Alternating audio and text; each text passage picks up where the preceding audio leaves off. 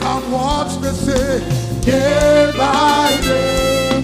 Come watch me, led by the power. Day by day, come watch me, baby. Day by day, come watch me, led by the power.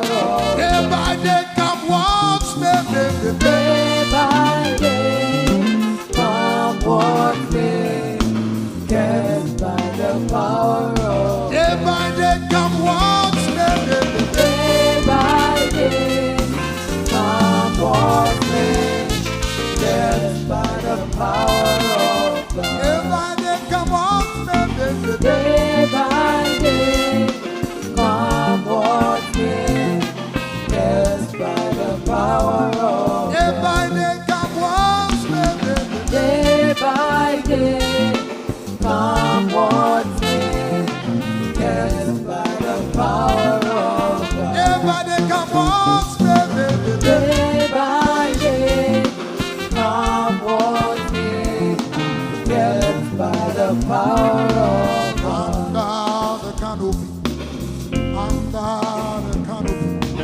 under the canopy of love,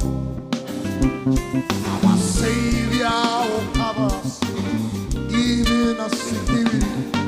Under the canopy, under the canopy, under the canopy, under the canopy, under the canopy of God. Our Savior, Savior will cover me, keep me secure. Under the canopy, under the canopy of God. Under the canopy, say, under the canopy, under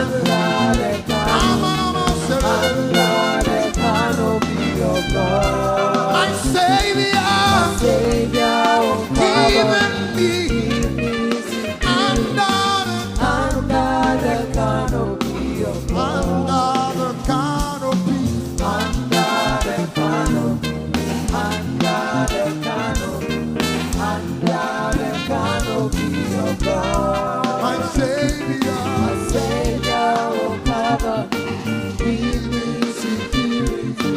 Under the canopy of God. Under the canopy,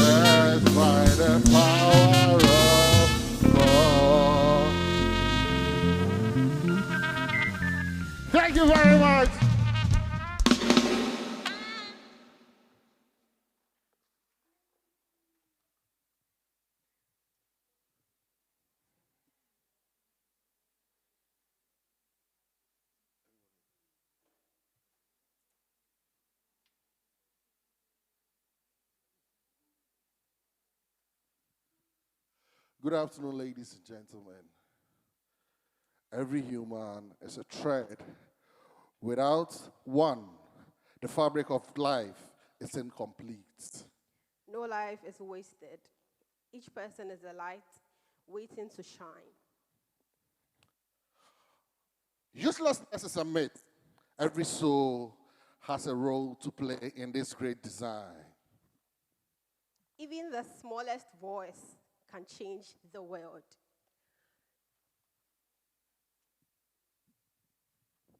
No No human human is is useless. Good afternoon, ladies and gentlemen. Good afternoon, everybody. My name is Christian Sajimai, and I am your host for this program, and she is... And my name is Priscilla Nyako Mensah. I'll be your co-host for today. Priscilla, take over. Thank you very much.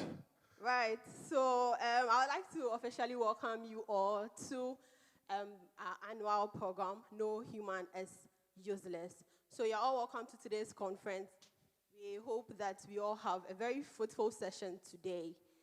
It's not a conference for several speakers to tell us what they've been through. It is a time for us all to share our experiences, learn something new, and be able to speak up as individuals and as humans.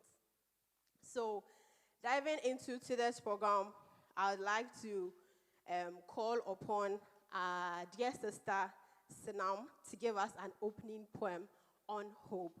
Let's give it up for Sinam.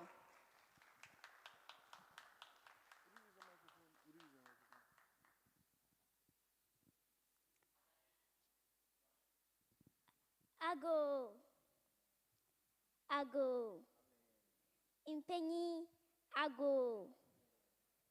Me mamuni na atna se, ne edikan. Moni edikan fwa ya shemo esiamu. I'm here to recite a poem about depression. Nananum, moba, memprekasa, nanso, mesre, mekasa tise akasanoma. These words will make you happy because my vision is clear. Life keeps crushing on me like a bad dream. On an episode of Firebird Dream. I tried and tried. I forced myself to be human, to function, to smile, to laugh, but it feels like crying my skin tone because I am faking. Eriasimun sempi. A persistent sadness sits in my bones and loss of interest. It affects how I behave and led to a variety of emotional and physical problems. It's more than just feeling down for a few days. Ankonam Jeja significantly impacted my daily life. The grape leaked into everything. Not a dramatic stormy night, but the door ache of a chipped tooth. The persistent hum of fluorescent lights. Sadness, anxiety, feelings of worthlessness, hopelessness, emptiness, irritability, guilt, anger, or frustration. I offer a song in my mother tongue. Feel free to sing along if you are familiar with the lyrics.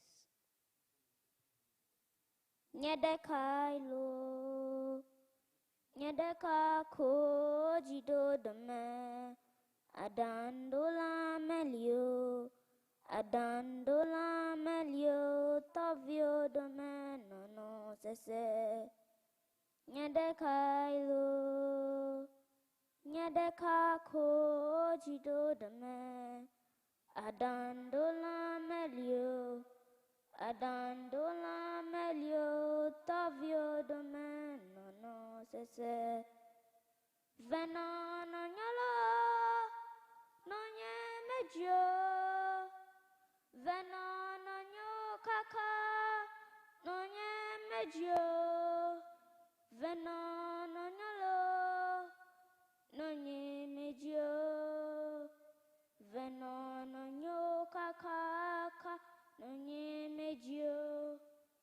They say, snap out of it, as if it were a choice in the eye of people, a switch I could flip, a light I could ignite. Am I a magician? But the switch of joy in me is broken. Maya basa, buried deep beneath layers of apathy and fear. And I ask myself again and again, is it family history? Is it the imbalance of chemicals in my brain? Is it the stress, the pressure, the joblessness? The joy is leached out the colors, muted, washed away. Everything feels distant, as if viewed through frosted glass in my eyes. I think I need help, therapy, routine exercise, rest. Maybe if I eat well, semidi kwadune bofre ana akutune abrobe. Aye insem pii. Abrabo ya anamontutune inhihye. Take one step. Look back. Adjust your path. Keep walking. If we say abrabo nyebona, the world keeps spinning oblivious to the storm inside me. A tempest only I can feel. And some days, the gray winds. Some days, the weight is too much. But I breathe. I exist. And I wait for a single fragile spark, hoping it will grow, hoping it will ignite. No human heart is ever lost. No life unneeded. At all costs, your words transcend the pain you know. Nuweni that's what say. Debi ebeye.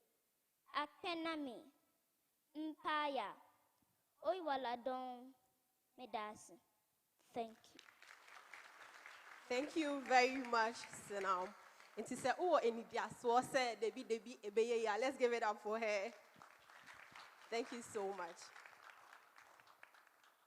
And so it is said that behind every successful man, there is a woman. And not just any woman. A woman who is ready to stand by her husband. A woman who is ready to say, I do, now and forever. So with this, let us welcome Mrs. Ajua Planch to give us the welcome address. And also let us know why we are here. So please give it up for Mrs. Ajua Planch. Please, you can do better.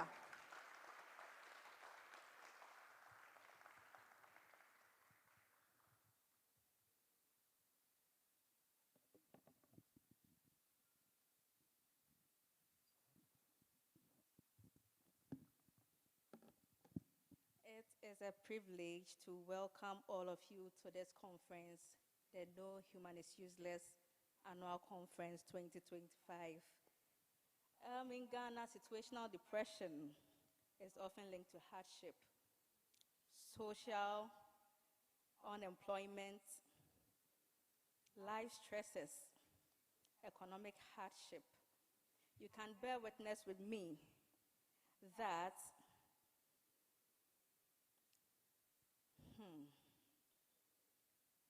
depression is very keen in Ghana. Today's session and discussions will offer valuable insights, practical strategies, and personal stories that will inspire and empower all of us to face the complexities of life with greater strength, compassion, and hope. We indulge you to engage fully, whether by listening, asking questions, or sharing your own experiences. Together, we can foster a deeper understanding of how to navigate the challenges we face and discover the path to emotional resilience and purpose. Thank you all for being here, honoring our invite.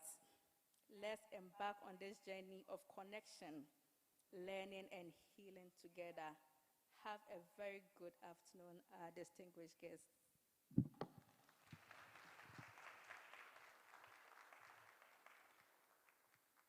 Thank you very much, Mrs. Ajwa Plange. So now let's take a moment and then give a special shout out to all our sponsors. And MC Obolo would do that for us.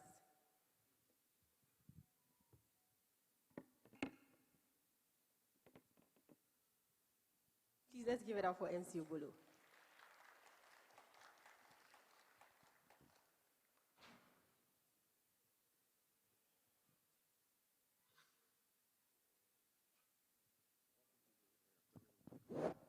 Good afternoon once again. My name is MC Obolo, the co-MC for this program. This program was brought to us by a lot of companies, you, and me. Hello, how you doing?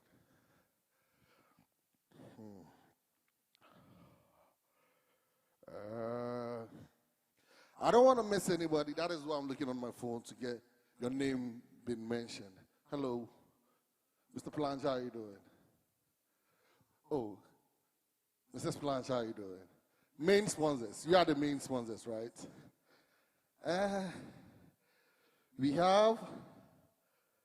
Hey, who do we have? Help me.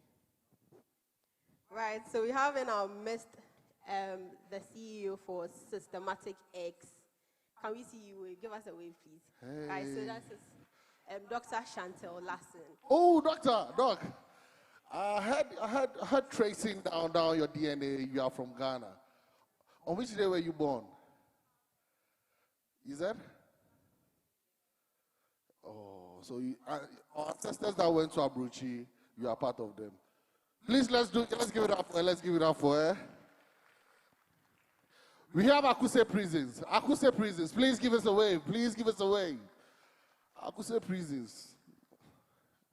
We are not coming there, but we'll come and visit you people. What do we have? Daylight events. Please, daylight events. Oh, Assemblyman, how are you doing? Honorable day when I missed. Daylight events. We have Bell Aqua. What are we drinking? Bell Aqua. Are you sure? Yes. After Bell Aqua, everybody say brrr. Brrr. So we have Coca-Cola sponsoring us too. Coca-Cola Bottling Company. And we have Franceville. Please give us a wave. We can't see you. Hey, we can't see you. People are doing.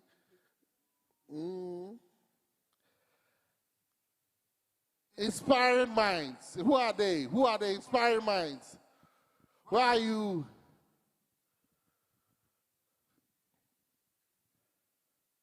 Kido Classics. Bossman.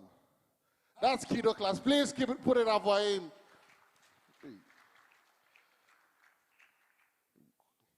Do the last two. The man where you buy watch for in there for me. All right, so we also have, as part of our sponsors, Caveman Watches. Please let's give it up for Caveman Watches. Boss, I have one of your piece. All right, so thank you very much to all our sponsors. Okay, so, we also have Strategic Plus, right? Oh, okay, so he's the same person. Doing what? Please give it up for him again. Please let us see you. So, Caveman. And Strategic One Plus. of the top brands in Ghana. Watches. When it comes to watches, he's on point. Thank you very much. All right, so thank you all very much for your sponsorship and for making today's event a success. So diving right into our second part of the session, which is building foundations. So to heal, we must first understand the battle. So before we go through any form of healing process at all, you have to understand and accept that this is what my problem is. This is the situation. Without acceptance, you wouldn't be able to go through the healing process, or you wouldn't be able to even reach out to anybody for help. So imagine you have headache and you don't accept that you have headache. How do you go for treatment? How do you seek a doctor's assistance? So for us to be able to build our foundation, I would like to welcome Hello? our first speaker for today.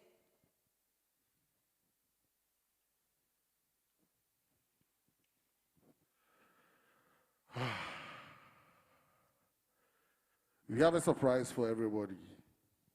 Before we can start the program, we have a big surprise for everybody. Light out, light out, light out.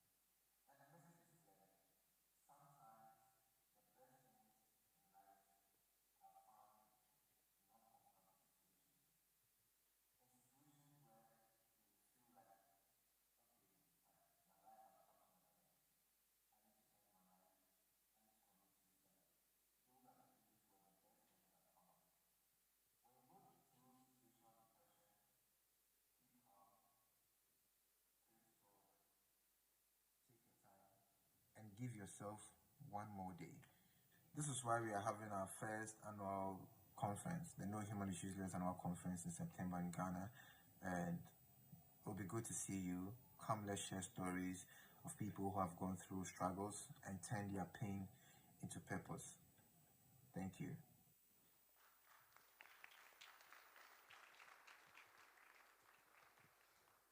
Right. So just like we heard, whenever you are depressed, keep calm. Give yourself one more day. Give yourself what? I can't hear you. So don't give up too soon. Give yourself one more day. That day might be your turnaround.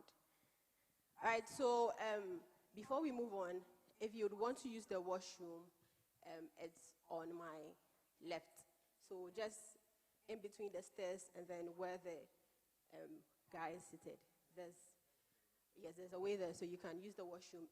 If you also want water, you can see any of our ladies in pink shirts. they would help you.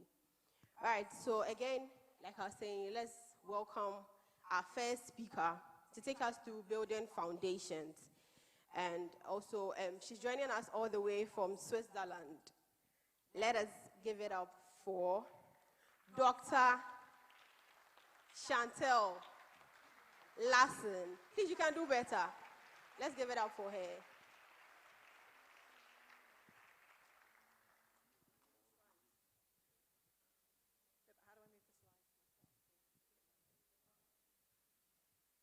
So hi, everybody. It's a very interesting Sunday. I'm staying with William's family, and like church is playing all day, and we only have it for an hour in Switzerland. It's a very big movement.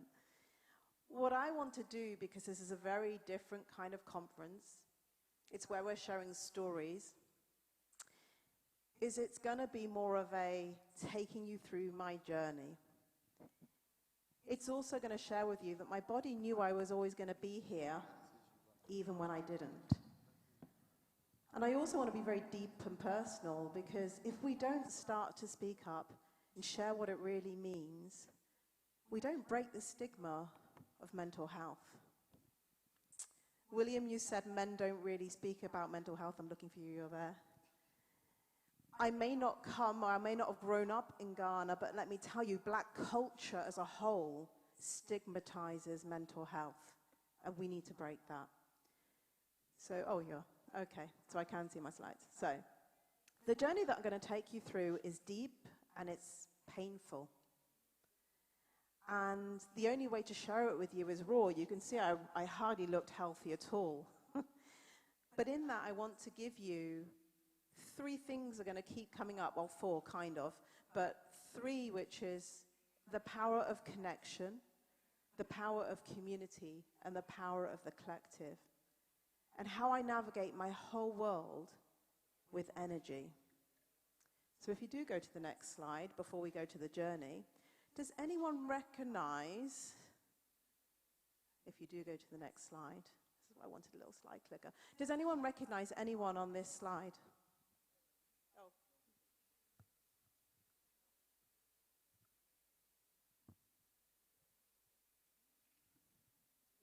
Yeah, John Lennon.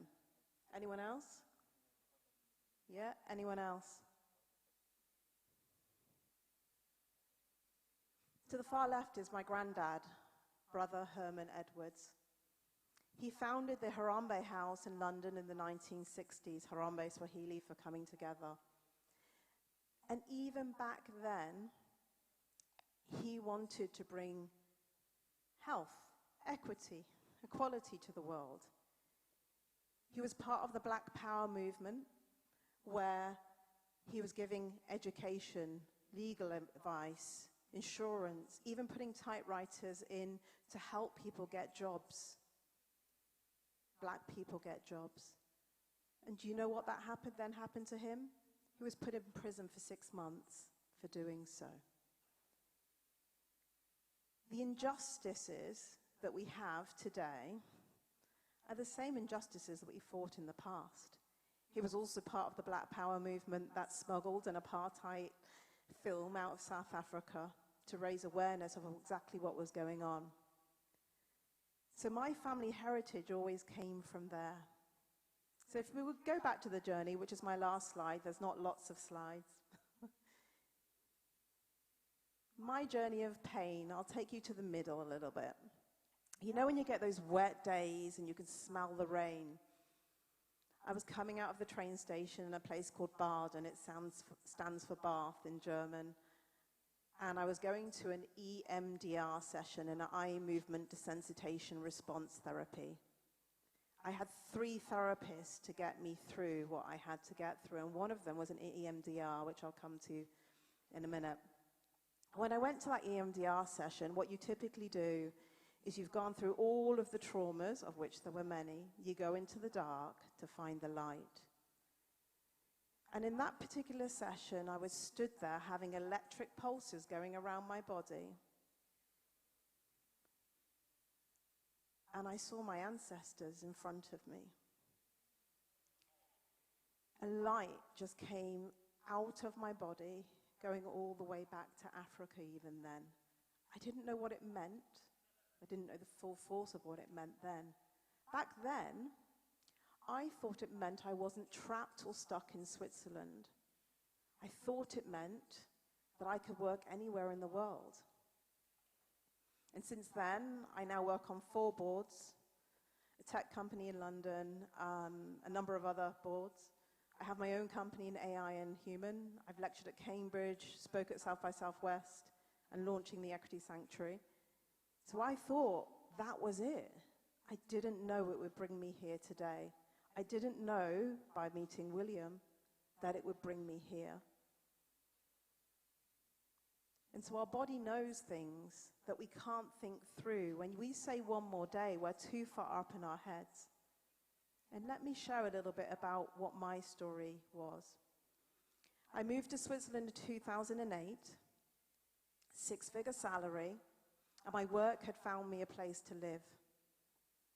And in finding that place to live, when I got there and they found out I was black, I didn't have a place anymore, I was homeless. I lived in temporary accommodation for 18 months. Nothing was good enough for me because of the color of my skin.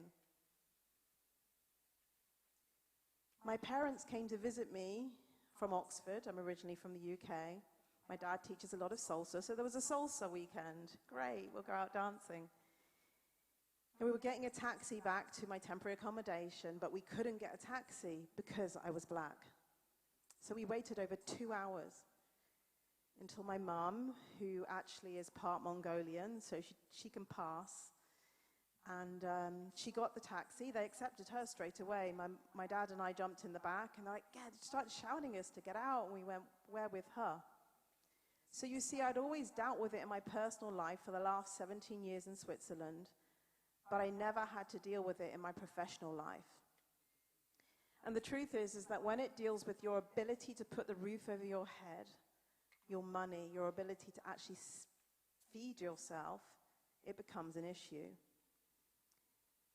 I joined one of the big fours, and it was great. Passed the probation period with flying colors. I flew to Munich. I was only a director, but it was a partner meeting, and apparently I was great, but not for the one female partner, new female partner. When I got back to Switzerland, I'll never forget it. It was the day of Michelle Obama's conference. I was flying back out to London, the O2 becoming. And I was asking her for feedback, and she said, I just don't think you should be visible. What I know now with the EMDR is that someone else can project their own insecurity onto you, and you end up absorbing that.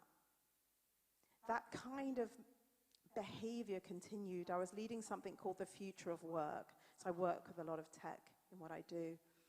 And we were doing a leadership session with 200 people, and I had been asked to prepare the strategy. So I worked with my team. I only had a small team of 8 people, asking them and looking, and I built the strategy from the bottom up. And when I did that, I'm looking at the clock. When I did that, in the middle of the session, they said there's no more thing as like the future of work, it's just a lens, without telling me that. So then they asked me to go and present.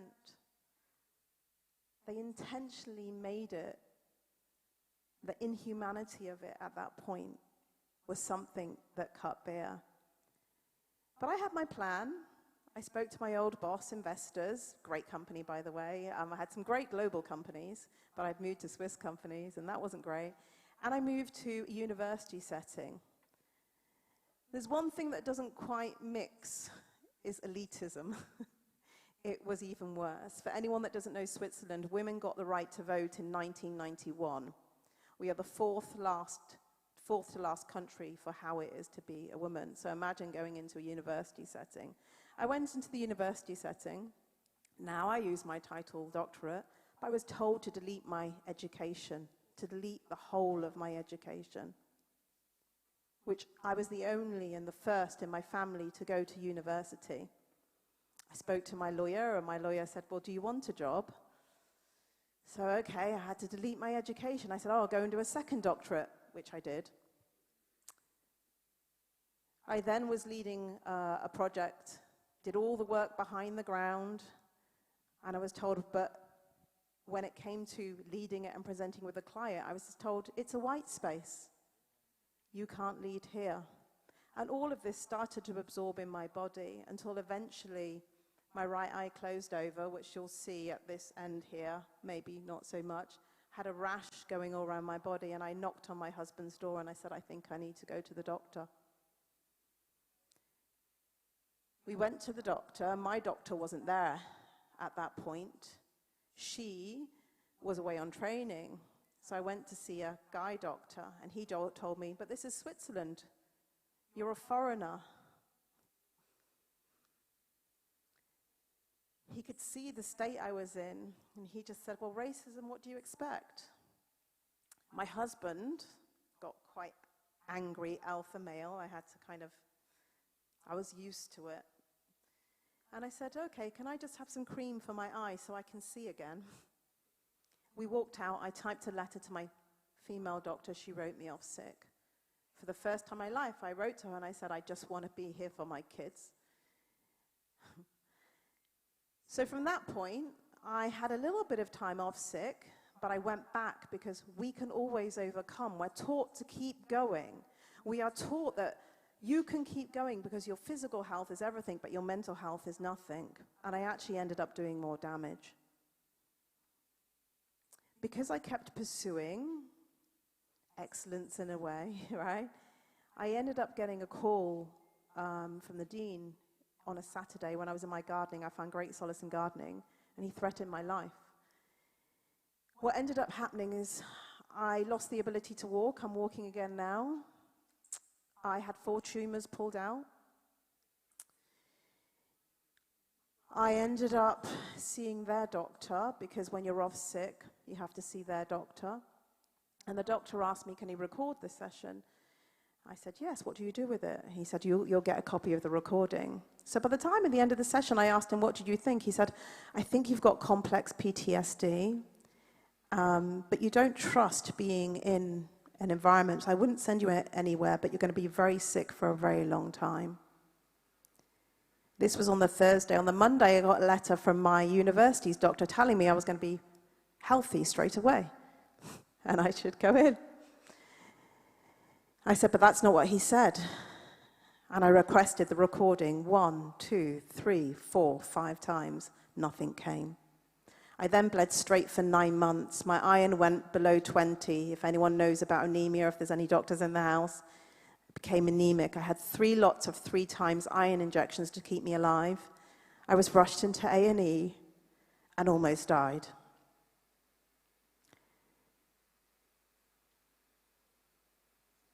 There is a process of whatever you're going through when you say one more day, that is a little bit more than that. I'm going to challenge you. One more day, but you have to start to shift and change the environment. You have to connect with yourself, and you have to connect with safety. I knew that I could just create safety just around my feet wherever I was in the world. Because let me tell you, whichever country you are in, there is no safe place to be a black person, and definitely a black woman, by the way. You just need to look at what's going on in the world. So first of all, I connected with self. Second was community. I set up my own personal board, because hey, a company can have a personal board. Why can't I have a personal board? What is it that I need to succeed? And for me, succeed wasn't a what anymore. I said to William when I shared, I no longer focused on the what. My brain had burnt out trying to navigate being homeless to getting a house. So I'm showing my age, but do you ever have kaleidoscopes where you have this pattern? Where you see a pattern. I don't know if everyone knows what kaleidoscopes are. But I started to focus on how did I want to feel. I didn't know what I could do next, but how did I want it to feel? And all I knew was I had been treated so inhumanely. I wasn't human to many people, that I wanted to feel humanity. So everything that I did, I wanted to feel humanity, and that's the community that I built. And from that, when I surrounded myself with boards, I ended up lecturing at Cambridge. I ended up doing deeper research in AI, developing and removing bias for black people in healthcare. So my second big tip is, how do you surround yourself with the right people and community? And perhaps you lose some friends because you realize they weren't really friends in the first place. And my third is collective. How do you get that collective power? So I launched something called Systematic X, and as part of that, we have the Equity Sanctuary. And as part of the Equity Sanctuary, it's about going back for others. There was one moment in all of that changed my life onto this trajectory. Just as I managed to walk again, because my husband was doing the supermarket shopping, I was in Lidl. It's a low-cost supermarket in Europe. But when you're going through things, you're worrying about money because you're saving. Switzerland's healthcare is not free. I spent tens of thousands of pounds on staying alive. So I'm shopping in Lidl, and I get a call from a friend in the UK, Elliot. He's the head of an ERG group. And he says, Chantal, I need your help. I've got a friend suffering racism. My brother's suffering racism in Switzerland. No one knew what I was going through. And I said, Elliot, I don't know if I can. I'm only just started walking again. This is what's happened to me. He said, you're the only person that I know can ask. So I said, okay, get him to call me. He literally came. I didn't even get anywhere down the aisle. He literally called me straight away. And right then, I knew my privilege. I had a partner, so I had some kind of backstop. When you're alone, he was sending money back home to his family, but he was alone in Switzerland. And I had to get into the ambulatorium. The ambulatorium is suicide watch, because he didn't want one more day. And that was it for me. Because I didn't want anyone else to suffer or to die. So that's become my vision and my purpose, a little bit like William's vision is coming here today, to have discussions and have dialogues. So all I want to do is open up the floor to you for questions and for dialogue, because that's my journey.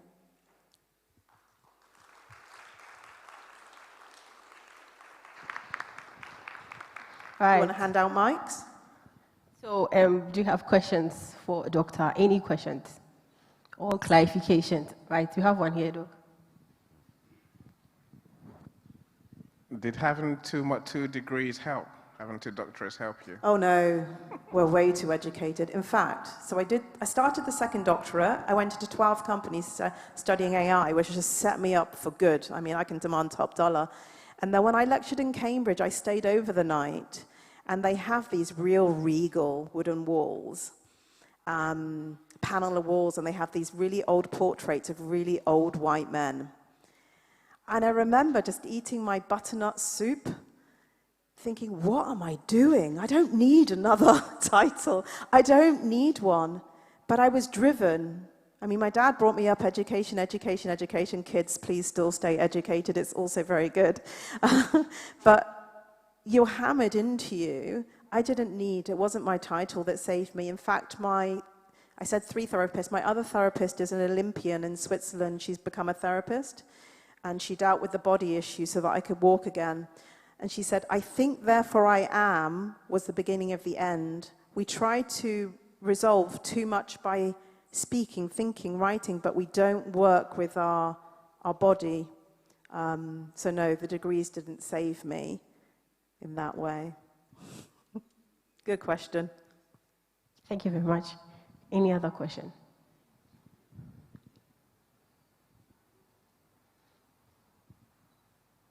How about from the young people in the crowd? Hello? Fran Phil. Any questions for Doctor? All right. I'm Reverend Ahetu Agbamu, the board chairman of Achievers International Award. I want to ask, no, I was introducing myself. I'm not coming to ask you the question. Oh. Yeah, I was just introducing myself. I'm here to ask you the question. Yeah. All right. I'm here to ask, yeah. Now, what do you think is the driving force behind racism, for which this discrimination about black and white, that it is not stopping from ages to ages? What do you think is the driving force behind it, and how do you think it can end? That's the question I want to ask. In your opinion, or in your view? In my humble opinion, it's the pursuit of power. It's power. You can call it colonialism, imperialism. It's power. And it presents itself in different forms wherever you are. My mum and my dad's islands are still owned by the British. And they put people in to positions and say, but we paid you, you do what you're told. In the UK, it will present itself in a very different way. In Switzerland, it will present itself in a different way. So it's all linked to retaining power where it is, which means it's very difficult to change because they don't want to give up power. I actually believe the answer lies in the collective, which was why I said it's connecting with self, community, and collectivism. We are more powerful than we know and we understand, and that is the greatest trick. And we're more powerful together. And when I say together, that's every marginalized person in the world. I was just telling a very little story. I don't know if I'm going over, but I was at a session by Novartis. Novartis is a huge pharmaceutical in Switzerland, and I work with, as I was saying, a lot of AI and data. And a lot of pharmaceuticals at the moment are copying over data into their trials, for example. So it's taking as is into 2B, but you're taking the bias into there. So I'm having a conversation, because I know my stuff, you know, with them, and they're arguing about CRISPR. CRISPR is where you can target and make significant personalized DNA. So that's fine. But then one person, a white guy, said to me, but you know, we can't address everyone, we can't address the minority. And I said, but who's the minority? We are the global majority. We are the global majority. So it's power.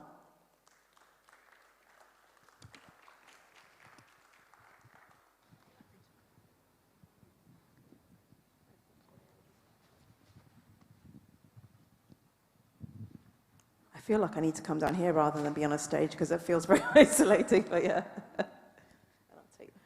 Okay. Question?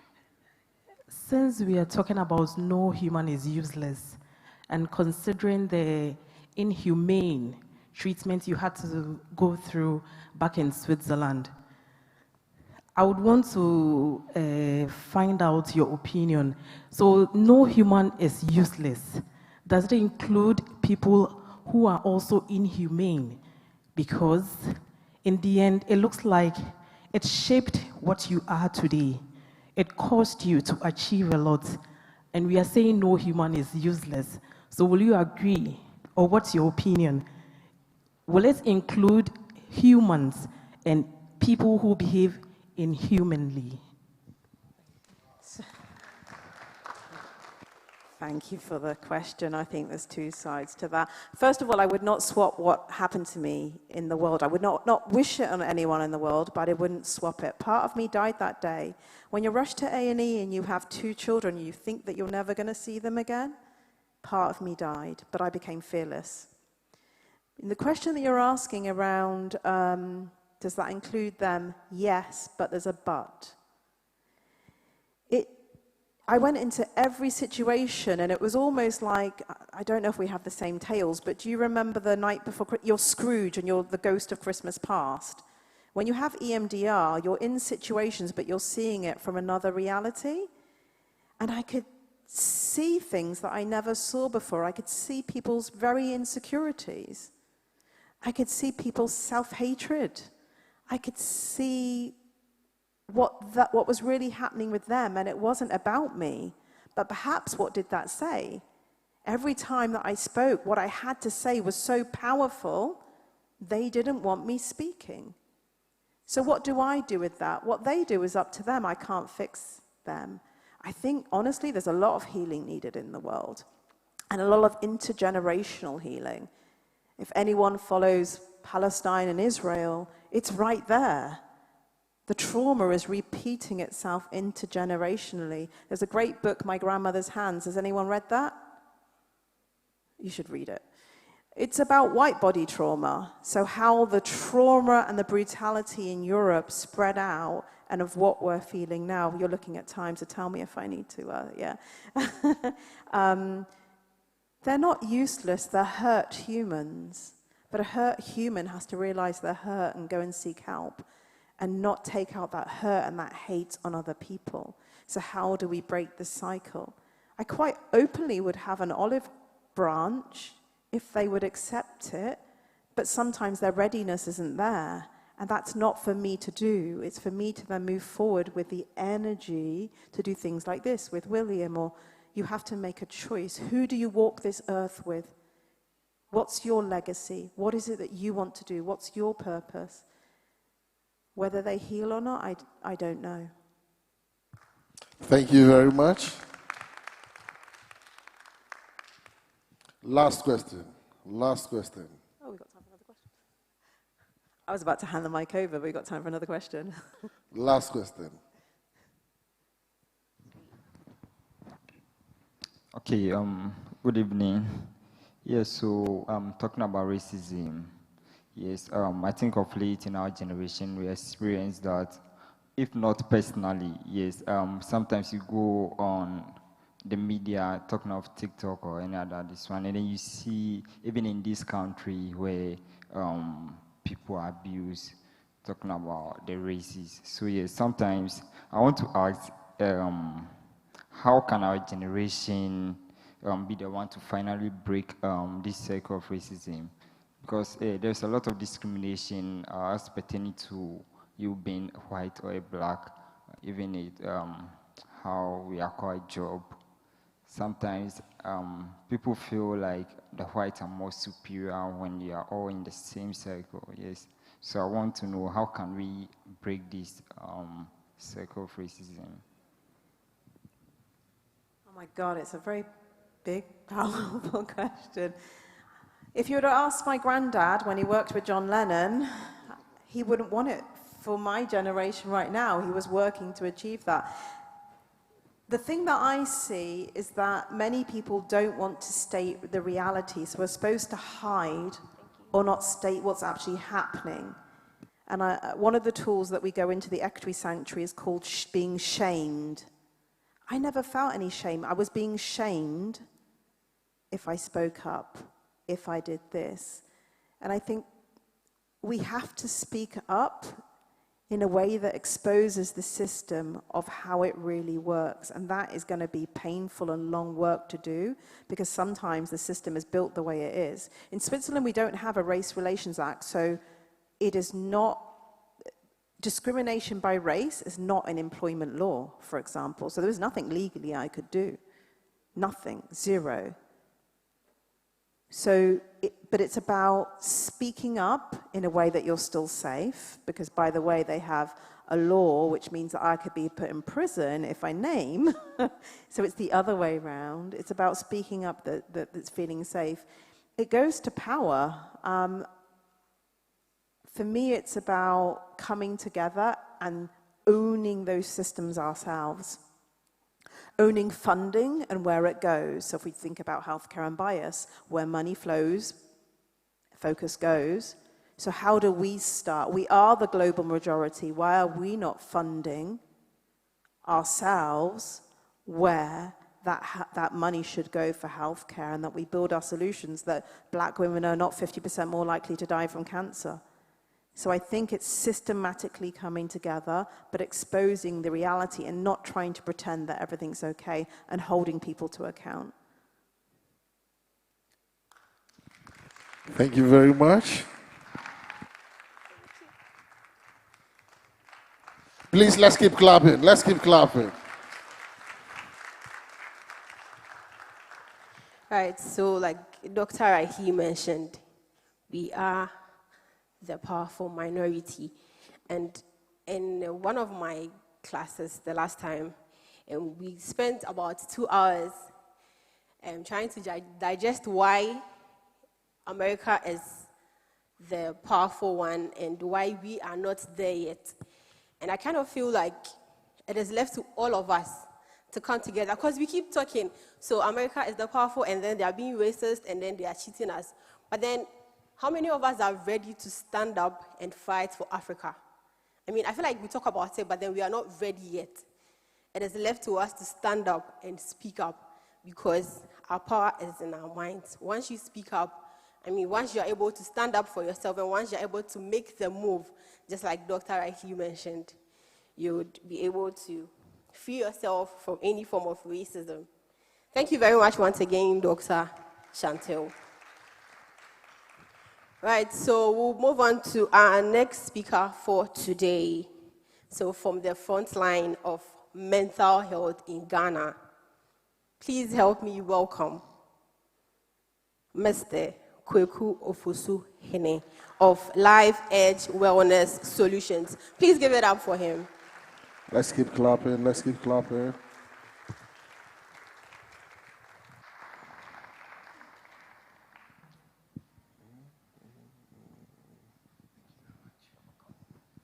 Right.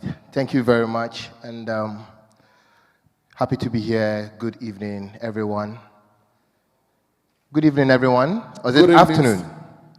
It's evening. Yes, please. Right. So since Doc decided not to stand on the stage, I think I feel more connected when I walk down the stage. How did I end up here? And I'm going to tell you just a little bit so that we get into the everyday. A few months ago, as I normally do, surfing the internet, one of my favorite social media sites is LinkedIn. So every morning I visit LinkedIn, not Facebook, not Instagram. It's LinkedIn for me. Like I wake up in the morning and I'm checking what's up in the business world. Then it popped up, no human is useless. And I'm like, what's this boy trying to achieve, right? So by the way, just to introduce, I'm a catalyst. And when I say I'm a catalyst, I just make things happen. One way or the other, I feel the need of people, and I think I have the solution to it. It might not necessarily be always financial, but there's sometimes somebody to talk to. So I messaged him on LinkedIn. I said, that's very interesting. What are you trying to achieve? Let's talk more. I don't live here, by the way, so we started to talk, and he said, but you're not in Ghana. I said, don't worry. I want to understand what you do. First, what clicked for me is anytime I practically try to help startups, it's two things. I see that the owners or the founders of the startup are just looking for one thing, money.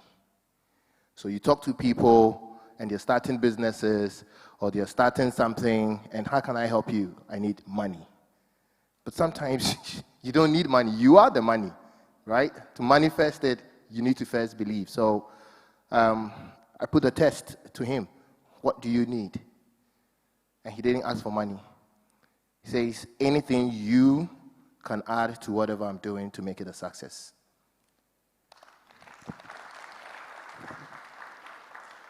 So I quite remember my wife came back from work and says, what have you been doing today? I said, I found somebody I want to mentor. She says, you're always getting yourself into this thing. Like, who is this guy? So I started to talk about the no human is useless. Around that period, personally, I had come out of, and yes, when I say I have come out of, people ask, do you also go through these things? Everybody does. Doc went through it. I've been through it.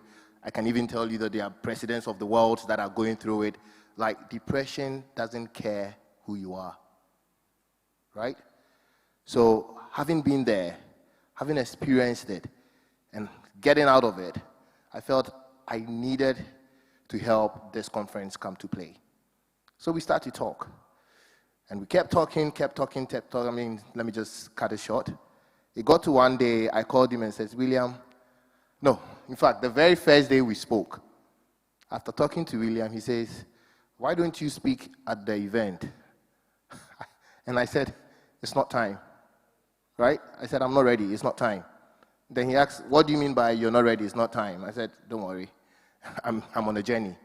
when it is time, you wouldn't ask. So we kept talking. He'll share files with me. I'll share back with him.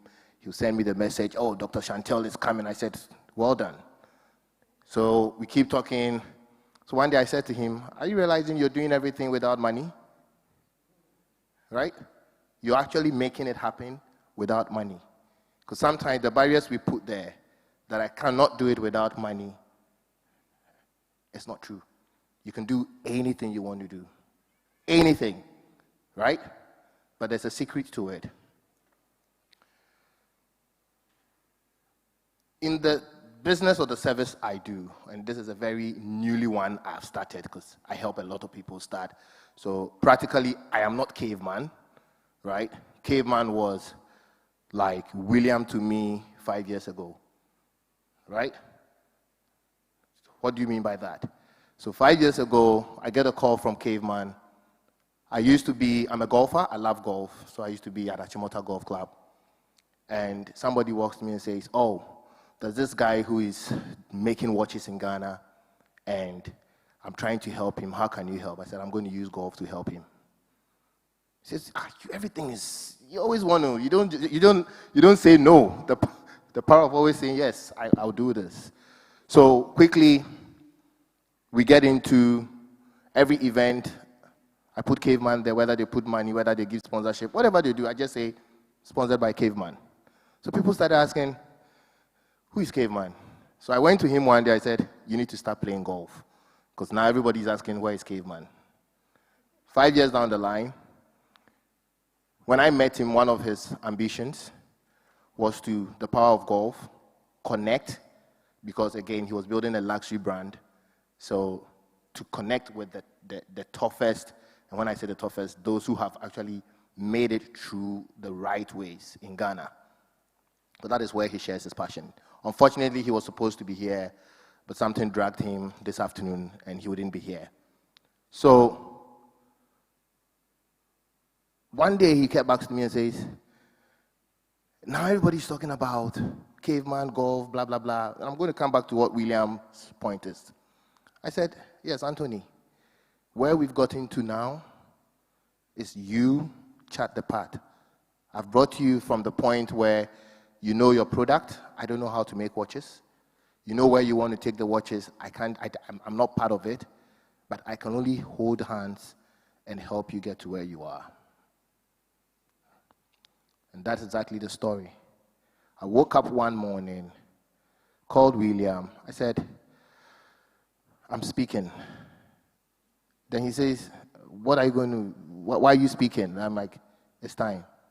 He said, send me your picture. I said, you can't put my picture anywhere because I'm not ready. But I'm speaking. Right. What am I going to talk about here today?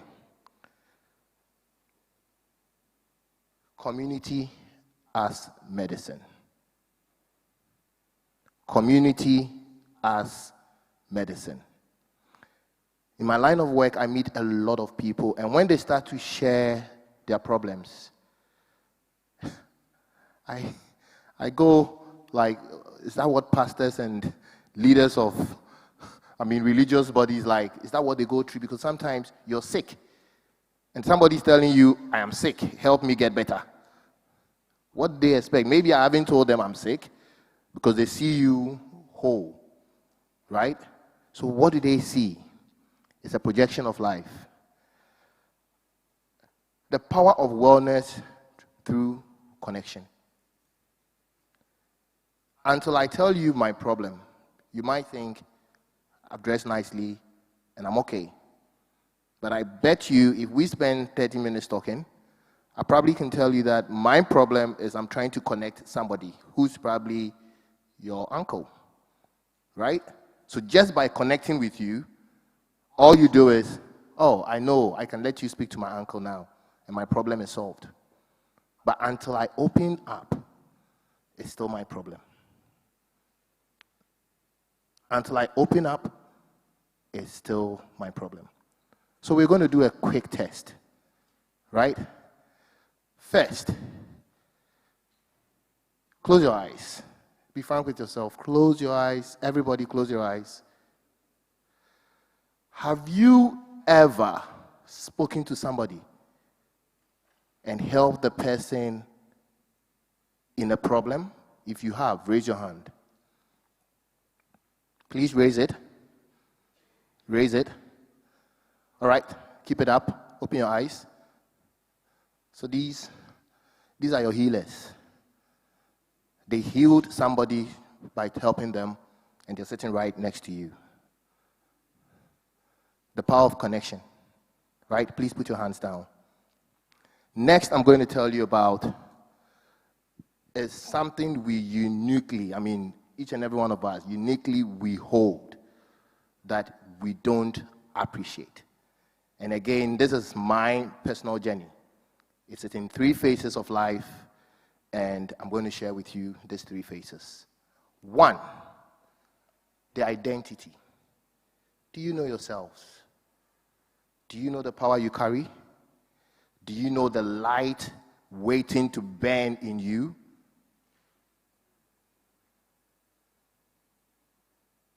Because if you know yourself, then what becomes of the journey is you become bold. The question to Doc, did the degree help?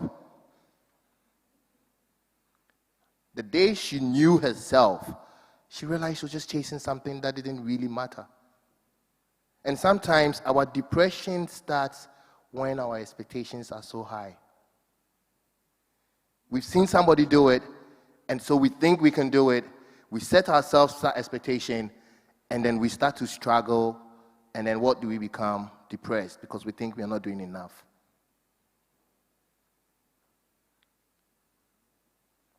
But trust me, you are the light. I'm sure coming here, there are 2 types of people sitting here right now. 1, that person that practically has so much light and is coming in here to share that light with someone. And the other who has so much light and hasn't potentially found it. But in here, by the time we're done today, you're going to find your light. Because each and every one of us here is a light. Once you connect, your problems start to solve. Your true identity. Who are you? I have risen to being national sales, and again, similar path. To a point, one day I asked myself, does it all really matter? And so what? Who did you help? A few months ago, when my journey had to start from another part of the world, a world when I mention a name, everybody will go like, oh, the only name we know is where you go, you don't come back, Bermuda Triangle. How many of us know about Bermuda Triangle? How many of us have heard about the Bermuda Triangle? I came back. I didn't stay there, right? I've been to the Bermuda and I came back. There's a triangle somewhere, right? But what did I find when I got there? And it adds up to the person I think I am. Getting there and getting to see people that for years I probably would have never met until I traveled there, I realized that the true worth of our lives are not the things we chase. This is, you get into a space that you smell wealth, but you can't see it. Because the people living there are wealthy that they don't show it in material stuff. They show it in the quality of life. They are so wealthy that the next person is your billionaire from the US coming to settle there because, no, they want to cut themselves from the rest of the world. They want to live a very quality life. And that person doesn't even have a car. They use a motor. So quickly something just clicked in my mind and said, then why are we chasing the things we are not supposed to chase? Relatively, people will say, oh, because you are here, you think we don't need it. No, I'm not saying you don't need it, but I'm saying, do you know who you are? Because when you know who you are, it helps you to find the things you need. And that thing I call the purpose. If you find your true self, you will start to realize that it is not even about what I wear in the morning. It's about who I speak to ignite the light in them. And that is why people have built industries and have not even come out of their homes, because it's not even about their look. It's about the impact. If your purpose is not linked to anything that impacts life, I bet you might as well face the other direction. One of the things that attracted me to the No Human is Useless is the impact. Every day you speak to people and you realize they are sick. And when I say they are sick, I do wellness, and when I say wellness, it's not fitness. It's not coming out of the gym and looking all fit, six-pack, because you could actually be sick looking fit. Wellness is holistic. How you think, what you eat, what you produce out, what you say, how meaningful, how well it is, that defines your holistic wellness. So if you know yourself and you're not chasing the purpose, you would feel it deep within you, you're not well. Because your mind is somewhere, your heart is somewhere, your body is somewhere, so you are disorganized. And the next thing, depression. Because you can't find the direction.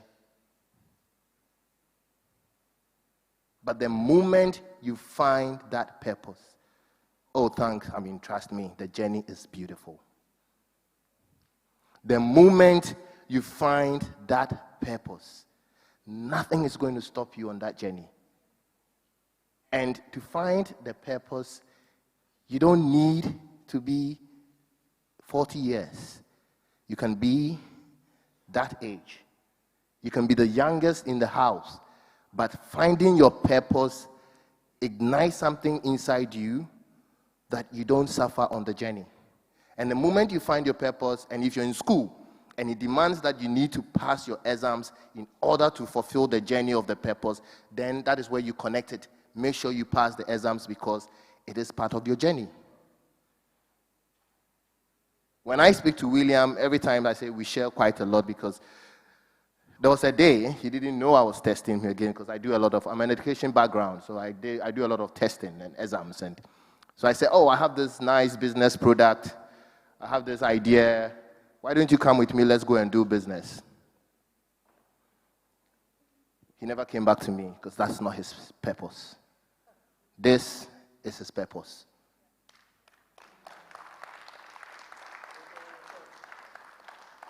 This is the purpose.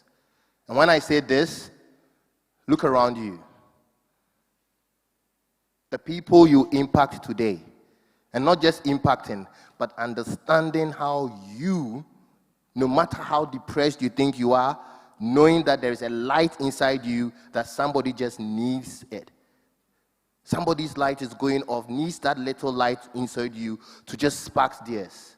But just refusing to connect, people are missing their path.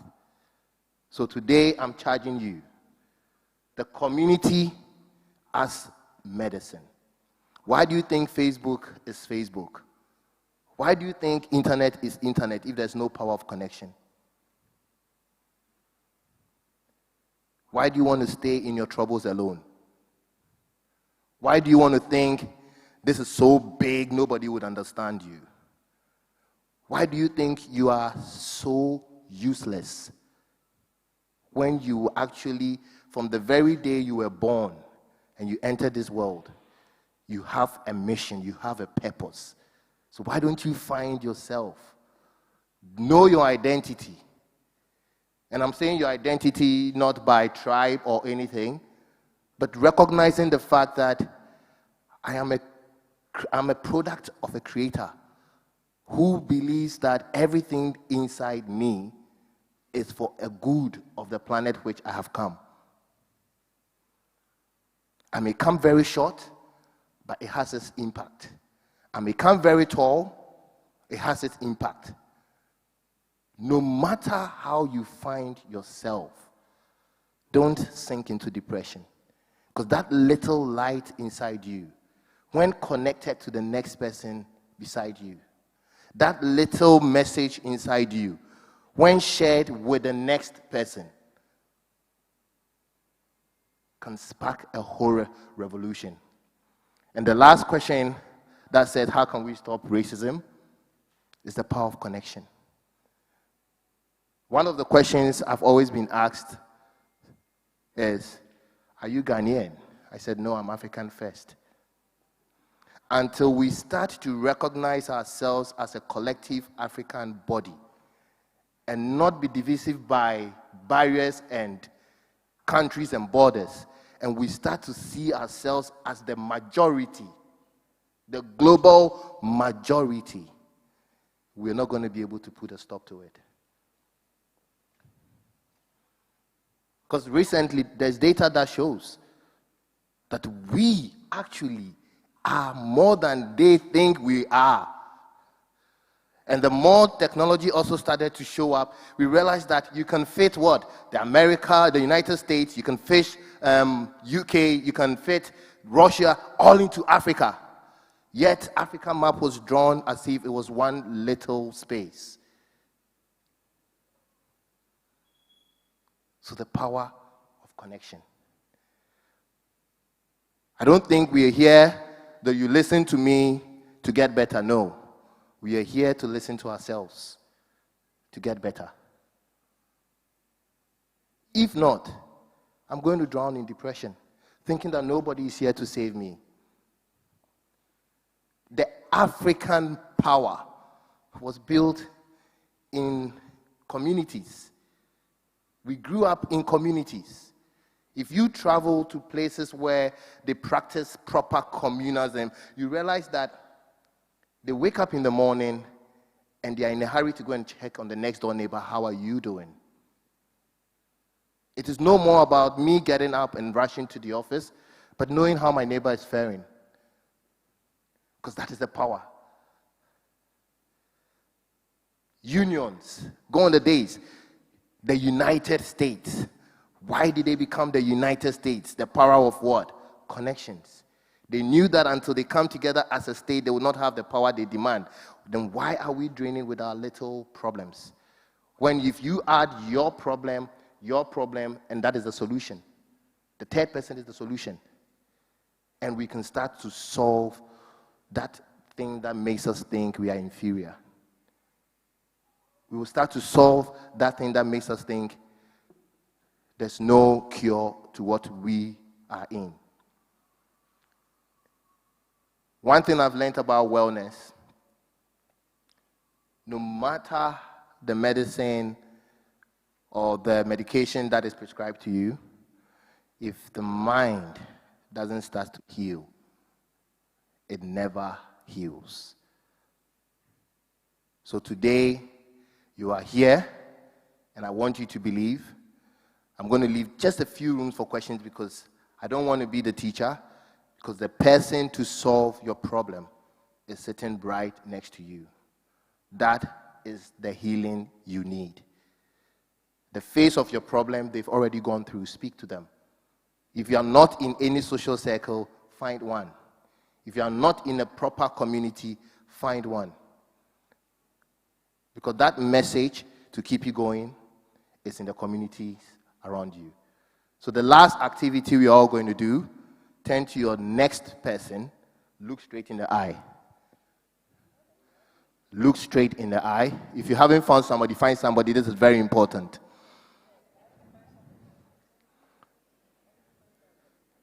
And for 6 seconds, don't say anything. Just look straight in the person's eye. No talking. 6 seconds. You will talk, but now just look straight in the person's eye. And just say, I can see the fire in you.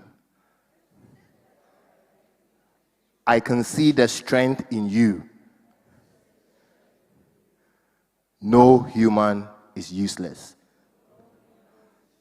Thank you very much. Please, let's clap for him. Question time. Hey, quiet. Hello, please keep your hands up. Let me start from here, and I'll get you. do well to mention your name. Do well to mention your name. Hello, good evening. Please, I'm Alan Jennifer, and my question is, you said that no matter how depressed you are, you shouldn't sink in depression. And then you have to recognize that there is light in you and connect. My question is, how do you find the light, and how do you connect your light to impact someone? Thank you. Thank you very much. I would ask another question so I can, because of We are time. taking 2 questions. Okay, I think there's one here. Hold on. Okay, mine is the question about finding purpose. So, especially coming from a middle income home, a lot of times we are wired to think, I have to get a job, I have to get money, and so you don't even have the space to start thinking of what really do I want to do, because you just want to get something doing and be able to feed yourself. And then for me, for instance, I got to a point where I wasn't feeling, I wasn't feeling alive. And I wanted to quit my job, and it was a very tough decision. But eventually I did. It wasn't easy, and I'm still finding my path. But when exactly, what would you advise? Like in being able to be bold to say, this is not what I want to do. No, I don't want to go and do nursing training because it provides security. I want to do something else. How do we get to that point? Thank you very much. So I would quickly answer here because it's connected to yours. How do you find yourself, the identity? I like to do a lot of practical tests. So let's do another practical test. Without opening your mouth, as silent as the room is, shout your name in your head. Shout it again. But I didn't hear it. So there's already something inside you that if you give yourself stillness. So in wellness, people say meditation, quiet time. Give yourself a lot of time to sink deep within yourself. You would hear yourself, not the one you speak with, but the one that is deep inside you. Doctor went through that. I was going to say yes, but I think that sometimes we do need help. So it isn't always about, yes, you find the stillness in yourself, and I agree with the collective, but sometimes you can be so deep into depression. I know you're training to be a therapist, so I'm a bit of caution here, is that if you need help, get it.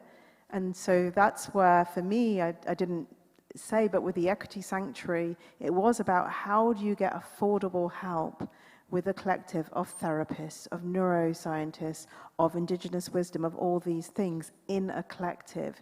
If sometimes you're so deep in depression, you can't come out without help.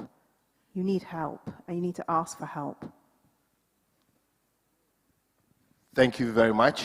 And to add to that, when you are in that stillness, you would feel it.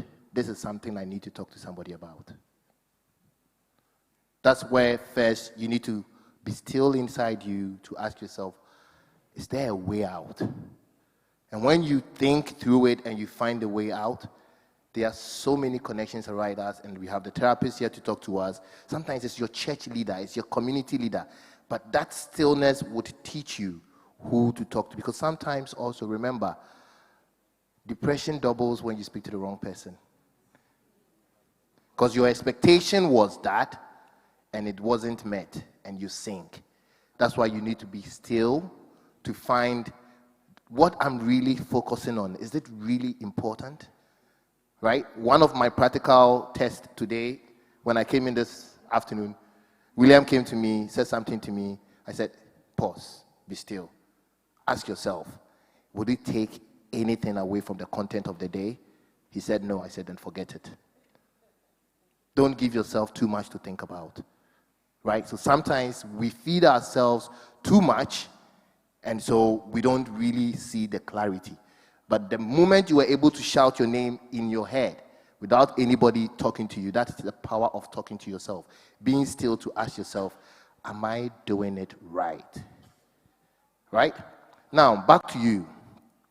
It's a very simple thing. This afternoon when I was coming, I was sharing a message and I realized you don't even know what a purpose is, right? But the day you find that I have to impact the world, you could be a farmer and you realize I have to impact the world with my farm. You could be a doctor, you realize I have to impact people with my profession. Whatever tool you find in your hands, the moment you find your purpose, nobody's going to tell you this is my purpose, you start to walk the journey. And when you start to walk the journey, naturally, you are attracted to things you love to do. It doesn't even become finding a job any longer. It's finding a job you love to do.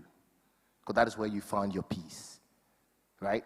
So a lot of people are employed, and they're going through depression, not because they are not employed, but they're employed in the wrong business. They are not happy doing their jobs. They are being paid. Your problem is, I want a job to be paid. Somebody's problem is, I have a job, I'm being paid, but I don't love the job. Right? So find yourself connected to the purpose. Once you start the journey, you start to love and live better. Now think about this, and that is the final thing I'll say. Oh, there's a question. All right. I'll say that when I'm finally closing. Yes, good evening. I'm Rans for the radio. Yes, so I wanted to talk about connections. So yes, of late I'm in the University of Ghana. So yes, I've suffered a lot of depression when I started school. Talking about my level 100 general, our course was quite a lot. And then yes, this is a problem. I was trying to go through it alone, and then that was a huge one. So there was a time, I think, my level 200, our department, when you have a D or D+, it's a reset. So you have to rewrite that paper. And when you rewrite it and fail again, you repeat the whole year. So it's a lot. And then I failed 2 papers. So I was studying alone. So with a connection, I met some friends. So we started learning, and then that have helped me a lot. So with the impact, right now, I'm in level 400. So with the level 100s that are coming now, so we are trying to tell them to connect. But then here's the problem. You tell someone to form a studying group or even connect with a friend, that can help you. I don't know, but people just connect as in, they don't really know the reason why they are connecting. So I want to know, how do we connect with people that will actually impact our life? How do we build healthy relationship? Yes, please. Okay. Since we're here to solve the problem together. Thank you so much for your submission. I want to, like you rightly said, he wants to give the room for diverse suggestions or answers to questions. I like your approach. What you just said, I wanted to link it to, I like the way you answered Doc's question, the submission Doc also made. I wanted to get this link before I come to my brother. You know, when he mentioned be still, then Doc came in with help. When he was answering back, he emphasized some point. I want us to get that link. Not that Doc is wrong, but what he's trying to say, which we should be one of the cardinal things we should take here before leaving. Everything in the world and everything around us, good or bad, the self, that's personal identity of each of us here about ourselves, is what is making us see the thing the way we are seeing it. So you are seeing noise. Somebody did something on a page recently. It's like, why are they preaching on the market? They did decongestion, and people who are selling goods are all sacked. But when he passed right, he's complaining that, why is it that as for preaching, people are allowed to preach, and that they are making noise. Now, the mindset he is having because his brother has sold at that place he was sacked, that's why he's seeing the preaching to be noise. I ask another question.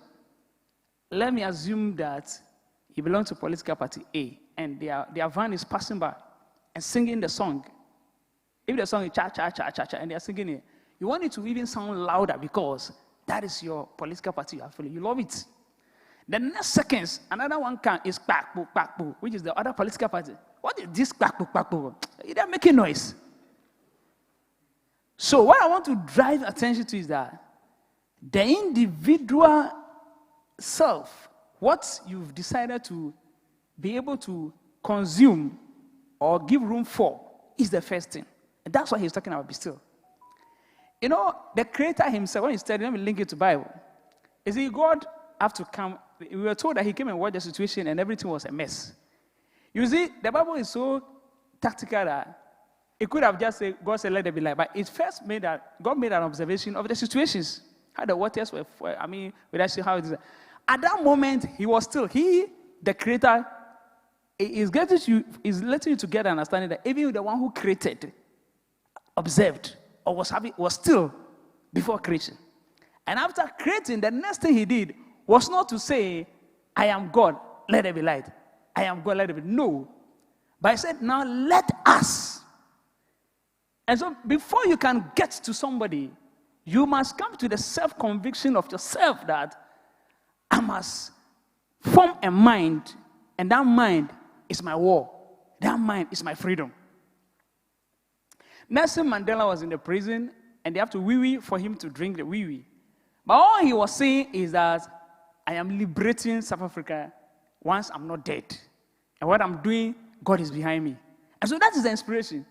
The people who see somebody in prison for 27 years, he wasn't seeing this. The people who think somebody who is being punished, he is not seeing. He knew that one day, this thing I'm talking about will come to realization and I will live. So let's get to that particular thing and we are okay with it. I don't know whether we get the point. Now, coming to my brother's statement. You see, nobody who wants to see the president of this republic today can be prevented. Nobody who wants to meet with Obama before the end of this year can be prevented. Nobody who wants to bring an invention that does not exist yet today. He purposes that he wants to do something which doesn't exist, cannot do it. You want me to give you a practical example?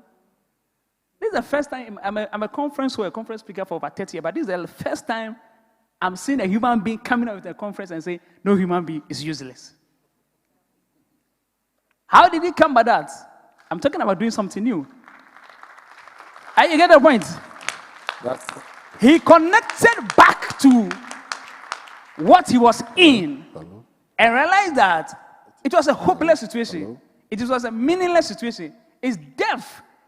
But just that my body is not yet gone. But only to go to a forest. And when he was in the forest, he started seeing nature and said, wow, I got it wrong. No, the Creator made a beautiful tree. Look at the weather. Oh, yam, cassava. Oh, wow, I'm getting the thing right from the farm. I'm enjoying it. Look, my body is beginning.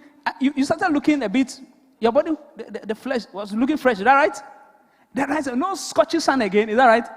So the same person who the next 3 years was seeing himself in a strange world, I realized that no, I put myself in that world. Now I'm creating another world, which we are all in here today, known as nobody is what? Useless. And so, do you get a connection? You must be able to know the situation you are in, accept what you are in. You can't come out of depression if you don't accept that you are in depression. You can't come out of loneliness if you don't know you are lonely. You can't come out of anger if you don't know you are quick-tempered. You cannot come out of poverty if you don't accept that you are in poverty. Knowing yourself, knowing the situation, and everything. Solomon said there is nothing new under the sun. What he wants to mean is that anything you want to do, somebody is very close to you. I like what he did. Look at each other. And they will look at it and say, I see the light in you. So the people should get to the understanding that anyone who ever wanted to do anything alone is crisscrossing God, because he himself said, let us. Tell them that unless you are evil, then, and I want to connect it to, media, it is pride. So take it from me from this conference. When you are having that mindset of not asking people what you need, you want a direction, you want to solve a problem, you cannot submit to people. Or all you know is to see something and you are talking about this is wrong, this way, wrong, this is wrong. You are saying everything wrong about the thing. When you yourself give it a chance, you have not even done an inch of that journey before, then you are not there. So that is what I want to say. Thank you. Thank you very much. And wow. Okay. Wow, the questions come in. MC. Last.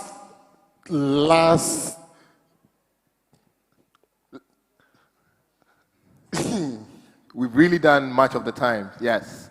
So I think there will be a breakout session, and then we can have some of the questions answered. Last two questions. I think we'll take one from here, and then one from here, and then. Ahoya. Aho. Yeah, I'll be on my feet. Thank you. I just wanted to add to what Pastor just said, and then what our speaker said concerning identifying whom you are, knowing whom you are. And then Doc also said we should seek help. There is a typical situation that I want to cite. Sometimes when we realize whom we are, and we want to let the light shine, and we want to impact on another life, sometimes if we want to also look for help or advice or counsel, and then we look around, and maybe taking myself as a Christian, I go to the Christian community and befriend a prayerful person or a pastor just because I know that person can be positive influence to me. Sometimes it doesn't work like that. That is why the speaker said taking the advice from the wrong person can worsen the situation.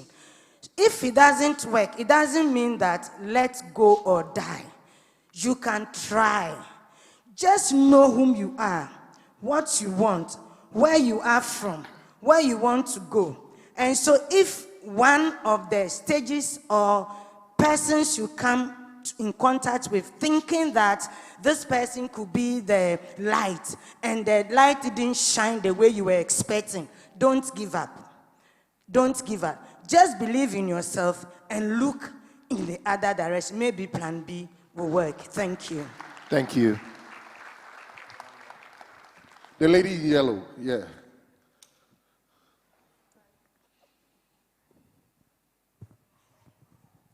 It's like she has answered partially my question. I wanted to ask that we Ghanaians, what we normally do is that I include myself. Instead of we empathizing with whoever comes to us, we later end up accusing them, spreading their issues. So like she said, I was diagnosed with anxiety disorder, and if later I would have gone again, I would have diagnosed with depression.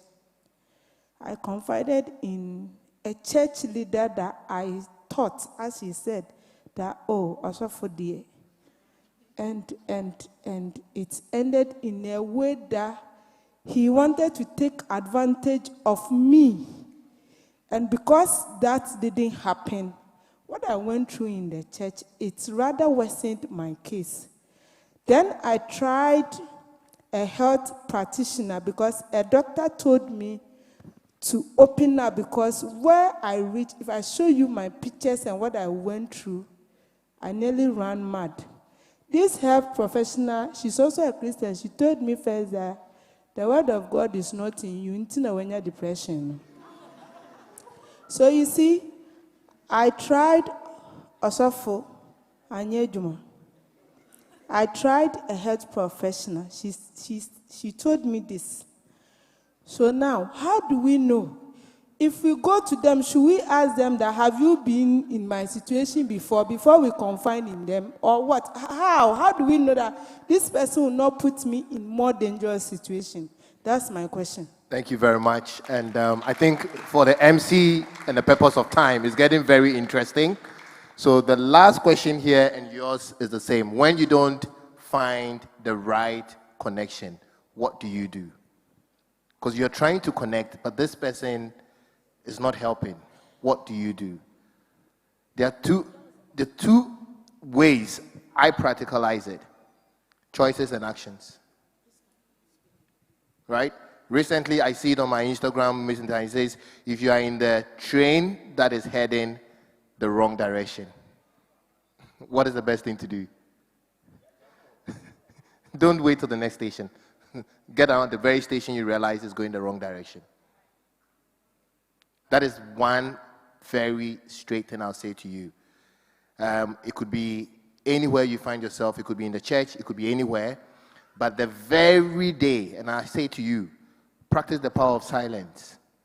You speak to people. Okay, they've spoken to you. Sit in silence. Does it sync with the person you are? You form a group. You want to pass your exams, and yet you go to sit with the group, and they are not studying what you are studying in order to pass the exams. Then why do you still want to study with them? So the very day you find out that this group, this connection, this person I'm talking to is heading the wrong direction, don't wait for the next second. Jump off now.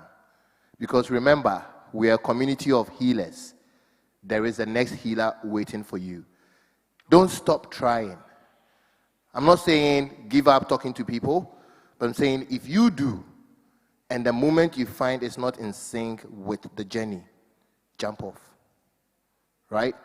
I'm going to end with a very simple statement. Permit me to read. It says, in a world that profits from our isolations, building healing communities is a revolutionary act.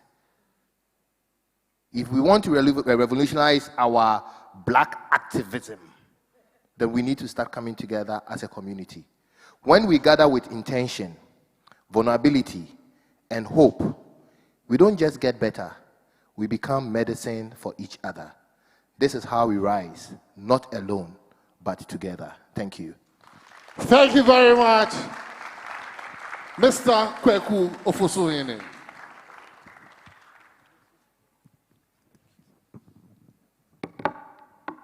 So like we all heard, you can do anything you want to do without money. It is not always about money. And you always need someone to hold your hand. So please don't do this life alone. Find somebody, find the right person to hold your hands. So we shall now take a poem recital from Senam. Please give it up for her.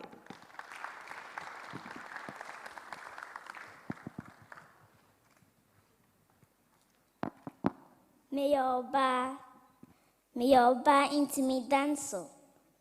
Wananti kobisa. Woti su kwahwehweye.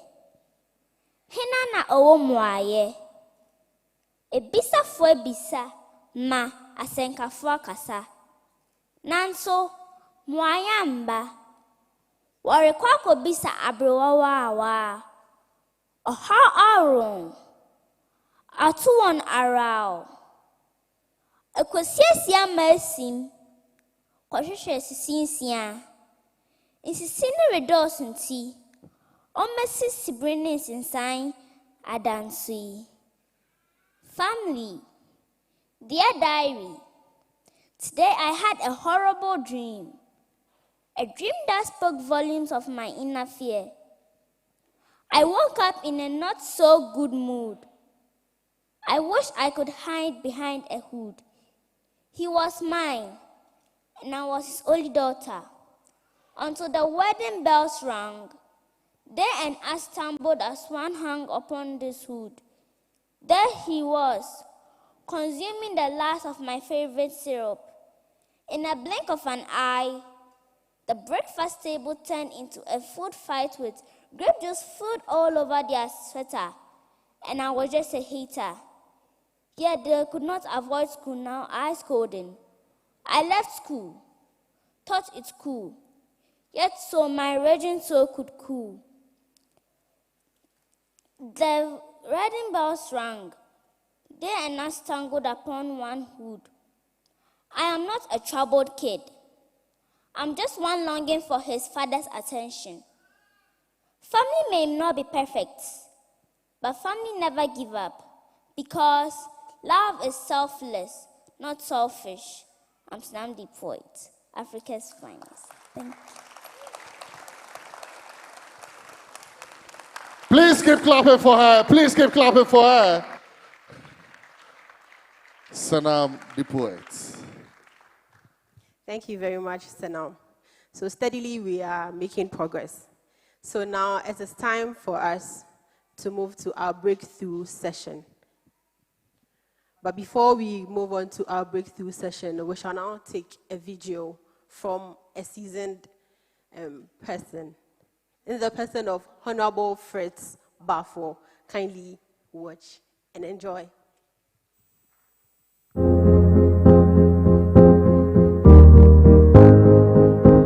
Hello and welcome. I'm very glad to be able because human to have an beings opportunity. Are social creatures, and therefore we rely on each other for progress.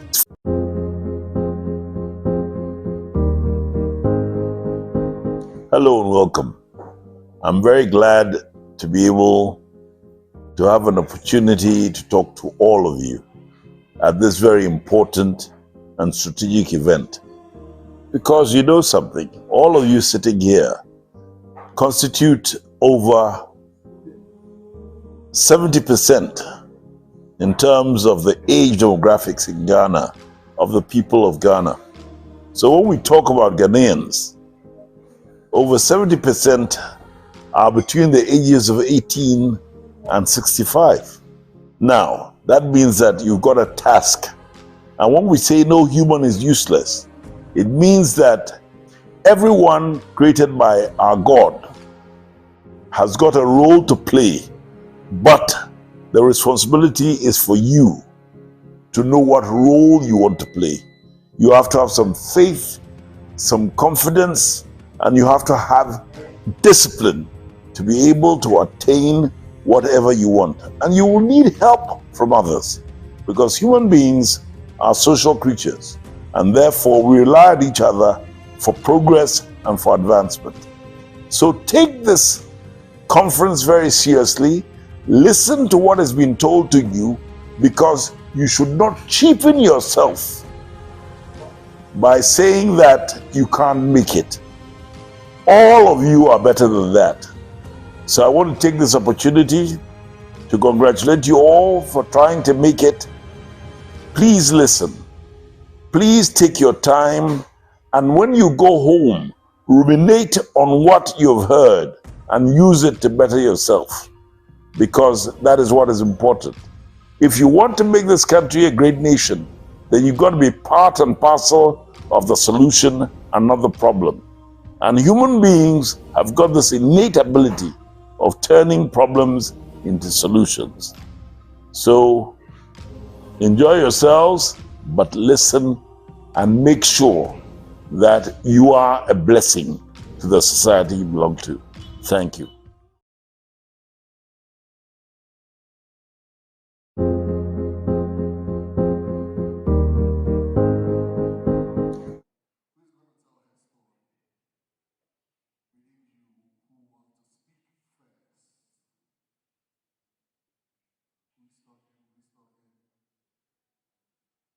I say you come in later.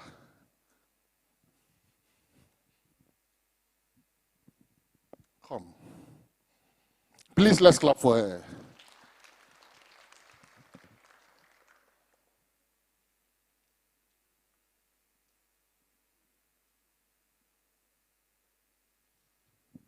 Please keep clapping, keep clapping.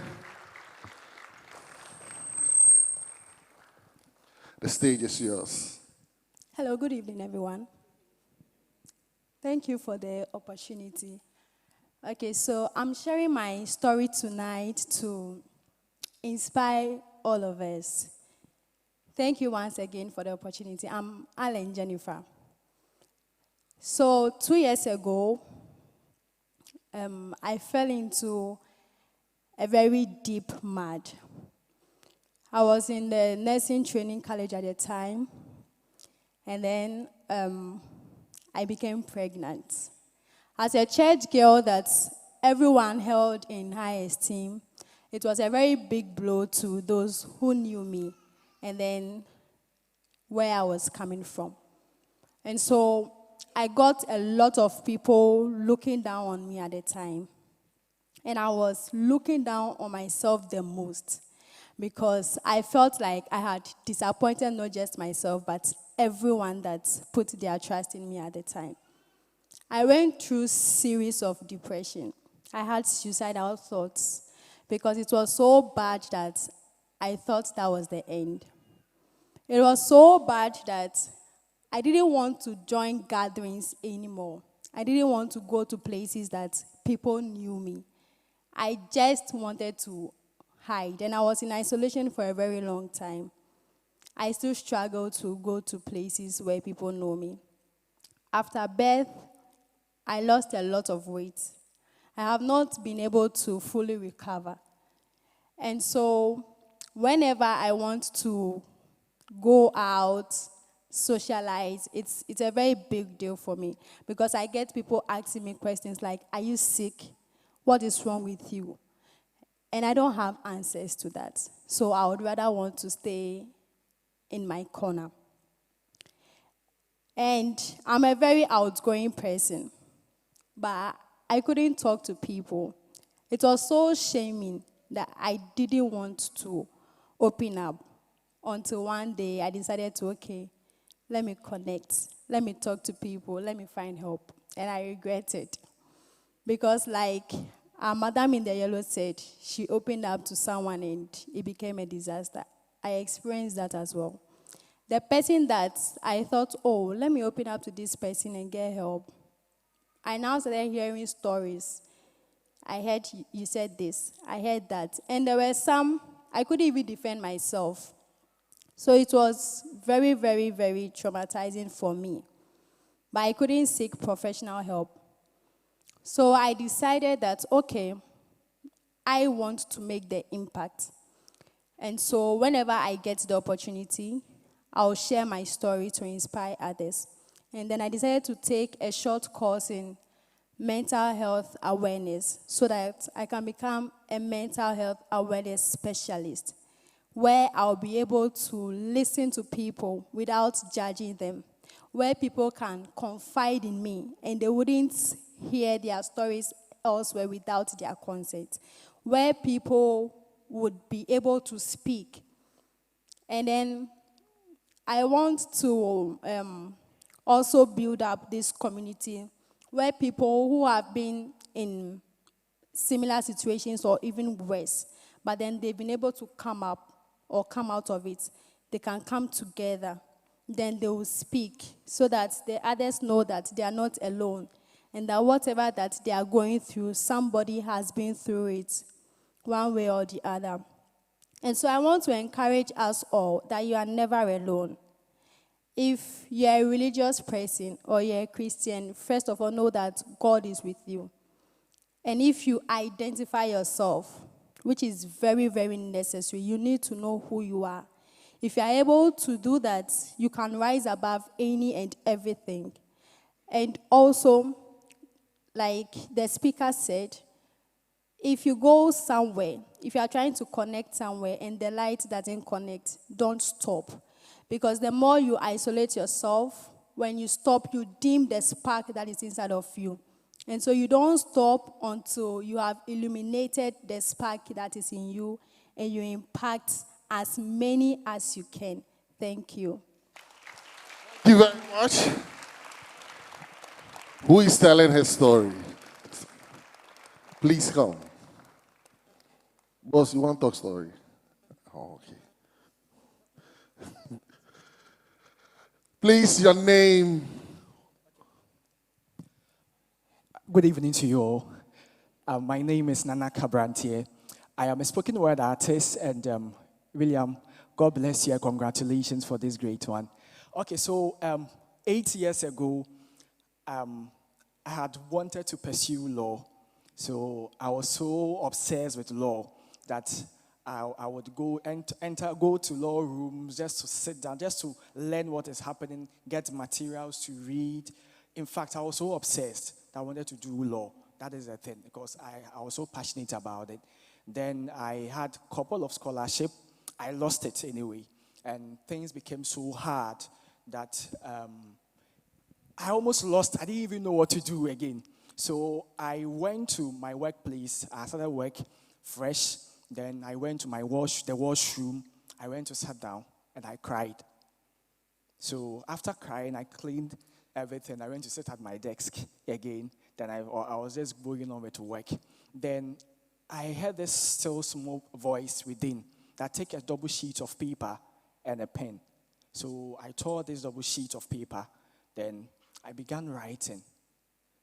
Then from there, what I produced was actually surprising. I didn't know how I put all these beautiful things together. Then back to back, God has glorified himself.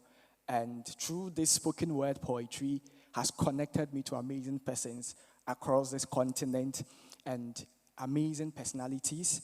And through this spoken word that has been diversified, I was able to discover that I could be a writer, and made me produce more than 10 books, still relevant today.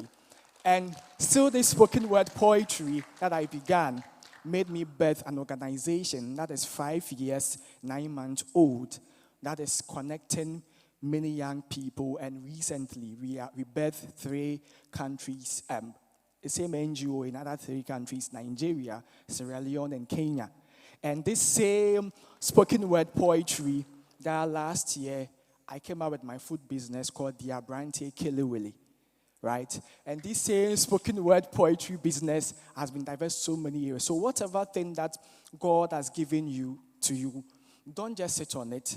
Make sure you capitalize on it, work at it, pray, and to become greater.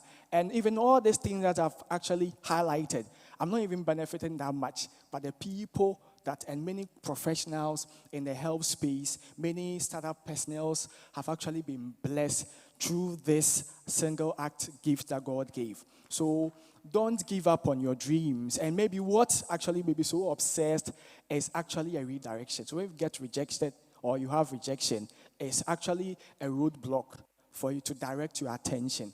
And so you can all do it and keep being awesome. Thank you very much. Thank you very much, Abrante. Abrante, I didn't bring us Kelewele. Bossman, your name? Kelewele. Right. I'm Agbomo Ahetu of Achievers International Award. Why I brought this water here, I want to do with an illustration. I want someone to give me an expression of what is seen here. What will you say in respect of where the water is? How will you want to say it? If you are supposed to describe it, let's say it's an examination. And so water is in the bottle, that one we all know. But the water, I can see something that I don't know you may be seeing in terms of not the bottle, but the water. So I see one hand. Can somebody give me a microphone for me? Please give me. You want to answer me? What are you seeing in respect of the water? If you can see if you cannot see I can come closer. I wish I got a glass. All right. That would have helped me. Does anybody have glass here? Glass will give so that those who are watching online can be able to understand it better. Anybody can find a glass around, like drinking water for glass for drinking water? Right. You answer whilst we hope to get a glass. What I see is that No, as for the cover, when you remove it, to still not achieve the result. The bottle is... Okay, fine. That's also another solution. The colors, they may not let the thing reflect. Yes, please. Yeah, so I see the bottle is half empty. All right, that's powerful. Please put your hands together for him. That's one of the powerful answers I'm looking for.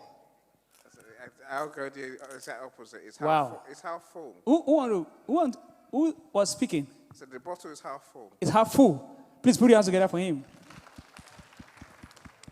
Right. Let me still get a third person. Presumably. Please, microphone. That's powerful. Hello? It has taken the shape of its container. Wow. It has taken the shape of its container. Right. All these 3 people are right in their own senses. And so what I would have been touching on, the 3 things, all of them found it. Now, of all the 3 things, the one which is very dangerous and which has become the situation that brings depression, that brings pain, that brings frustration, that brings bitterness, that brings limitation, that we are not able to get to fulfilling our destiny, is the first observation that came. Now, the observation he made is a right observation because that is also a fact. But I'm saying that most situations around us and what we represent in our daily life, we choose to say the water is half empty. And we have made it our core value that now we share maths one year F, English one year B, one year C, one year D, one year F.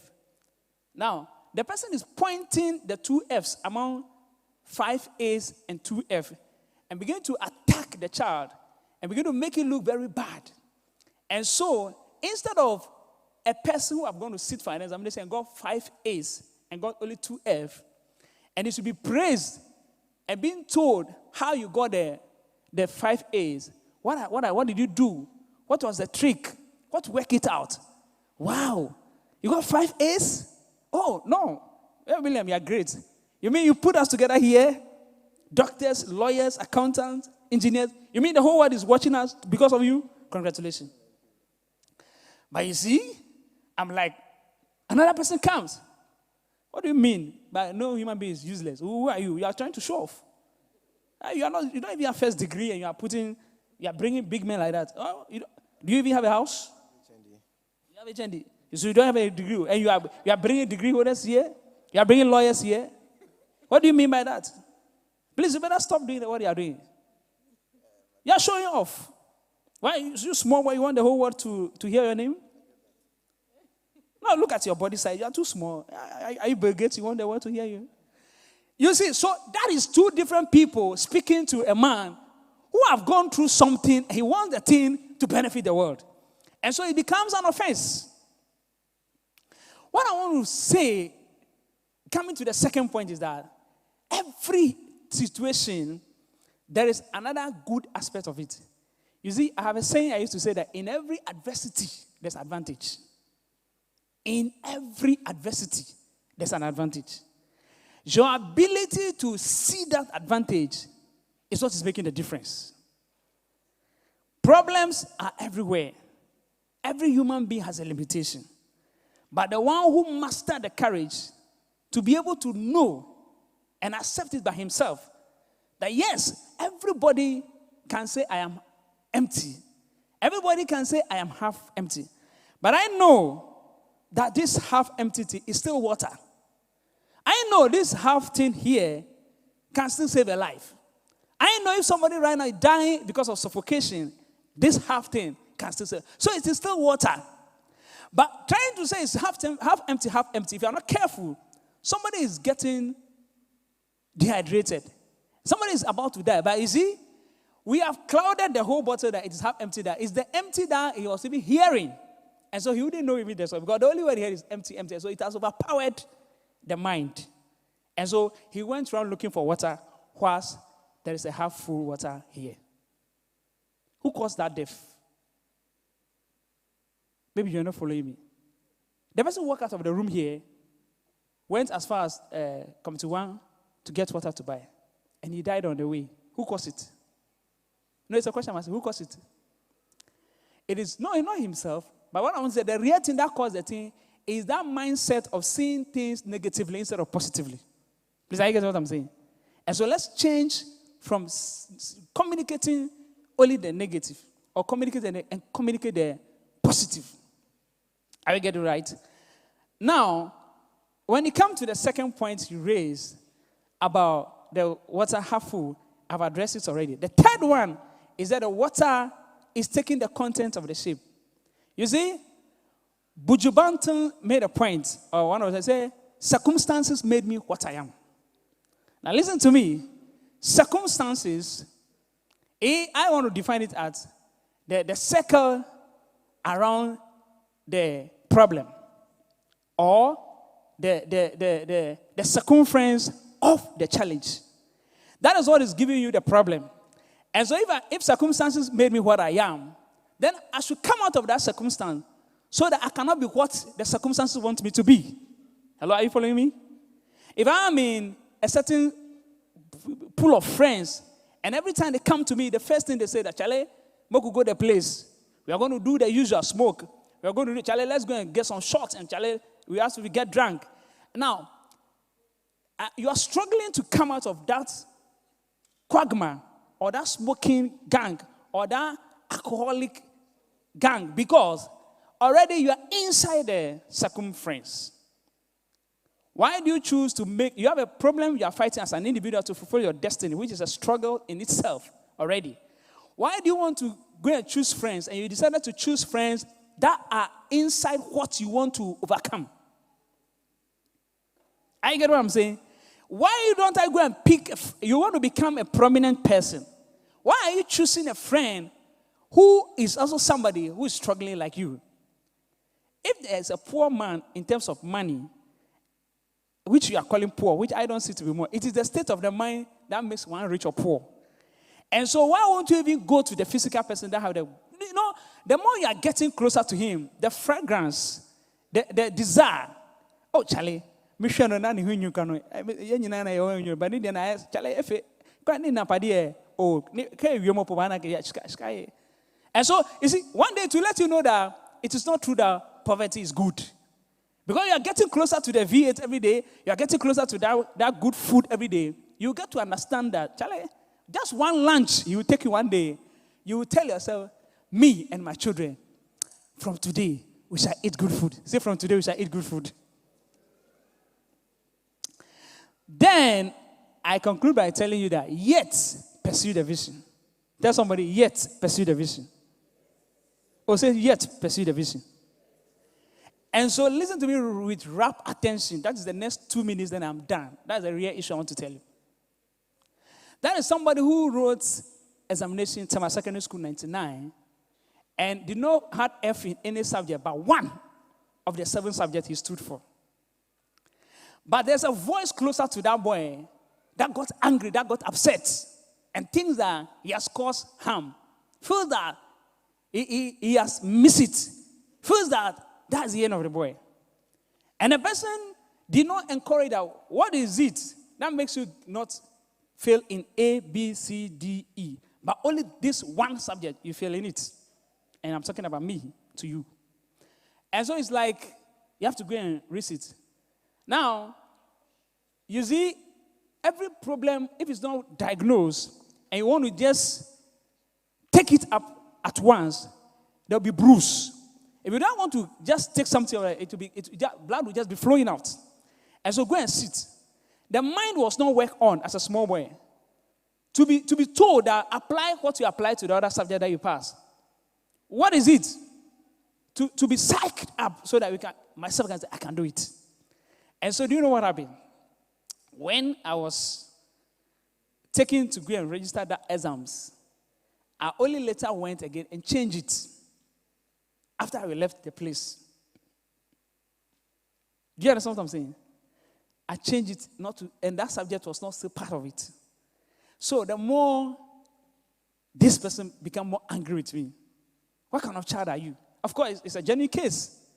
I've taken you to school, pay your school fees, everything. I'm seeing you to become somebody great as that. You go to fail one exam, and when you fail that subject, I take you there to West Africa Examination Council, register the subject, and then behind me, you know the registration we've done in bed, there's a certain period before the submission goes to change it.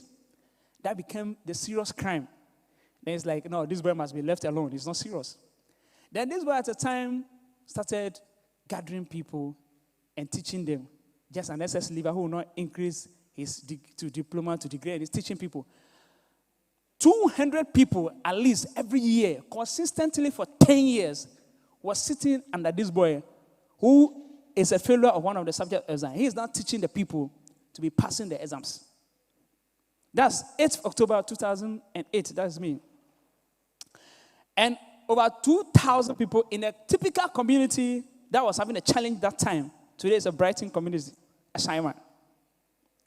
Now, how come me who failed in a subject organizes vision classes, that was the name then called, from 8th October and started teaching people. They were passing. And somebody told me one day that teaching is a work for poor people. Stop it. It's a family member. It's first cases. I came home and the word was eating into me. And when it was eating into it was affecting the population of the God. The zeal with which I was going out was coming down.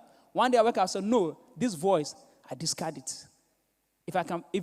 If people can become rich through me, it's also an achievement. And so the people started gathering again. Ladies and gentlemen, let me conclude with saying this, that at the end of the day, small boy as 12 years, I was organizing football clubs. So all these things that happen, those failure and those exams I'm writing, the real me is a public speaker. The real me is a conference host. The real me is somebody who gathered numbers. And so at the end of the day, after that period, Achievers Business Consult came 9 years ago. We were organizing conferences. Money didn't do it. I like what you said. I walked to somebody, one, who believed that what you are doing is good, offered this conference room like this for me for free. That's SL Justice King of King's Court International School. And 3 consecutive times, and that is it. Now it has come to stay. We grew up from that one, and now Achievers International Award. I'm giving an award to lawyers. I'm giving an award to international conference speakers. I'm giving it to people who are very influential, like Honorable Fritz Bafo at our last award. He was awarded, which Mr. William was the one who was represented, put us together for him, to take the award. These things all wouldn't have happened if I did not one day listen to that word that says, stop listening to people who are using one situation or the other to say you are half empty. You are half full. Use that fullness and you'll be what you are. Thank you very much. Thank you very much. 1 or 2 questions will be okay, then I'll leave it. Yes. Boss, we or need maybe to, one. And give room for, yes, at least one person so that it don't look like they didn't have the opportunity.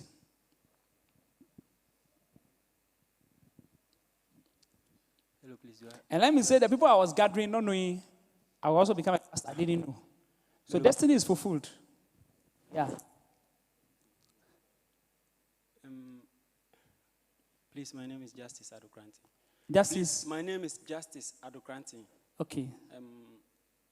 Thanks. This is my first time being here, honestly. Okay. But when you were speaking out, you said something. It really turned me out, and then I want to get it straight. Say, please, Reverend, or say, please, if someone stood up when you were asking about the water, and deliberately told you that he or she can feel the water is this thing is full, how would you have felt? Wow. Put your hands together for him. Did you get his question? What he said is that so that they will not get to that. If somebody would have just choose to answer by saying that it is full, how will I feel? Is that right? Yes. Not that he's just making fun or he's just... I got it perfectly. But maybe that's how he or she is seeing it. Fantastic. From the angle. Please, are you getting him? So I just want to know how you would have felt. Very, very well. Put your hands together for him for the second time. Wow. I have an answer. But let me let anybody who wants to share an answer, including yourself, whoever, before I say what I want to say. Anyone who wants to speak to him? Anyone? Anyone? So, did I see some hand? Right, so let me give the answer, then we leave it there. Yes, I would have felt very happy about that person. The Bible said in Hebrews 11, verse 1, it said, now faith is the substance of things hoped for, the evidence of things not seen. What you are seeing in your mind and what you choose to envisage, what you want to go after, what you want to profess, and what your faith tells you, that thing is actually what is life. So when you say it is half full, I would have known that your faith is above the two of us. That's the one who said half empty, half full. Your faith and your mindset is above it. And that is positive. That is it. Put your hand together for him. And so, let me end on this note that I want to say this thing here. Mr. William, from hence, any day you have this conference every year, so long as I'm concerned, the little we know in gathering numbers, the little we know in influencing people, like the conversation we had before you came here, your spirit inspired me from day one when you came to the conference, and I want for the whole world to hear that what you are doing, everybody should support you so that people can come out of their grave. The number one killer is depression, not poverty. Now, number one killer is depression, not cancer.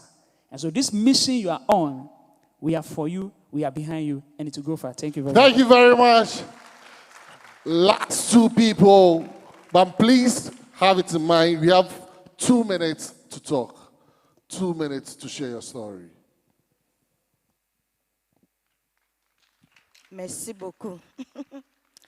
Thank you so much. I am Assistant Director of Prisons, Beatrice Eje Esiedu from Akuse Female Prison. Thank you for the opportunity. I have my story to share. First of all, my story is based on the fact that I talk too much. Most of us face our challenges or problems because we talk too much. I have a vision. I have a dream. I've started something. Just at the beginning of the nursing stage or the germination stage, I tell people about what I want to do with the harvest. The enemy enters into it and destroys it. That is exactly what happened to me from 2016 to 2018. What happened?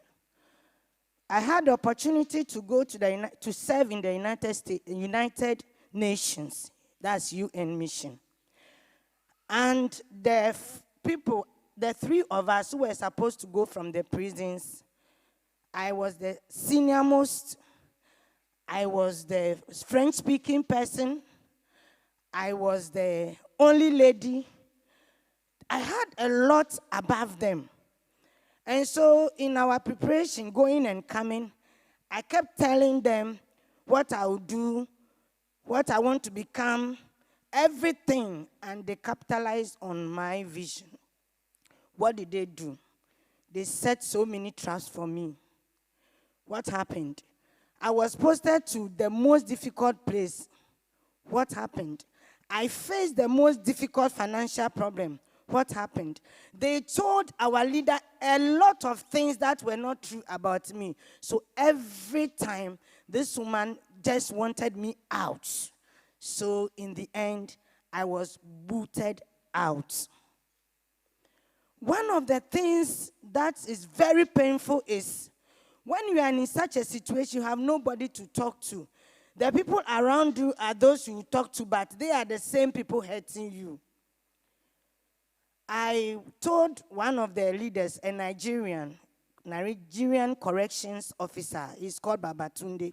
Baba, I have a problem. Give me your contact so that when I go to my hostel, I will communicate it with you and then we see how best you can help me out. Baba gave me the number and I missed one figure and the number was a wrong one. All the communications I was having with Baba in my bed, thinking that Baba would advise me, this man on the other side, he is also a Nigerian, looking just like Baba, with everything like him. And this man will say, it will be well. When you come to the office tomorrow, I will come to the office the following day. I'll look at Baba. Baba won't say anything. And I will say, what is happening? In the end, this man wanted to use me, the wrong Baba. That's I love you. I said, oh, Baba, how can you love me? My husband was in mission with you. That is why I want to share my problem with you. Now you are telling me you love me, so don't worry yourself. But it's no more in mission. I was confused. I didn't know whom to tell. At some point, he would tell me that I should show him my breast. I said, how? And I was also in pain. I didn't know how to handle my problem. I didn't show him my breast. I didn't koto. I didn't become so foolish because I knew that there are a lot of good things in me. And to solve that problem was not the means. But I should refocus and then know whom I am and where I want to go.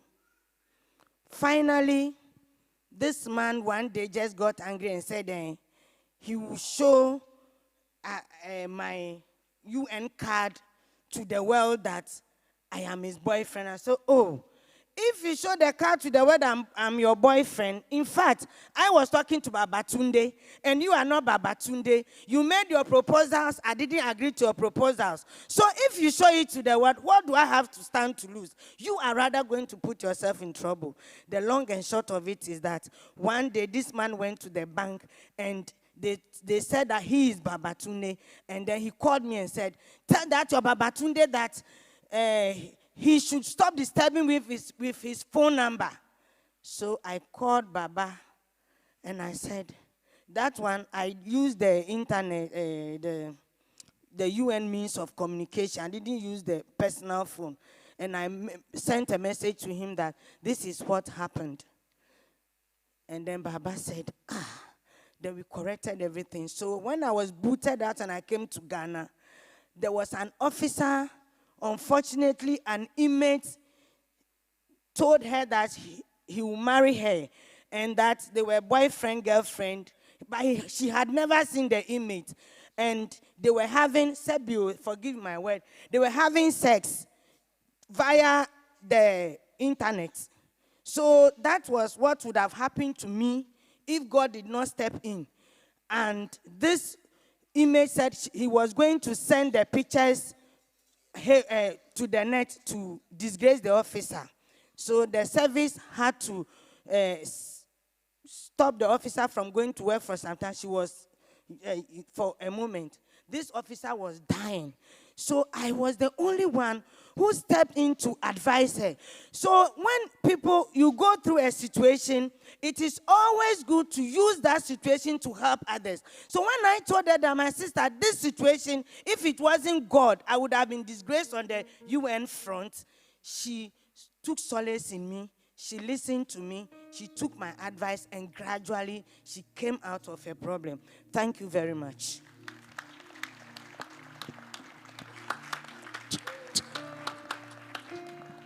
Aho! Our last person, and when we are done, we move to the next speaker. There's another section for this moment, and then let the two speakers talk, and after that, we get to share our stories. Thank you very much. So please keep your stories to yourself. You tell us a story. Please, let's clap for her. Your name, your name, your name.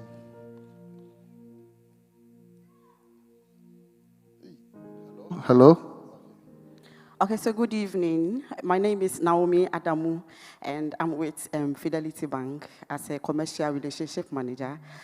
Just to tell a short story on how I grew up and where I am now. So as a child growing up, I found myself in just a mixed family.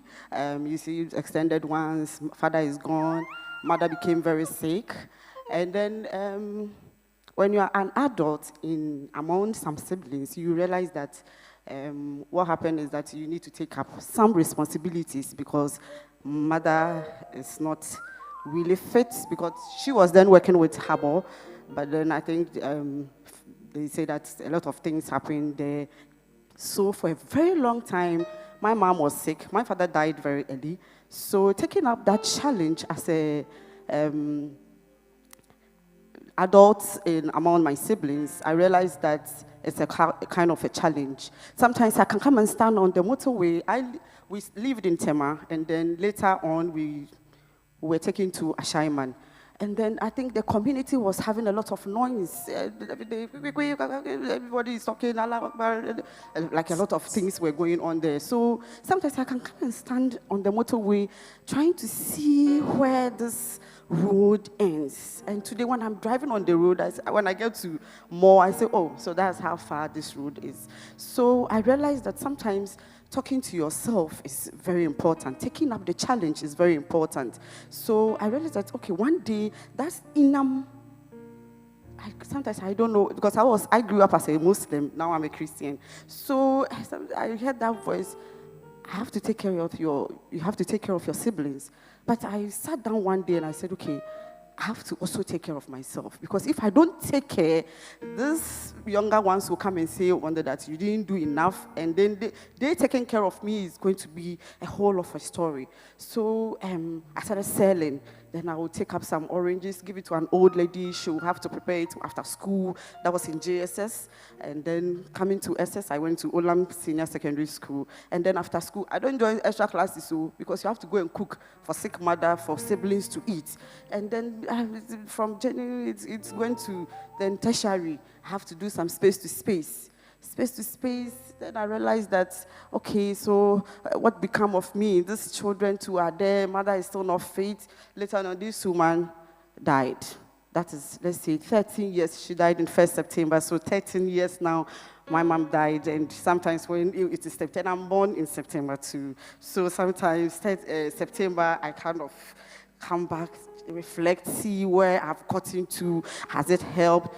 But I kept on talking to myself. What challenged me more was I talked to myself a lot. I can just be quiet in the room and then say, okay, where do I have to go? Where am I going? Where I am? Is it helping? Is it the choices I'm making? When I realize that I make certain choices and I get to a certain point and it's not helping, I just quickly come back and say that, okay, let me go to the drawing book. Let me see where I have faltered, what is helping. And I think I have to thank you very much because this is the first time I was invited by a church colleague today. He really pressed that I have to come, and today I have to come and share a story. So to continue, so after school, I went to school, Accra Polytechnic, and then I realized that when somebody said, I like you, I said, no, I want to complete school. I have siblings to take care of. There is a lot of things to do.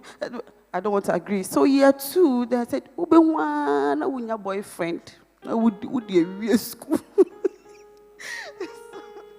So I said, okay, let me agree to this last person that is coming. Oh, I think that was the worst decision that I actually took because 6 months, I went to try, I got pregnant. But one thing that I told myself was that I won't let this pregnancy, I'm not going to abort. I'm not going to let this pregnancy keep me in that corner.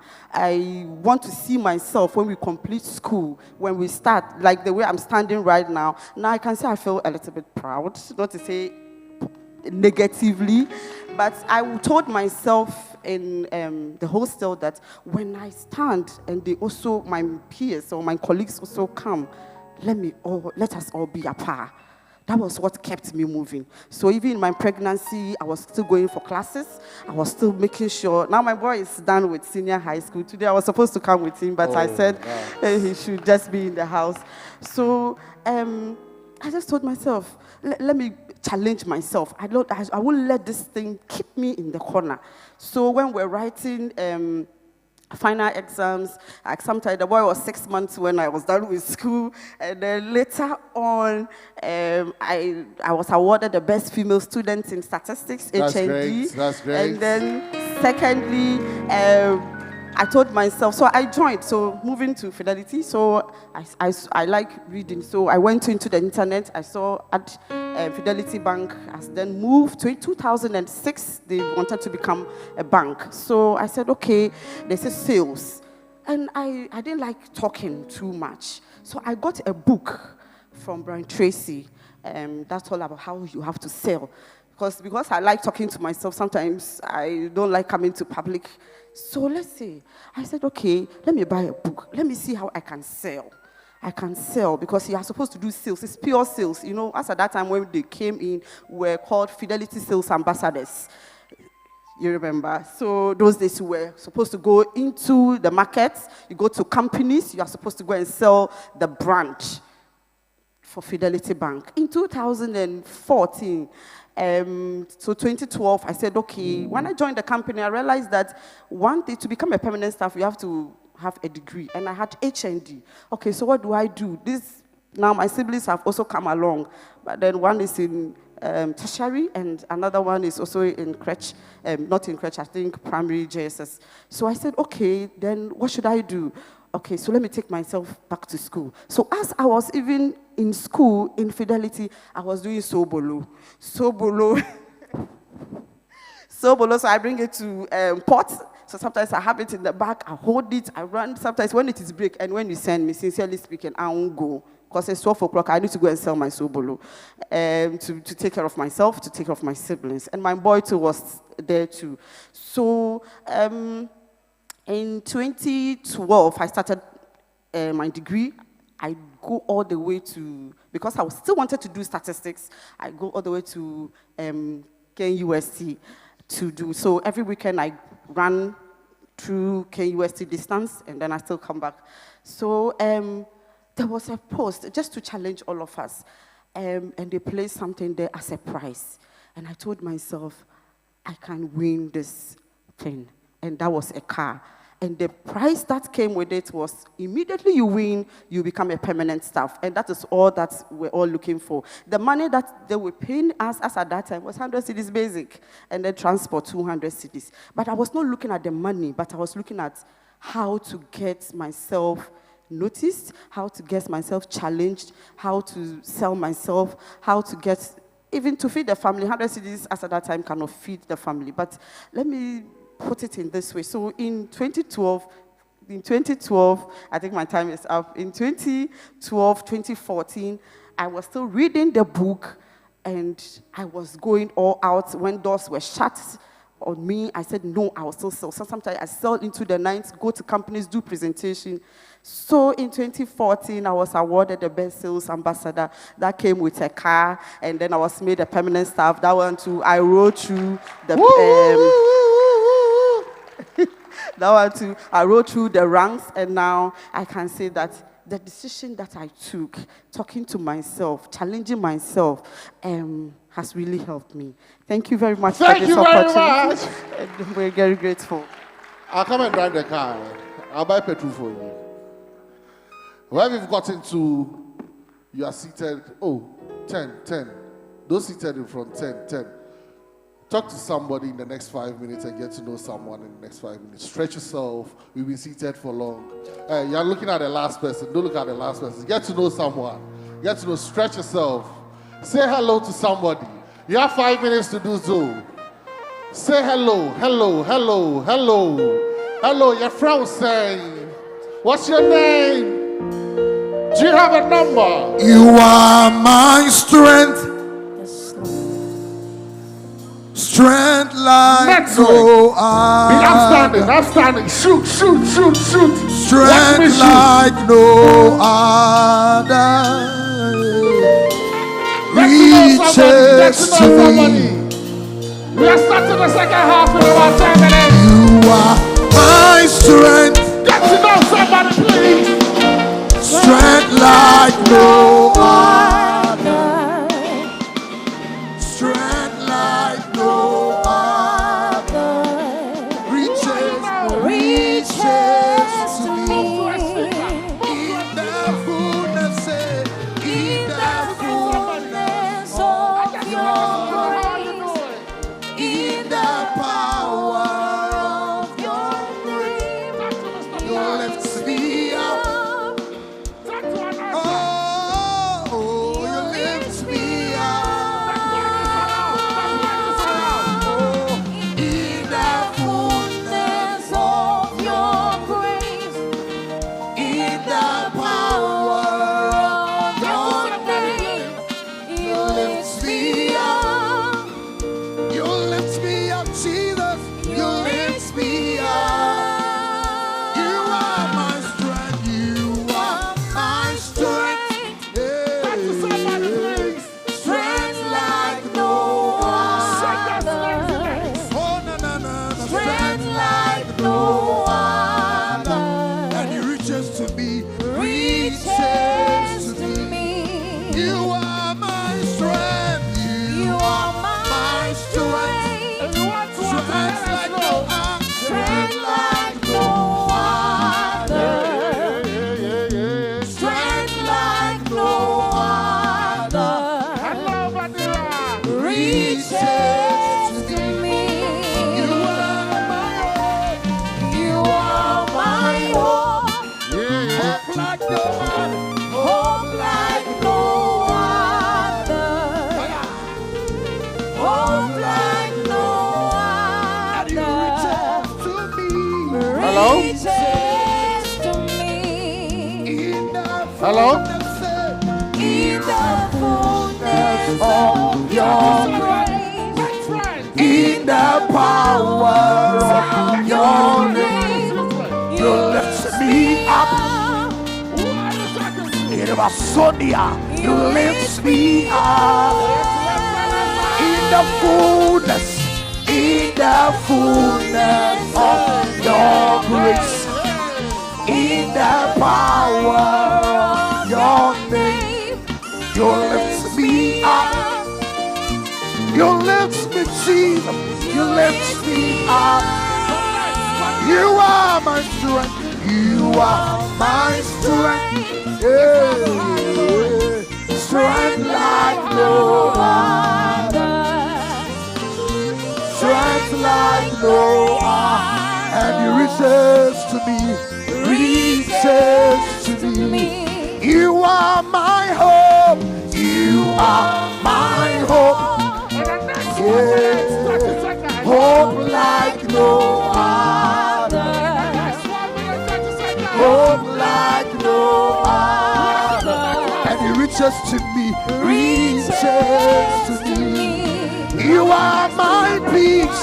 You are my peace. Yeah. Peace like no other. Peace like no other. Peace like no other. He reaches to me. You are my hope. You are my hope. Yeah. Hope like no other. Hope like no other. And He reaches to me. In the fullness of your grace, in the power of your name. You lift me up. You lift me, Jesus. You lift me up. In the fullness of your grace, in the power of your name. You lift me up. Oh, na na na na. You lift me up. You are my strength. You are my strength. Oh, strength like no other. Strength like no other. Reaches to me. Thank you very much.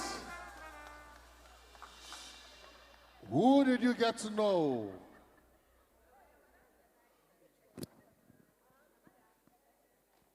Who did you get to know? Hello, who's your new friend? Nanaya. No, you came with Nanaya. You came with Esther. Nanaya, how are you doing? What's your friend's number? 02. Next time. Yeah, you have to exchange contacts. Get to know her better. Say, my friend I met at No Humans. Would you do it again? Please sing for 1 minute. Sing for 1 minute. Sing for 1 minute. We are starting all over again. 1 minute. You have 1 minute.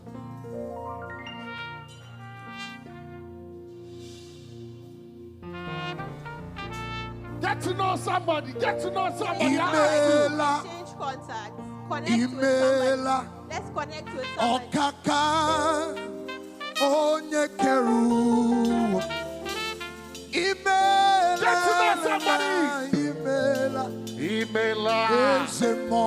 Eze. Email. Okaka onyekeru. Email.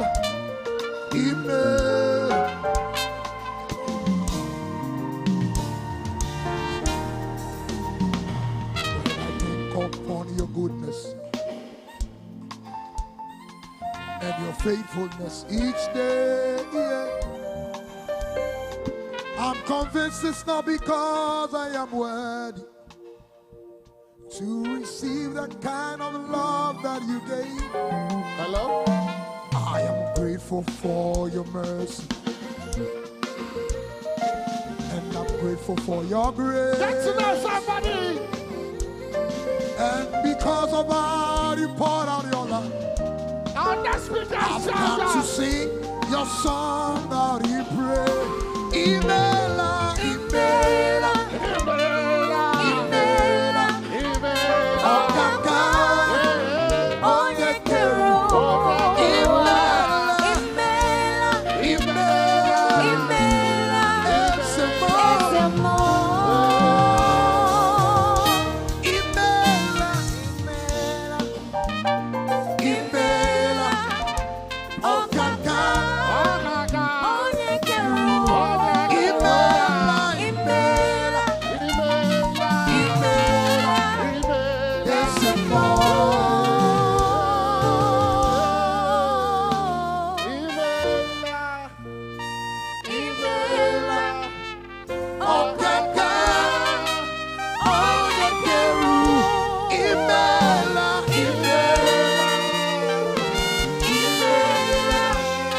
Esemo.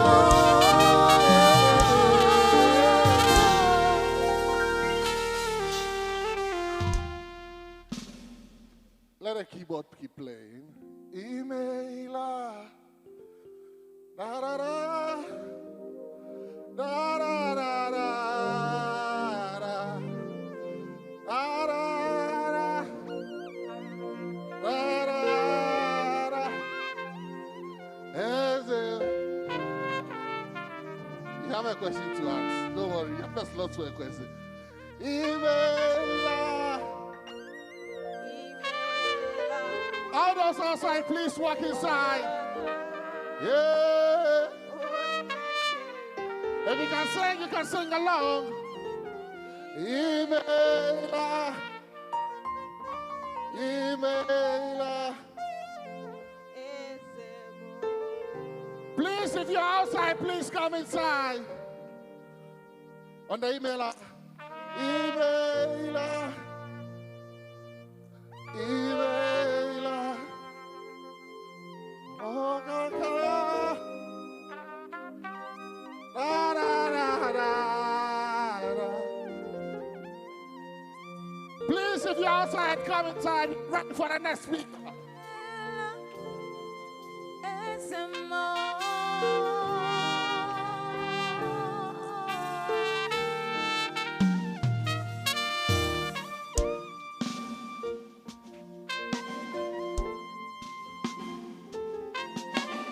Hello?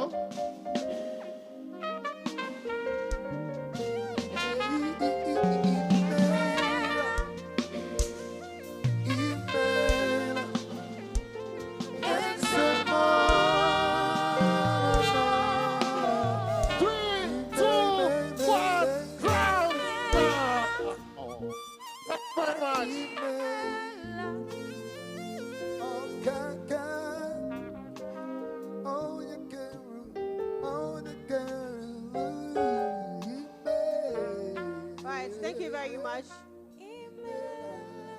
Thank you very much. So now we're moving from healing to meaning. The reason we are still here. We are now moving from healing to meaning. And for our next speaker, he is the founder and CEO of Man in the Mirror. He's an award-winning coach, an international speaker. He is a 9 times #1 international best-selling author and 6 times #1 international hot new release author. He's no other person than Scott Stewart. Help me welcome on stage Scott Stewart for our next speech. Please, let's give it up for him. You can do better. Please give it up for him.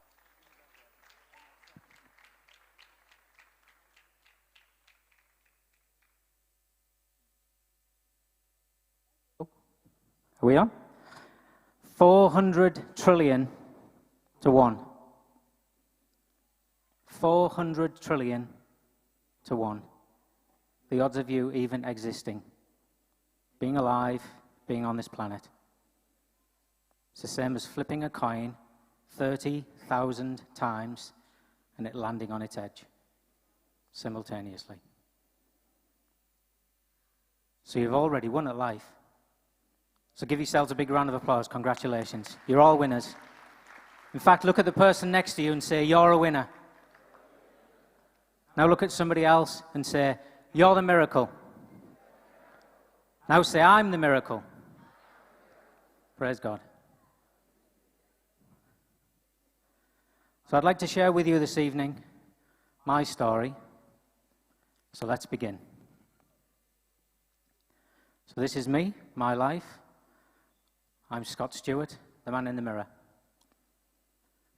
So I'm a friend, a brother, a son, a practical joker. I'm a father to 2 children, a loving husband, and a brother. I'm loyal, I'm a good friend, and I'm here to change the world. Just like that man there. Transforming lives, one reflection at a time.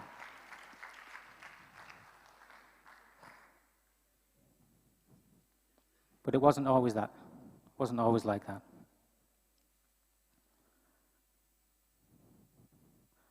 Next slide, please. Something in my life was missing. I had a good life. Nice things, some people might say. But something in here was missing. And I didn't have the answers. I never knew. Like many people here today who've shared, thank you for sharing. Something inside of me was missing. But I didn't have the answers. So my life continued. I continued to grow with this thing missing inside of me. Life was by definition a success. I had things, cars, property, business, a life. But deep inside, something was missing. So on the 31st of March, 2016, my life changed forever. My world changed forever. Because several years earlier, I'd made some decisions that eventually caught up with me. I wasn't the best husband. I could have been a better father. I could have been a better friend, a better son. But I didn't know what I didn't know. So on that date, my life changed forever. Those decisions, those actions, those things I decided several years earlier, decided to catch up with me. Trust, integrity, loyalty, all destroyed. I lost everything.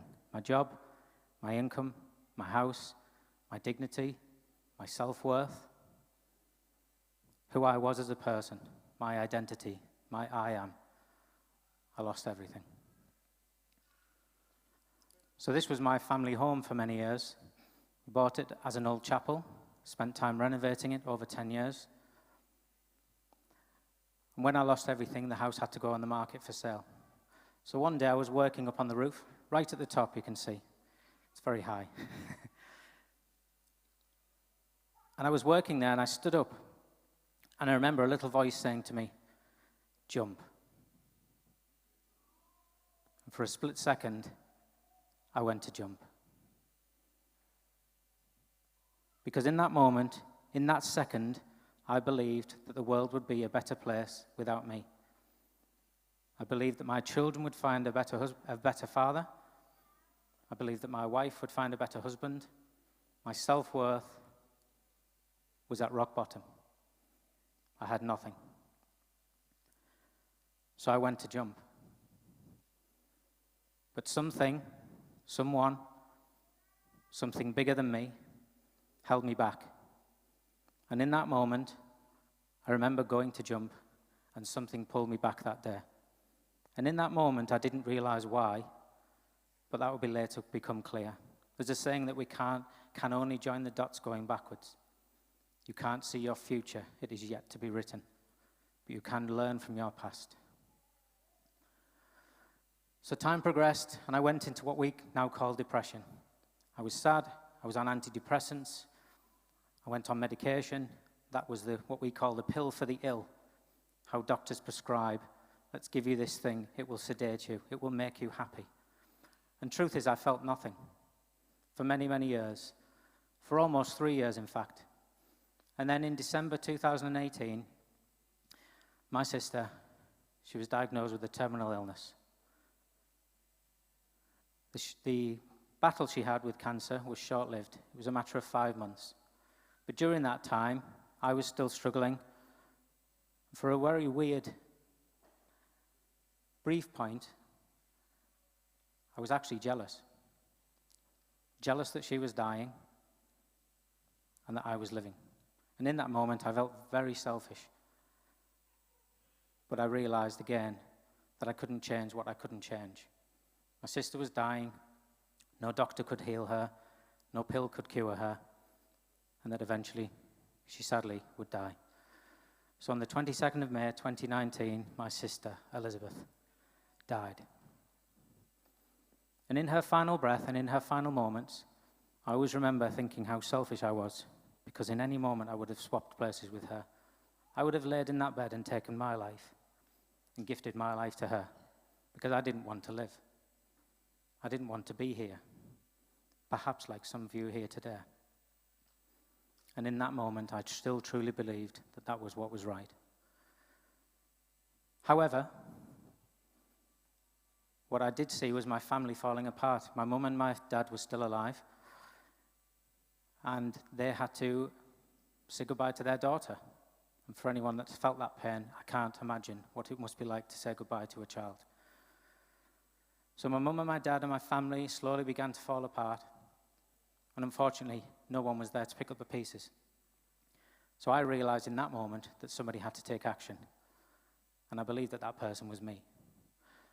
So I went to the doctors and I said, no more pills, no more medication, it stops today. I have to feel pain in order to feel love. I have to feel love to give my sister the best possible send-off she deserves. And that's exactly what I did. So I came off the medication, and I created what we call a why. She had to get the best send-off. She had to be given a celebration of life, not a mourning of her death. And that's exactly what we did. We all wore pink. We all danced. We had a party. It was an amazing celebration of life. And for that, I'm truly grateful. So I became confident in the fact that I had to produce a why. And my why became these two things here. My sister Elizabeth, I had to do that every day to make her, in honoring her death. And my two boys there you see, Benji and Bobby. They were my why. That's what got me up every day. That's what helped me get out of bed. That's what made me put one foot in front of the other. My why, my sister always said, life is for living, live it. So when I came off the pills and I used that opportunity, that fuel, that energy to change that life, my then wife, we'd separated. She was still a good friend and she was my rock. And again, for her, I'll be forever grateful. So she came to me as a friend and said, are you ready? Do you want change? Would you like some help? And I said, yes, please. I'm ready. And so on Thursday, the 9th of July, 2020, my wife introduced me to a very good friend of hers, a chap called Hani, who again I'm grateful for in my life. And he was called a life coach. I'd never heard that expression before. Transformational practitioner, he called himself. What's one of those? I didn't have a clue. So on that day, I went to see Hani, and we spoke, and I cried, and I cried, and then I cried some more. And I released into him everything that I believed was wrong with my life and me as a person, as a human. So he listened to me intently, and we spent several hours together. And at the end of that session, he said to me, Scott, I've found the answers to your problem. Wow.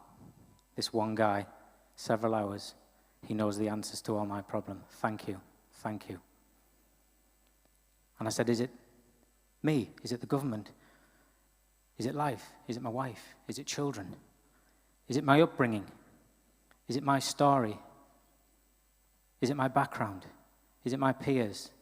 Is it my 5 people that surround me? And he said, no. There's your solution there. It's on that door. And on that door, I stepped up, walked to the door, and on that door was a mirror. And he said, there is your biggest problem, and there is your biggest success. And so was born the man in the mirror. What I realized in that moment, and it's been echoed today, was if you want to bring change, nothing changes, nothing changes. And a very good friend of mine sent me a message, and that's what he said to me one day. Look, Scott, if nothing changes, then nothing changes. The definition of insanity is doing the exact same thing day after day after day, week after week, year after year, and expecting a different result. That's insanity, my friend. So what we have to do, we have to be the change. So I went on a journey of self-discovery at this point. So using Harney's knowledge and experience he gifted to me, we spent time together, he was mentoring me, and he started introducing me to what we call self-development, personal development. I'd never had any experience of that. And I was introduced to this thing called The Secret. I don't know if anyone's ever watched it or read it. It's on YouTube, highly recommend it. It changed my life. Because what it actually says is, everything lays within. All answers lay within. And that's been echoed again earlier today. So I went on this journey of self, started pouring into me, learning about me, becoming a better human, changing my personality, all the things I wanted to be about me. I chose a new identity. So I decided of a future self, of how I would look and who I would be. And I then started to become that person, day by day, week by week. And as the saying goes, you don't know what you don't know. So this thing was still sitting with me, and I still couldn't find the answers, because I lacked experience, or I lacked knowledge, or I lacked the right support and the right guidance. So something was still missing. But eventually, I found what that missing thing was. Next slide, please. Gratitude. Simple as that. And when I cracked this recipe, when I found this code, whoever has gratitude will be given more. And he or she will have an abundance of life. Whoever does not have gratitude, even what he or she has, will be taken away from them. And that's what I realized in my previous life. Prior to deciding to jump or not jump, I was never grateful. I lacked gratitude. So I started journaling. I started changing who I was. I started being grateful for the small things in life. And that simple little phrase, every day I start my morning with, and I end my evening with. And it just simply starts with, I am grateful for. And then my life changed. By showing gratitude every day to the universe, to the source, to God, spirituality, whatever your belief is, I respect that. But by showing gratitude to the world, it came back to me. So in a strange kind of way, I'm grateful for my sister's death, because I couldn't change that. But what I could do is show gratitude to the universe for my sister's dying, because her death brought me to life. It gave me life. My relationships changed, my health changed, my spirituality, my growth, my wealth, my career. My life started to change within a matter of days, if not weeks, in an abundance. Proud to say, gets me this one. I rekindled with my wife. We got back together after 6 years apart, and we fell in love again. And that's my greatest success story to date. I got the car of my dreams. For anyone that knows, it's an i8. But it wasn't about me. I used my car as charity, so I tried to help other people. I would go on track days and help children with disabilities because I wanted to share that with the world. I wanted to help other people, albeit short-lived, but I ticked that box. I was grateful. And above all, my 2 boys again. My best invention yet. That's them winning a world record. So we collectively joined a world record. But they're still amazing, and every day I pour into them. And every day I say, thank you. I am grateful. So life has a funny way of turning and twisting and offering us things that sometimes we make decisions to reach out to the right people, the wrong people. But the truth is you don't actually know that they're the wrong decisions until you make a decision. There's 2 choices in life, choice A, choice B. You decide to go somewhere, or you decide to go somewhere else. And I made some choices regarding my business, my life, my property, my journey. I later realized they were the wrong choices. So after my father passed away, I made some difficult decisions. My business went down. I lost my business. I lost my properties. I lost my portfolio. I no longer had a career, no income, no job. I was at rock bottom once again. And during that time, I was trying to look after my father, nursing him to his death. He was given a year left to live and some 10 weeks. So it was very rapid.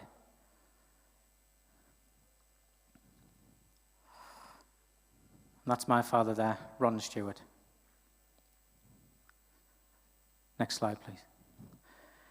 So I went through some challenging times, as I say. My father was died. We said goodbye to him.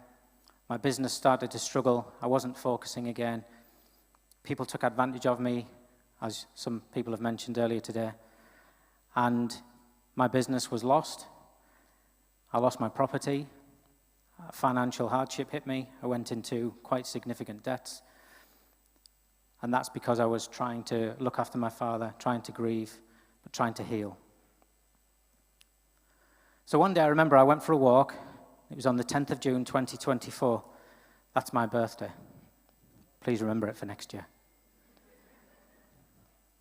So on my birthday, I went for a walk and I'd hit rock bottom. We'd been through legal battles of almost 9 months. It was painful, emotional. I was trying to look after my father's partner for a time. She has severe mental health issues. I was trying to get her in care, working with the government and the state. It was very, very difficult. All the while, trying to survive, save my business, to survive, to get through another day.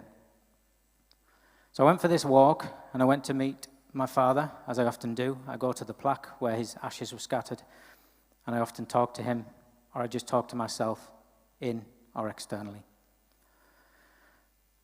And as I was going for this walk, I remember it was such a low day. I was really struggling with my emotions. You can clearly see that I'd been crying.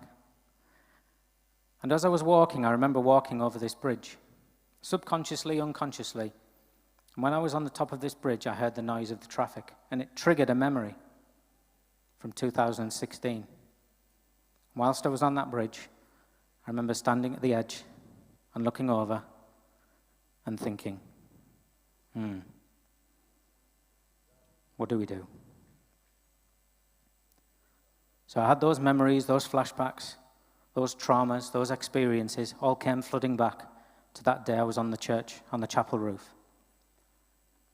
And I asked myself, was this moment worse than when your sister was dying or died? No. Was this moment worse than when your father died? No. So in that moment, I asked, was I ever meant to jump? No, was the answer. I was made to fly. So I took that fuel, that trauma, that mess, all that pain, and I turned it into fuel, into energy, to change my life again, Through the support of my wife and continued, I decided in that moment that my life was going to change again for the better. I've done it before, I can do it again. But this time, I will rise. Higher, stronger, better. So I studied hard. I became a neuro-linguistic programmer. It's a mouthful. So I'm a life coach. I then started coaching the coaches. I then launched my business, Man in the Mirror. I then connected with new people. We talk about connections. And then, through those connections, I met this amazing human being here, Mr. William Plange. William and I first met. We were through a network. We jumped on a Zoom. I said I could help him with the event. We would help to plan. We spent 20, 30 minutes on a Zoom call. And in that moment, I knew that one day we would share a stage together. And that's today. Thank you. We talk about the world connected. My belief system is that we are all one. We're absolute oneness. We are all connected. We are spiritual beings on a human experience. This meat suit that I wear before you today is totally irrelevant because we're all spiritual beings. We're all connected. So through the power of William and through his connections, I then met another amazing human being, sat right next to him, and he'll be speaking next to me soon. And that's Ennie. Give him a thank you. Round of applause. And through Ennie, he believed in me. So inside of me, I had a story, something I wanted to share with the world. And 2 years ago, after my sister and my father died, I started to write a book. Didn't have a title. It was work in progress, and it was born from my journaling. So each day I would journal, I would talk about my feelings, how I've helped other people, the pain I'd gone through, and I allowed my mess to become my message to your success. The pain I'd endured, the suffering, the trauma, that was something that I wanted to use to help to change the world. And in doing so, this book was born. This one here. Thank you. You haven't read it yet, so don't clap. So through Ennie and the team, we brought this book to life. So I saw it, I visualized it, and then we manifested it. And I'm so proud of that moment because now what I can do is use my mess to become my message to help other people around the world. My vision isn't to make millions, it's to help millions. And in doing so, my book is a catalyst to share that message around the world for anyone undergoing trauma that I had or grief, dealing with the loss of a loved one in their final chapter. It feels as though it talks about death. But actually, before we die, our final chapter is telling you to live. Live your life. Live your best life. Next slide, please. So as the song said at the beginning, in homage to Michael Jackson, the man in the mirror was born because of me looking in the mirror. But many months, many years later, I heard the song, and I resonated with all those words.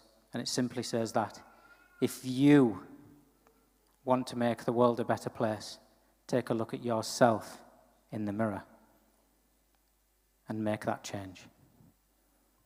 So I decided to be that change, and that's what you can decide today.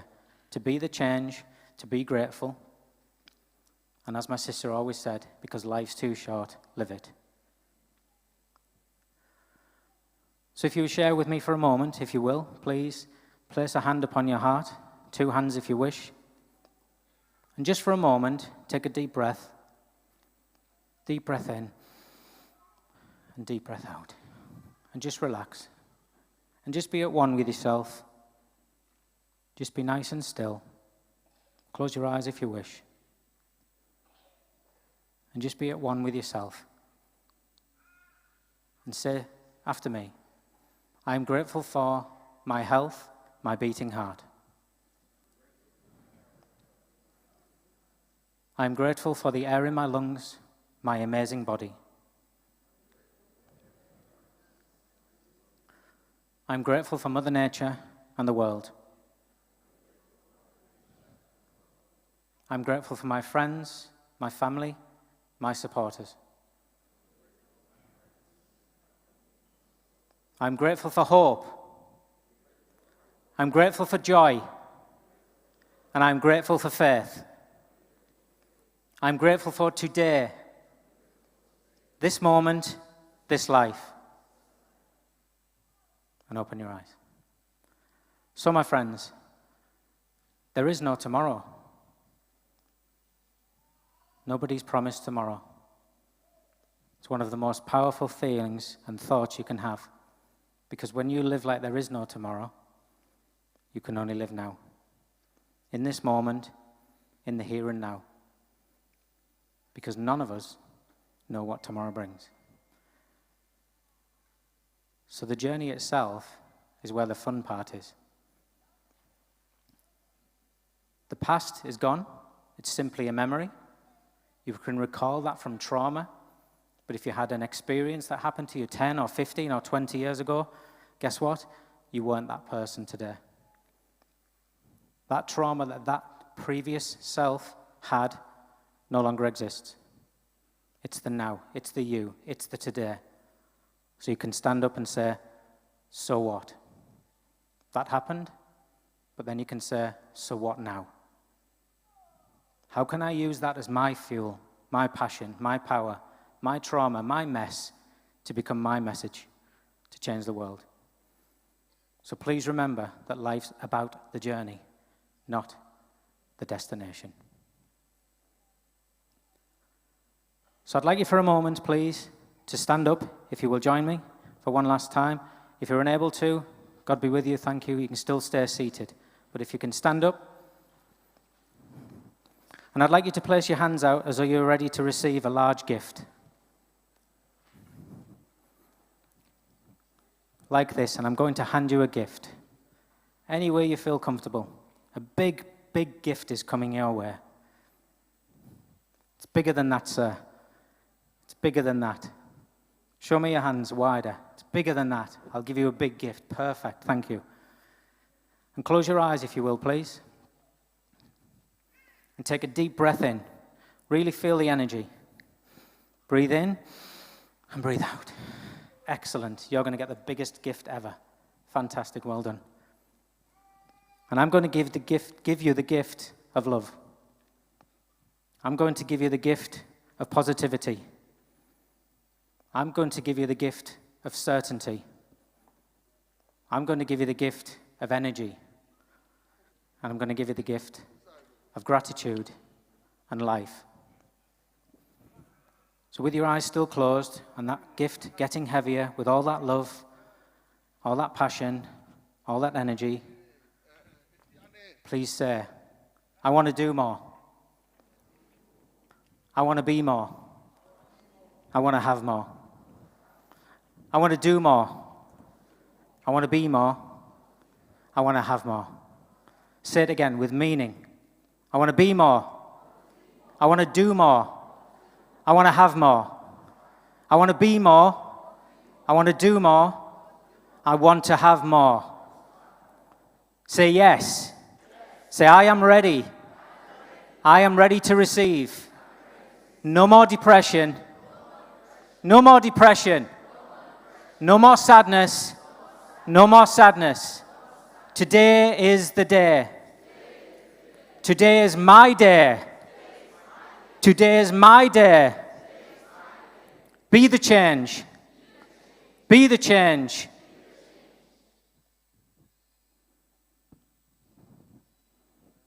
Mede Moase.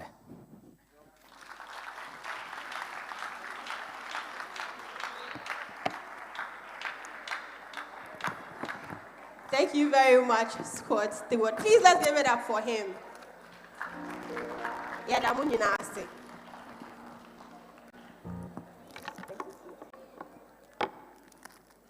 Right. So we are moving on steadily again.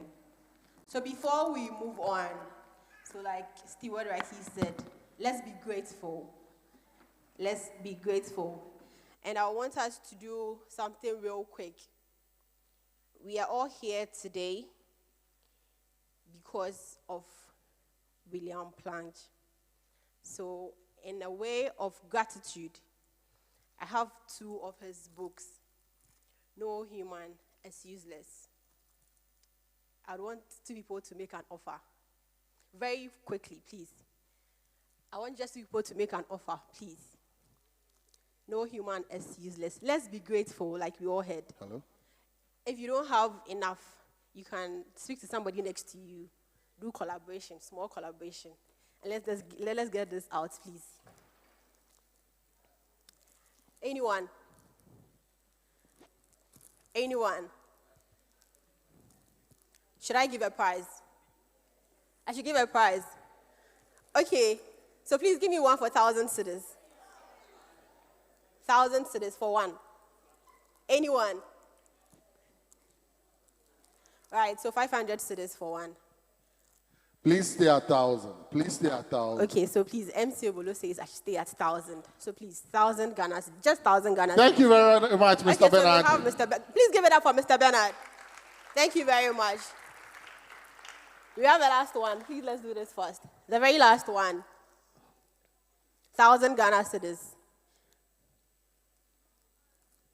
1,000 Ghana cedis, please. 1,000, just 1,000 Ghana. Right, you have a second one. Thank you very much. 2,000 Ghana cedis. So if you need one, is Jacqueline, thank you very much for the 10,000. okay. So you have a third one. Please give it up for Jacqueline. Jacqueline, thank you very much. God bless you. The Intibuatin family. KKD for Christ. 500 Ghana cedis. KKD for Christ. All right, so KKD 500 Ghana. Please, the gentleman in the glasses. Shades. No, don't go away. Stay here. Just here. Gentleman in shades. On your right, yes. Thank you very much, KKD. Papa Sofo. Papa Sofo, All right, please so we give have me a a hand wave. here. Please. Papa Sofo, please give me a Fan wave. fill. Oh, yeah. Please, Sofo, don't turn. Please give us Sofo 1,000 Ghana cedis. Thank you very much. Let's clap for Sofo. Please don't forget to take the money. Please, let's take the money. Please, there's hello. a hand here. 1,000. Yes, thank you very 500 much. Ghana cedis, please. 500 Ghana cedis. Here. Thank you so much. Let's keep being grateful. Anyone else? So we have 6. Ebo. Uncle Ebo. Ebo. Uncle Ebo, please. Go- Thank you go very to the much. man God with the bless you. gold- 500 gold- cedis, Uncle Ebo. Thank you so much. God bless you. Let's do the last person. 500 Ghana cedis. Last 500 one. Ghana cedis, 500 Ghana cedis. Last Mameya, one. Mameya, Right, so- Mameya, Mameya. Thank you very Nanaya, much. Nanaya, 500 Ghana cedis. God bless you, Thank Nanaya. you very much. God bless Oh, you. Thank you very much. Please, we take Momo, so if you want to send the money via Momo. Honorable, We are ready. Honorable, how are you doing? You're fine. Honorable, 1,000 Ghana cedis. 5,000, 5,000, 1,500, 1,500. 2,000 Ghana cedis. Please give it up for Honorable, Honorable. 2,000 cedis. Ghana cedis. Please, let's clap for Honorable. Fanfil, how are we doing? They already bought some. Fanfil, how are we doing? They're already taking theirs. Oh, Thank you very much. prisons. Prisons. Aho. Aho. The voice is not coming. The voice is not coming. Okay, prisons, 1,000 Ghana cedis. The whole prison. 1,000 Ghana cedis, just The whole- 1,000 Ghana cedis. Hello, ladies Thank you very first. much. Please give them one. Thank you very much. God bless you so much. Oh, boss, how are you doing? Your name? Vincent. 500,000, 1,002, 2,000, 5,000, 10,000. You pay 500. Give them one book. Mr. and Mrs. Vincent, thank you so much. MC Obolo. Uncle So, Collins, wait. MC Uncle Obolo. Collins is here, wait. Uncle Collins, 1,500, 1,500. Which one are you giving us? Uncle Collins, 1,000. Thank you very much. Thank you very much, Uncle Collins. So, MC Obolo. So, since you happen to share the same birthday with Scott, please give us 1,000 Ghana cedis.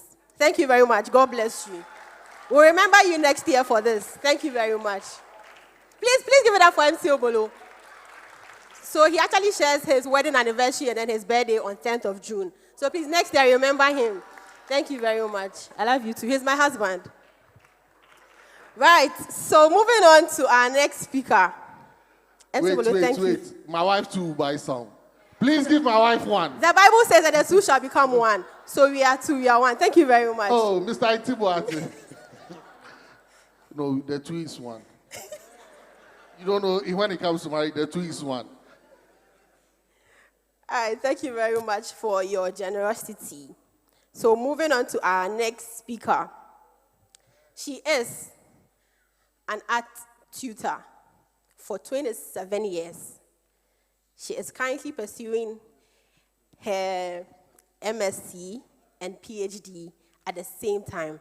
Isn't this wonderful? I want to be like her when I grow up. Right, so help me welcome on stage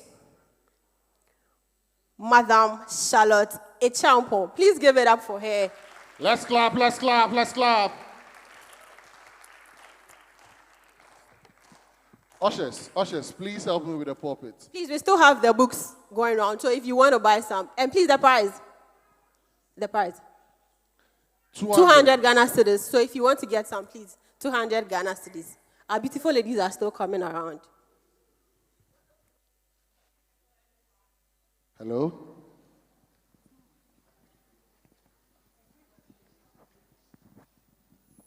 Hello, everyone. A very good evening to us all. Today, I'm doing a short presentation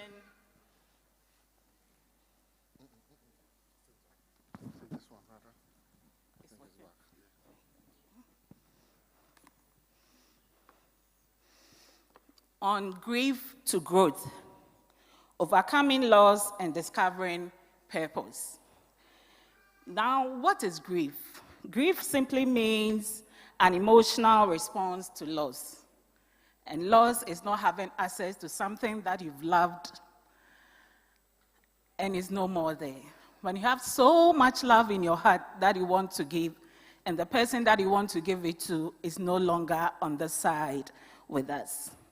I lost my only sister, Dr. Mrs. Betty Amponsa Doku. Next slide, please. She was my best friend. She was my younger sister, and we've been friends since childhood. So it was a very difficult moment for me.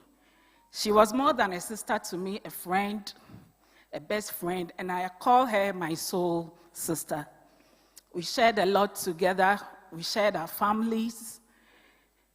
She was very easy to love. On the next slide, these are our moments of some travels that we had. She loved traveling, so I tagged along.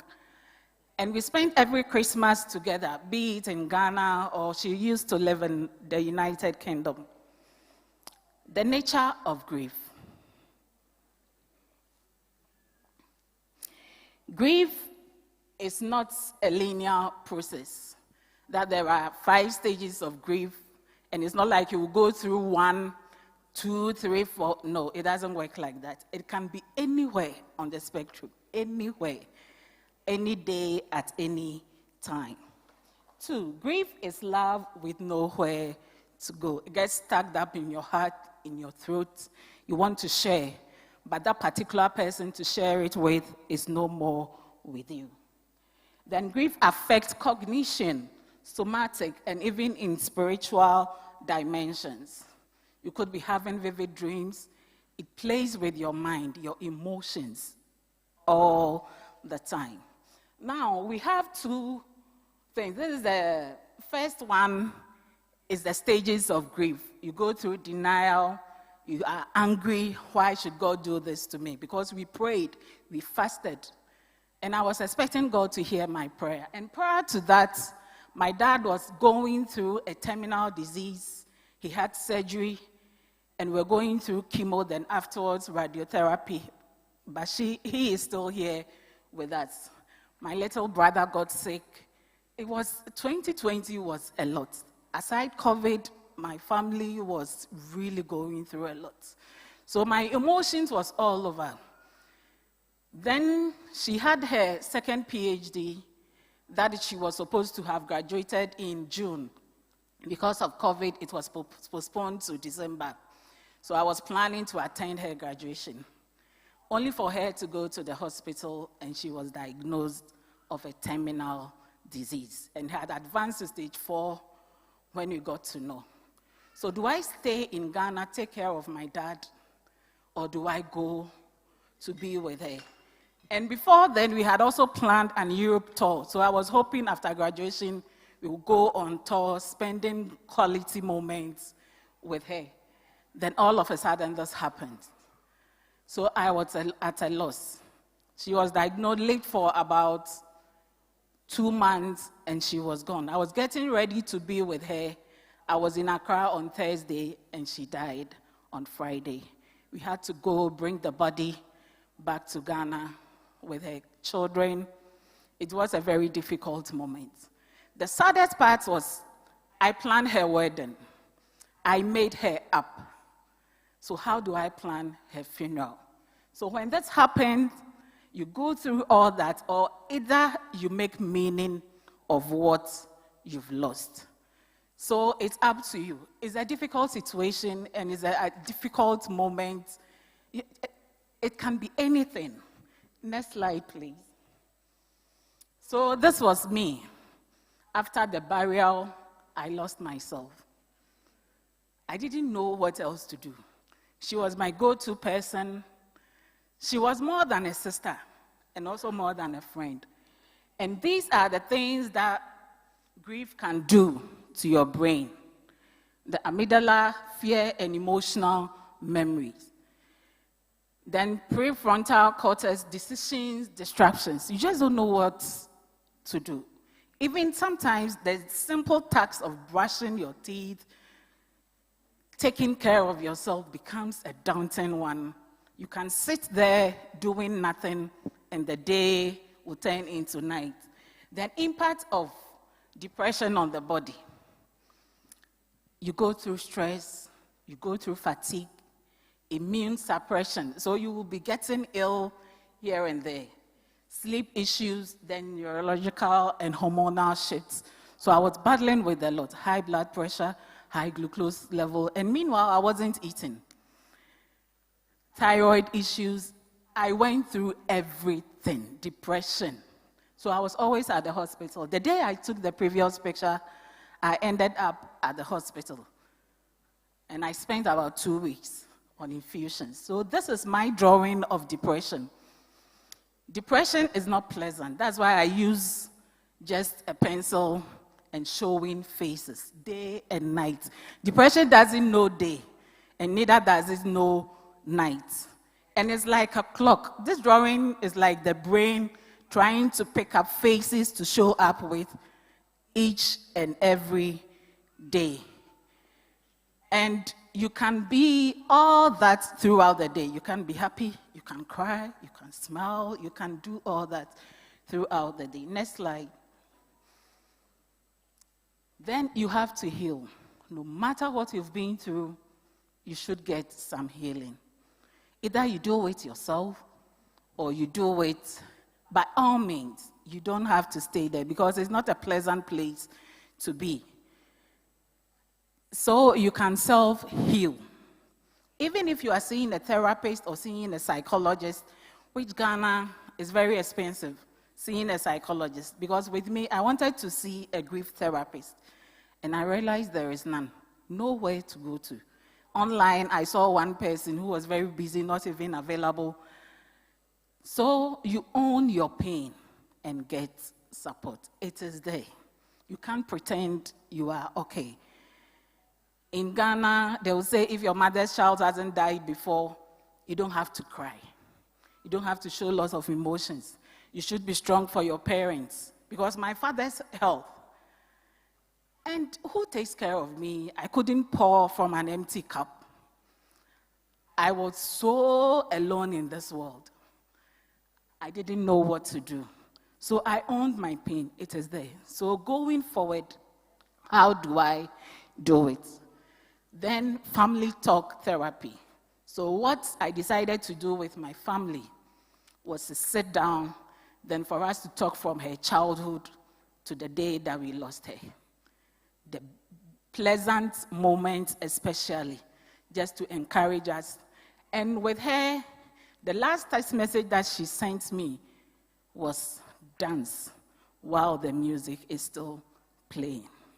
So that stuck with me. And I told myself she will always want me to be happy.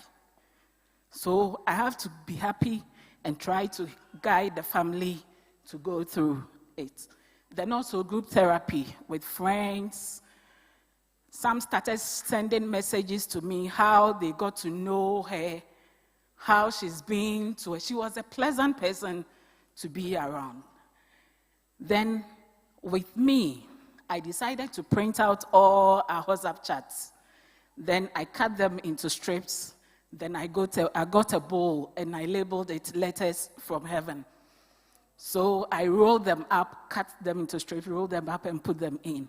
So each day I will pick one and read. Then poetry. We wrote poetry about her, especially her kids. One wrote about peace, which even won an award in the UK. Then we listened to her favorite music. She was a worshiper. And it was difficult to listen to those music because we've ministered most of those songs at church. And everything brought about her memory. So I stopped listening to music at all. And I realized I can't do this because I love music. So why don't I expose myself to those songs and cry myself out, then also get a hold of myself. So I did that, the family, we did it together. Then I started journaling, writing every day about my everyday life, the things I've been able to do because I was in a fix. Even going to work became very difficult. Sometimes I would drive and I will miss the 10 and go, I will realize that I will be in about 2 towns ahead. Then I have to drive back. I'll be late at work and they will be on me. You've missed your lessons. And nobody, when you are there, it's not everybody that will have pity on you. You will lose your job if you don't get a hold of yourself. But you still also have to heal. So storytelling with William, we met on LinkedIn. We started talking, so sometimes I will talk to him about my soul sister. Then honor the memories meaningfully, acts of remembrance. So times I'll go to the graveside and come back. Then we used to have a discussion. So he would tell me, "You are brilliant. Why don't you go back to school?" I said, "I'm taking care of everybody because I'm the firstborn. And the first daughter in Ghana is not easy. You take care of everybody. I've been doing that since I was a kid, and I left myself behind. I didn't know. I was taking care of everybody but myself. But this time, I said, I am also going to take care of myself because I also matter." So we were talking about going back to school, so I decided to buy my forms and start with my PhD. Along the line, my PhD thesis is to her memory. So I decided to go into therapy. Then I also took an MSc. So I'm doing that concurrently. By God's grace, it will be over soon. Then self-care. Go for body massages. Take care of yourself from head to toe. Anything that makes you feel good and makes you feel relaxed, you try it. You don't stay, do anything at all that can make you better. Then avoid numbing behaviors and distractions. I decided to remember just the good days. Just the good days. Good memory about her. So I didn't use her obituary. I never use it as my WhatsApp profile, Facebook, nothing. And when I mix her, I go to her page and write to her. I still send messages to her Facebook Messenger, although it's one-sided. But I'm getting there. Then holding space for others, very important. You have been through it. You know how it feels. So be empathic. Show compassion. Lead others through their journeys. Make them feel welcome. Listen to their stories, even if you are tired. Just give them the gift of presence. Then greater appreciation for life. This taught me a lot. In Scott's presentation, you now value life. The things that we've taken for granted. And I thank God that I showed her love. I showed her genuine love, and she also reciprocated. So I never felt guilty. I did everything that I could do. So in this instance, sibling rivalry is not important. Have healthy competitions. That is better.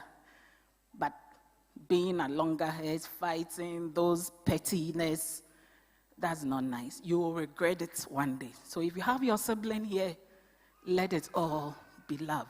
Make good and meaningful memories, because that is what you hold on to when the other person is not around. Next slide.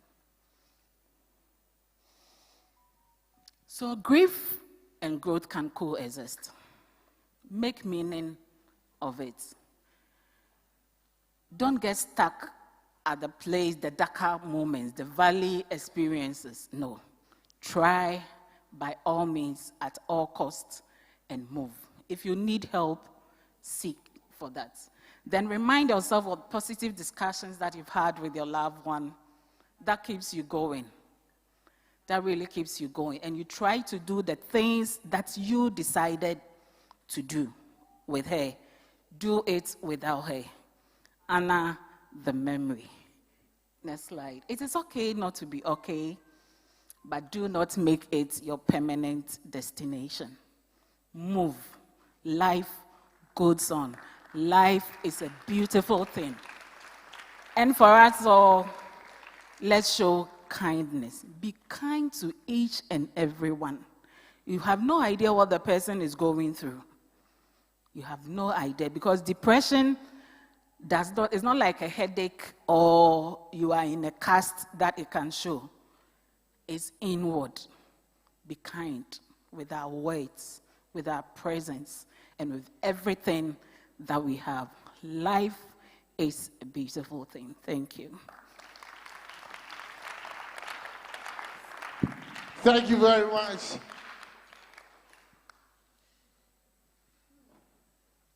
Oh. Aho is crying. Aho! Very touchy story. Thank you very much, Madam Champo. You can take your seats. Let's move to the next speaker, and then after that, we'll take questions. So please pen down your questions, and then we'll do that. Bruh.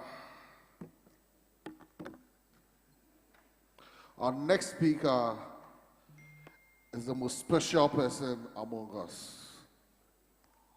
He has his own specialities. He has his own way of doing his own things. And without doing much or without saying much,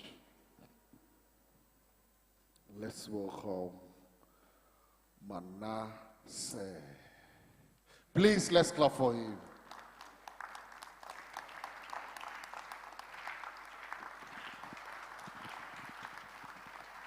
Hello.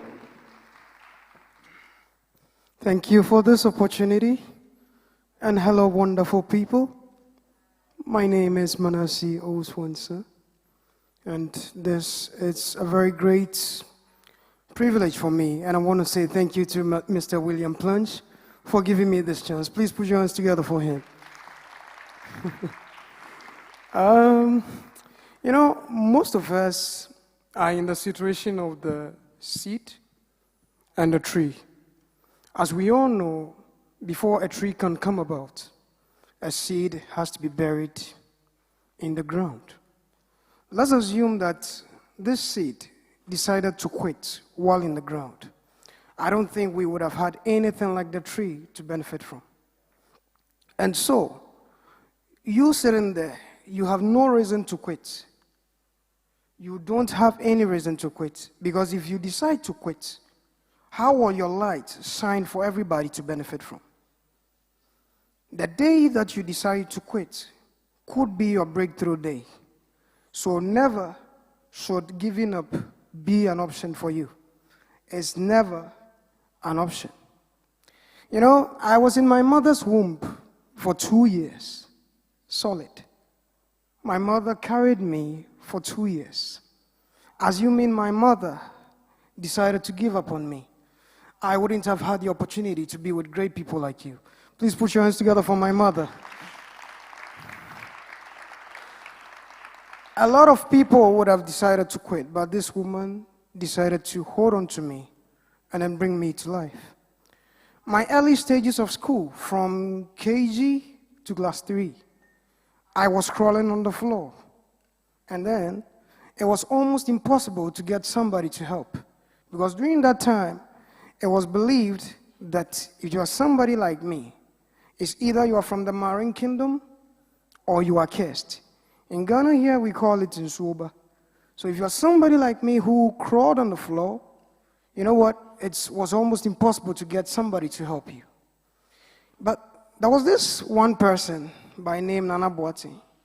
He was one of the few people that were willing to help me do whatever that I had to do. I had to crawl to buy food. I had to crawl to do a whole lot of things. Sometimes teachers will even avoid me. This Nana Boateng, who was willing to help, was advised by the majority that, look, if you help this little boy, you're actually bringing bad luck upon yourself and your family. So what you got to do is you have to stop. Looking at all that, I told myself that, look, the sky is huge enough to occupy everybody. So if somebody is on top, I, Manase Osuansan, can also be. You shouldn't look at your situation as a way of limitation, or don't let your situation break you down.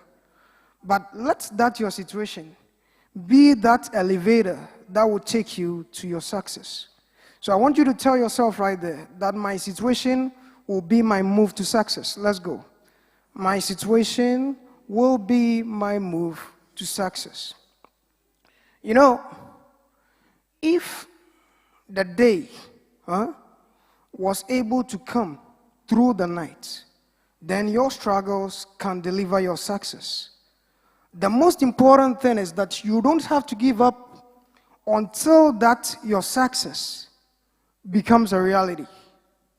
So, as you are there, you should always tell yourself that if your success has not become a reality, you don't have a reason to quit.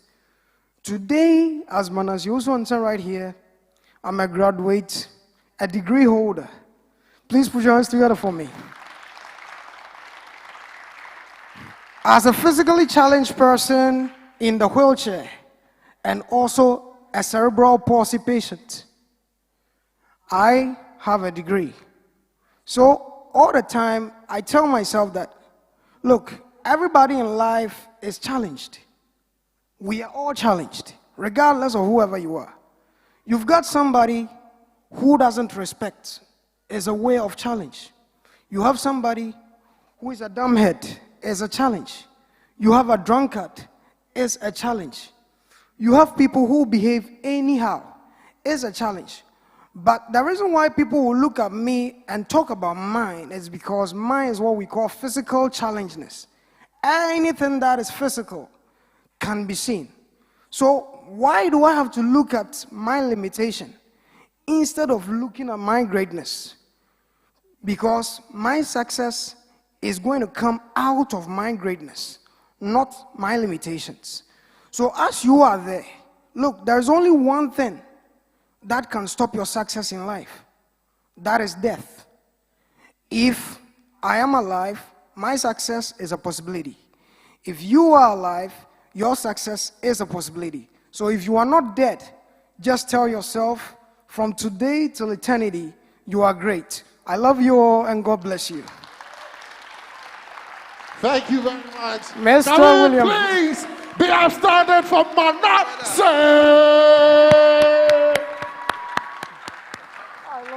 Please do it for him, do it well for him, do it well for him.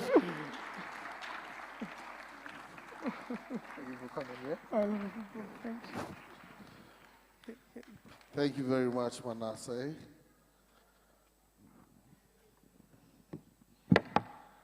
Among the speakers, or the next one we have, is the biggest and toughest. He's Obolo like me. My language, you're Obolo. Obolo means fat person.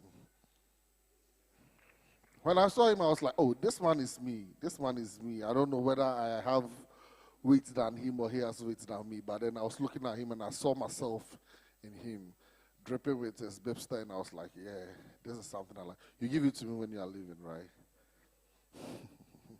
Let's welcome our next speaker, Mr. Annie.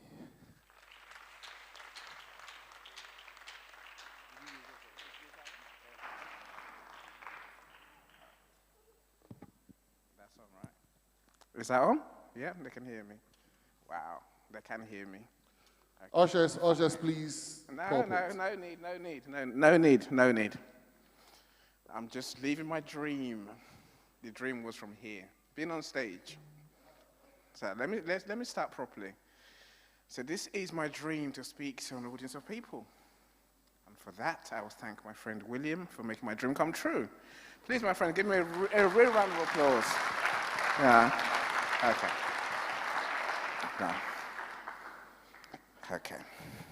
See, my friends, I've crossed many countries, continents, to come and tell you, I guess I call it a secret. It's a secret formula, really, to live the life that you want. The life of riches, the life of happiness, the life of success, the life of power. See, I live in a world where, amazingly, Africans believe that they can't. No more. That's not true. It's just not true. I'm looking at the kids, right? It's not true. It's a lie. It's the biggest lie there ever has been. Let me not get emotional about it. I'll try and explain to you exactly 5 steps to get all that you dream of, all that you want. Because we all can. All of you here can be bigger, richer, better than all of us adults that you've heard from on stage. But only if you believe. You must believe. You must start doing. So I'm going to give you the formula, and then hopefully you will go away and live the best life that God's designed for you. Someone asked earlier, how do I know what my purpose is? Your purpose, my friends, is a simple one. For me, it's simple. Many people give different answers. Your purpose, my friends, lies in your dreams. You know that picture you see in your head when you close your eyes at night when no one's looking? That picture you see when you think, I know what I want to be, what I want to do when I get bigger, what I really, really want. Just to make sure that we were on the same page, please take 10 seconds and play your dream through in your head. Close your eyes if you want. Play that video you see. What do you see yourself doing? What's the life you see yourself living? Play that dream. Yes, I'm looking at you, because you're the kids in here, right? Play that dream in your head.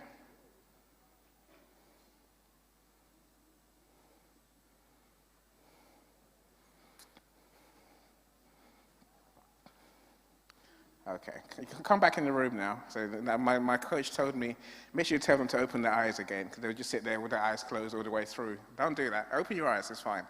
It's fine. Okay, so now so you can see your dream, right? That dream is yours. It's there. God's given it to you. You have to understand that. No one tells me. I wish someone told me when I was your age the power of my dreams. If they had done, my friends, I would have dreamt bigger. But I've done well. I haven't done too badly, right? You can do bigger. You can do better. Because you have to dream, truly dream, and then go for it. There's no way of saying it to you, my friends. Your dream is not a fantasy. Your dream is not a wish. Your dream is not just a picture in your head. I say to you, your dream is your destiny. Look at your dream as if it's where God wants you to be in life, if you really want it. That's what your dream really is, right? You have to see it as that. The only way I can describe how your dream really works is to say to you, think like that little kid, that little child that wants that present for Christmas, for their birthday. They really want that thing, whatever it is. And that's all they want. They think about it. There's the only thing they can see, right? They run to mom and dad. Mom and dad, please, I really, really want it. Whatever it is. That's what your dreams are, right? Hold it the same way. Cherish it. Love it. Be obsessed by it, maybe. And they say, Mom and Dad, I really want it. It's anything I want, and I will do anything to have it. You must say those words about your dreams, my friends. Because if you don't really want it, then you won't have it. If you really want it, you'll have it. As long as you follow the steps. But it starts with really wanting it and saying those magic words. I'll do whatever it takes to have it. Okay. You see, when you have the dream that you have, if you go all in, if you make the choice today, I must have it, you'll be a step nearer to having a dream and the life that you dream of. But that choice you have to make today. You can make the choice tomorrow if you want to make the choice next week, next year. All you're doing is delaying your dream coming true. See, that's a reality, right? No, so right now, I want you to say to yourself, I really want that picture I saw in my head. I won't make you say it out loud yet. I'll make you say it out loud a bit later on, right? But you must choose and truly mean it, truly mean it. And look, someone said it earlier. I think it was Scott. Unlike the kid in Who Wants a Present, the kid goes to ask mom and dad or the adults in their lives. No one's going to give you a dream. Sorry. That's how life works, right? Now, God's giving you the life that you want, the thing that you want, but you must go and meet God halfway. There's no two ways about it. You must do your bit. You must take action. That's how you're going to get that dream. The kid can go and ask mom and dad. Us adults, we can't ask anyone. It's not going to happen, right?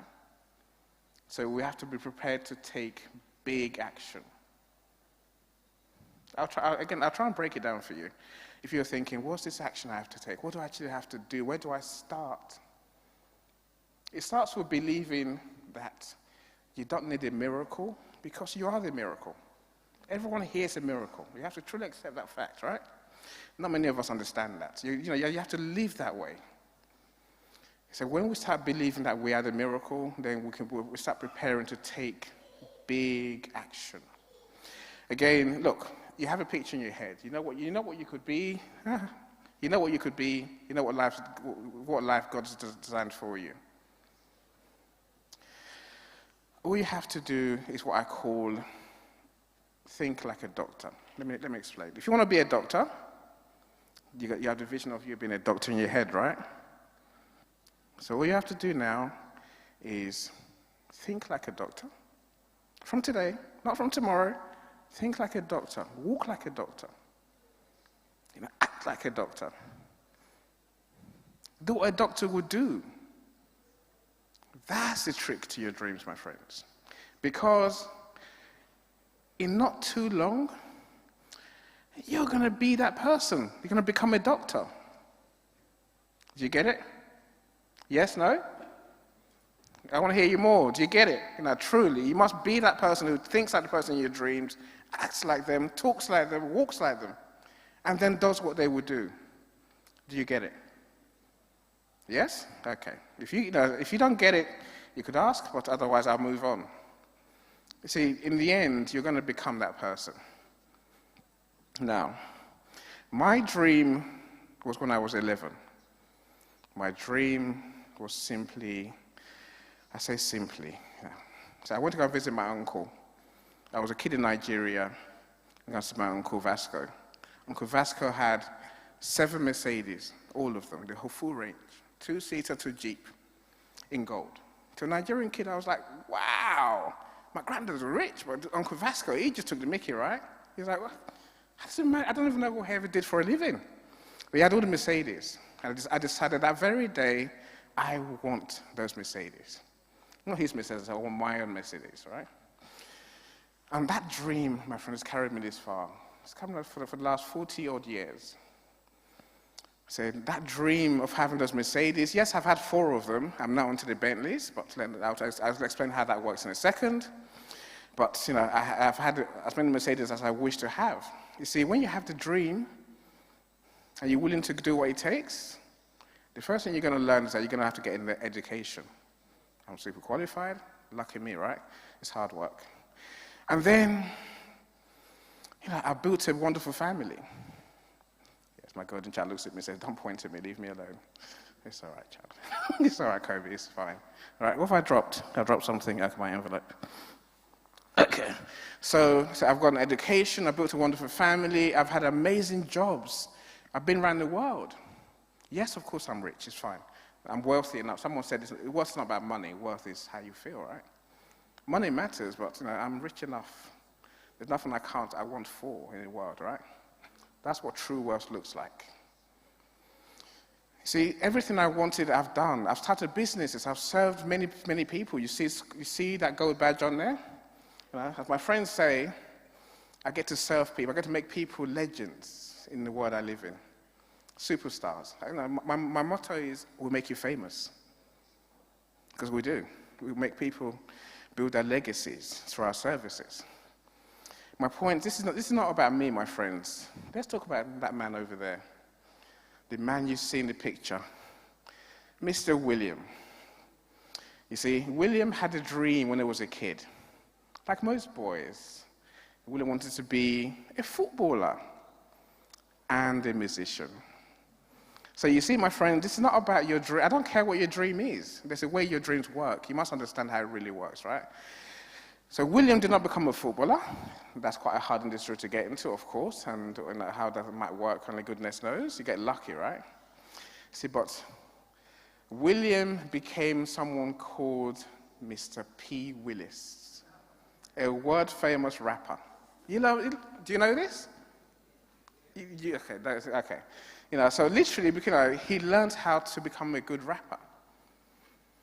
Go and watch YouTube if you want to hear what Mr. P. Willis sounds like. I'm going to make you blush, William, of course, right? But what he did is you learn how to be good at something. You learn how to focus, follow a line. I want that, I'm going to have it, right? And as you go, like William did, so in his early 20s, William sharpened his dream.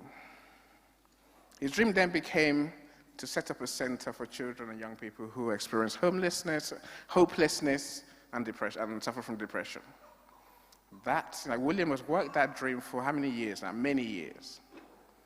Every day, William has lived that dream. So in that time, William has become homeless, unemployed, all the things that people talked about today. Of course, you experience bereavement and loss.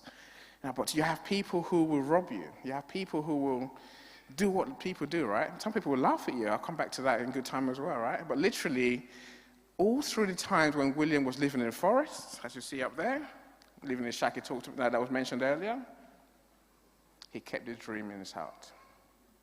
You must too. If you really want it, believe like you never believed before. Just know that that dream is there for you.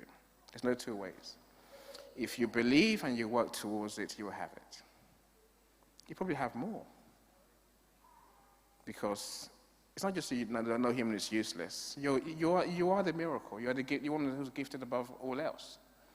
You have to truly believe you can and put the work in. No matter what you're doing today, no matter what life has been for you, my friends, believe in the future ahead of you. Go and live it, right? You see, right about now, people look at me and go, Annie, you don't know how hard my life is. You have no idea. I can't even begin. How can I start? Yes, I know your life is hard. Everyone's life is hard. Everyone here's life is hard, I promise you, right? If you don't believe me, let's play a quick game, right? So put your hand up. I don't care which hand you put up. I'm gonna give you a few situations that we experience in life. If your answer is yes, keep your hand up. If your answer is no, put your hand down. Okay.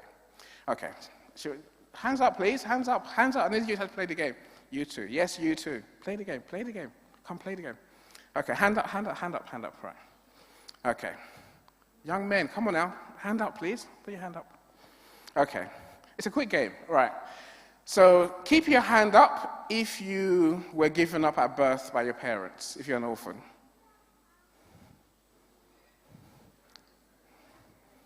An orphan? You grew up with someone else apart from your parents?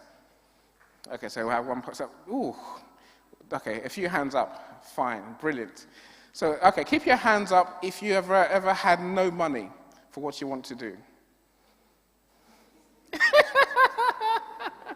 No, you can't put your hands suddenly back up again.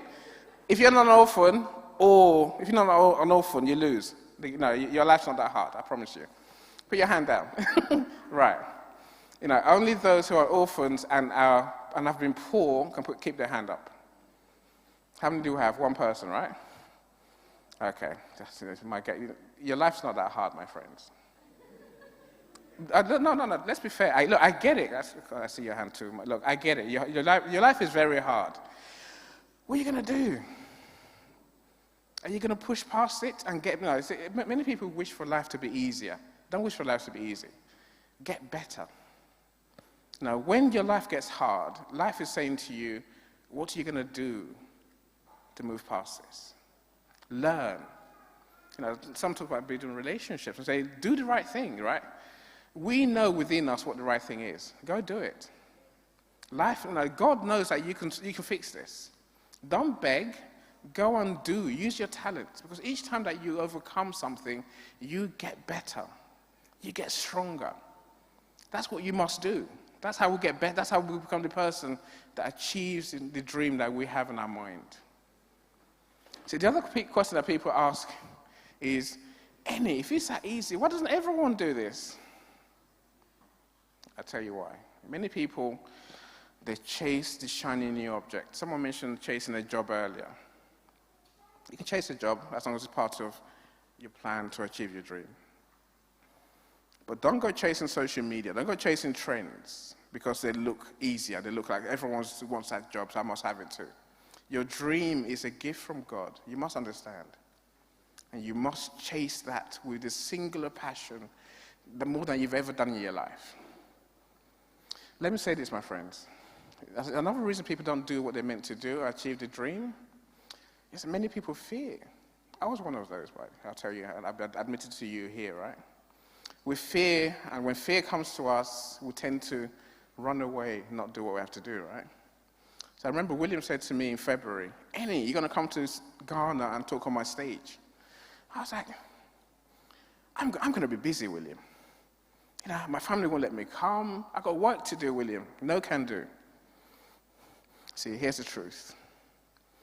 Now, for 20 years of my life as an adult, I could not speak in public. Literally, I would shake. By now, I'd be like, I forgot all my words. I start sweating. My eyes literally go blind. No, really, this is my truth, right? So when William asked me in February, I felt all that fear, and I nearly died, literally. So everything I told him was what I call excuses. To me, there were reasons. I can't because. See, when William came back in July, I realized that I was living from my fear when I was saying, no, I'm not coming. He asked once, I was like, yeah, of course I'm going to come. I could say here I am, but that's not true. Literally, I've had to do the work. My son knows I practice every day for a long time. I've had a speaking coach, otherwise I wouldn't be here now. I'm saying to you, look, you have to realize achieving greatness takes work. Do the work. If that means you learning, go and learn. If that means you taking risks, go take risks. If that means you forming collaborations, go do it. Everything everyone said here today, my friends, you can all do, right? But this thing, achieving your dream, everyone can do. If you don't do it, it's more for you. And a lot of people will hear me talk and just sit there listening and go, oh, well, I don't really, maybe it's not me, I can't really do it. How do I know I'm going to succeed? Take it from me. Only you see your dream. No one else here sees your dream, only you do. Only you can make it happen the way it is. If you don't go for it, I've done my best. I've inspired other children, I'm sure, young people in time, right? That's all I can do. My friends, I think, we love the American thing, which is to make you participate, right? So join in. I've got my mantra. I want you all to speak and say out loud. Yeah. I want you to be loud. I want you to speak loudly. Not just, oh, yeah, I agree. I want you to speak loudly. Shout, so the whole of Accra hears you, at the very least. So I'm looking at you young people. Where's your confidence? Come on now, let's hear it. Are you ready? Yeah. Thank you. Are you ready? Yeah. That's more like it. Adults, you can join in too. Okay. So you've chosen to chase your dream from now, right? Louder, people, come on. That's more like it. Let's keep it there, right? You've chosen to chase your dreams. Okay. So I want you now to say, I am done with struggling. I am done with struggling. Superb. I am done with living a hard life. So I am tired of being small. I'm ready to receive more, to be more, and to do more. See, my friends, that's the route to your dreams, right? I've given you the secrets. I came here to come and tell you this simple 5 steps. I've told you all of it. The first one is dare to dream. Dream big. As you dream more, you're going to dream bigger. Who knows what you can really achieve in life? The second thing is believe. Believe like you never believed in your life, right? Believe that you're destined for greatness, because you are. Third thing is truly choose to do what's in your dream. You've done that today, right? Number 4 is commit to it. You just keep that dream in your heart and do what it takes to take the steps towards it every day. When things go wrong, don't worry about it. Go again. Learn. Go again. Right? The 5th one is simply dare to do. Take action. Take massive action. And do what you've never done before.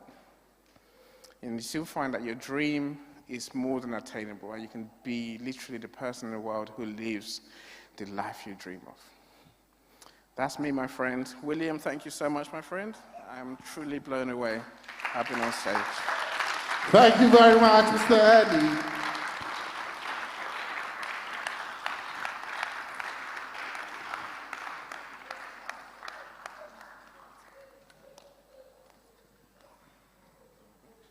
P. Willis. Yeah. The first time I had a discussion about Williams, I showed it to a friend and I was like, hey, P. Willis writes a book, do you know? Yeah, he said, hey, P. Willis writes a book. I said, yeah. Oh, me, I don't know. They rap that time, so they come K and they can rap. I said, okay. So that'll be one. There'll be another side of P. Willis. P. Willis, I beg you come take stage. This is you. Please let's welcome him for the keynote address. Thank you very much. Oh my God.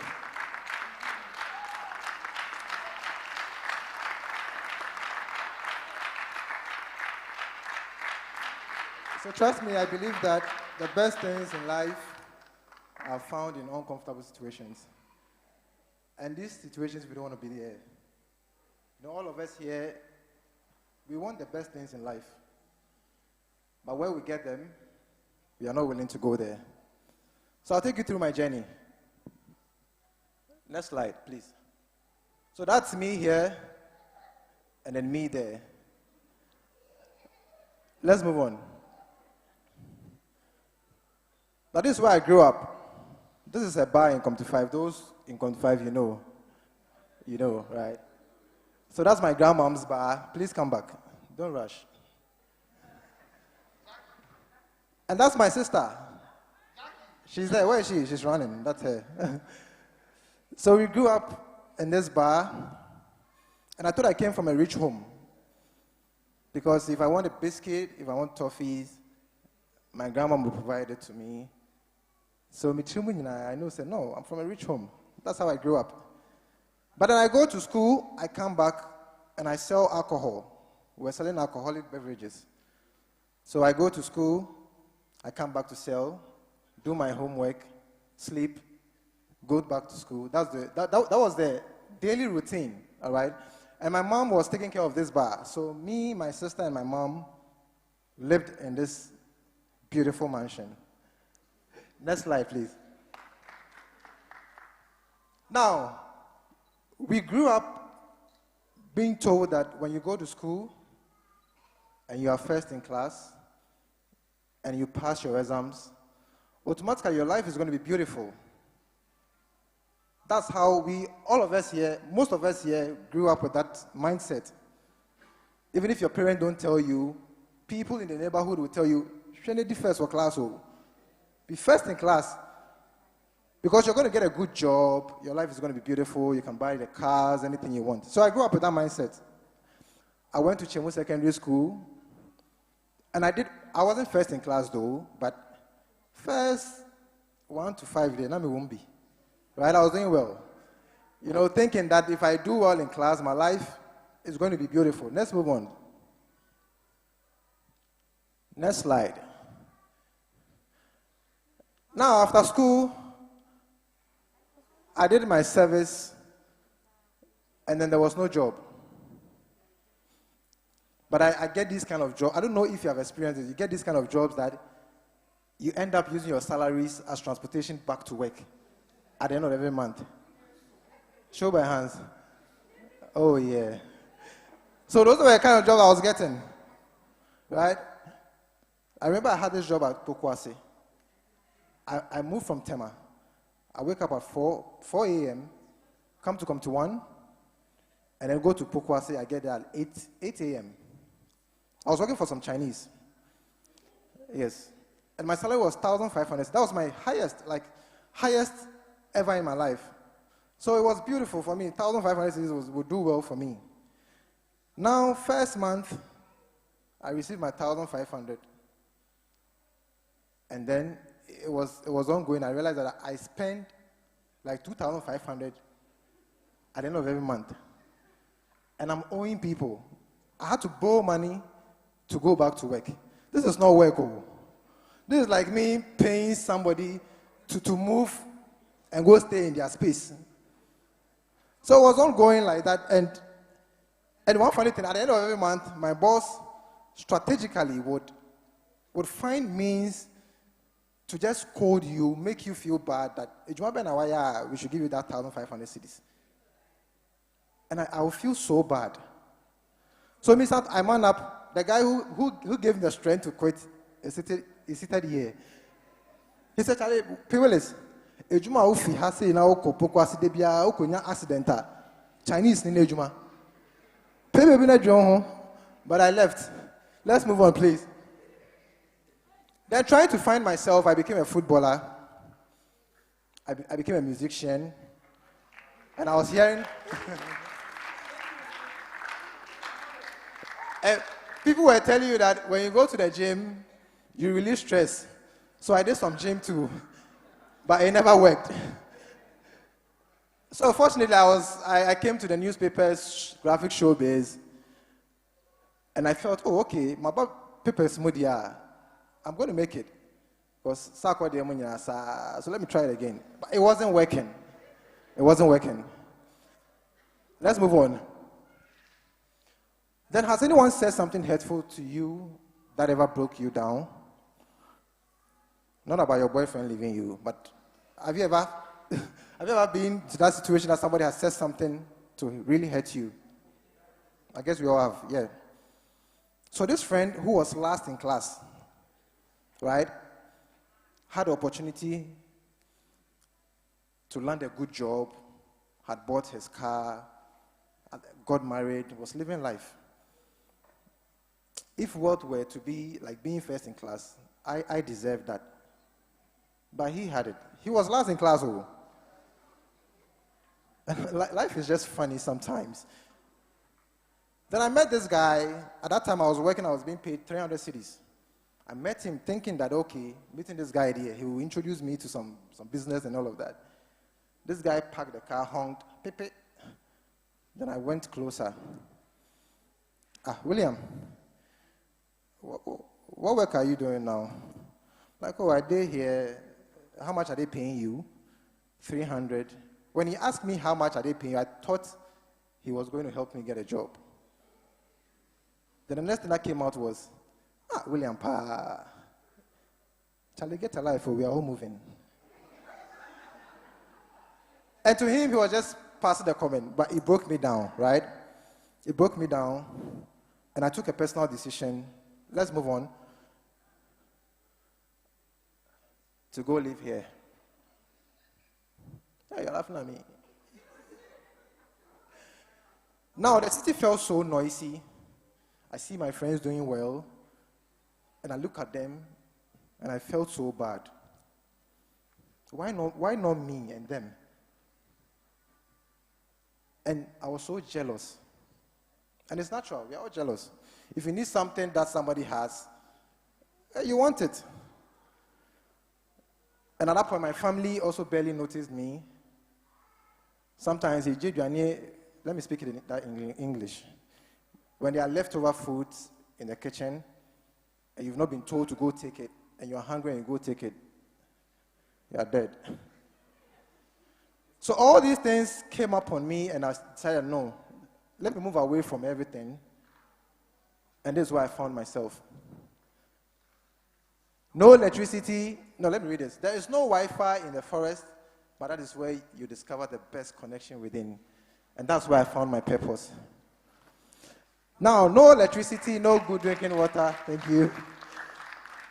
No good drinking water. We're drinking from a stream that looked green in color sometimes.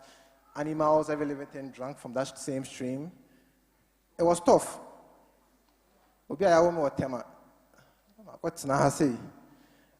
And every morning you need to go to the farm. If you want to eat, you have to go. Otherwise, you have to wait for the guys to come back. Then you prepare something to eat.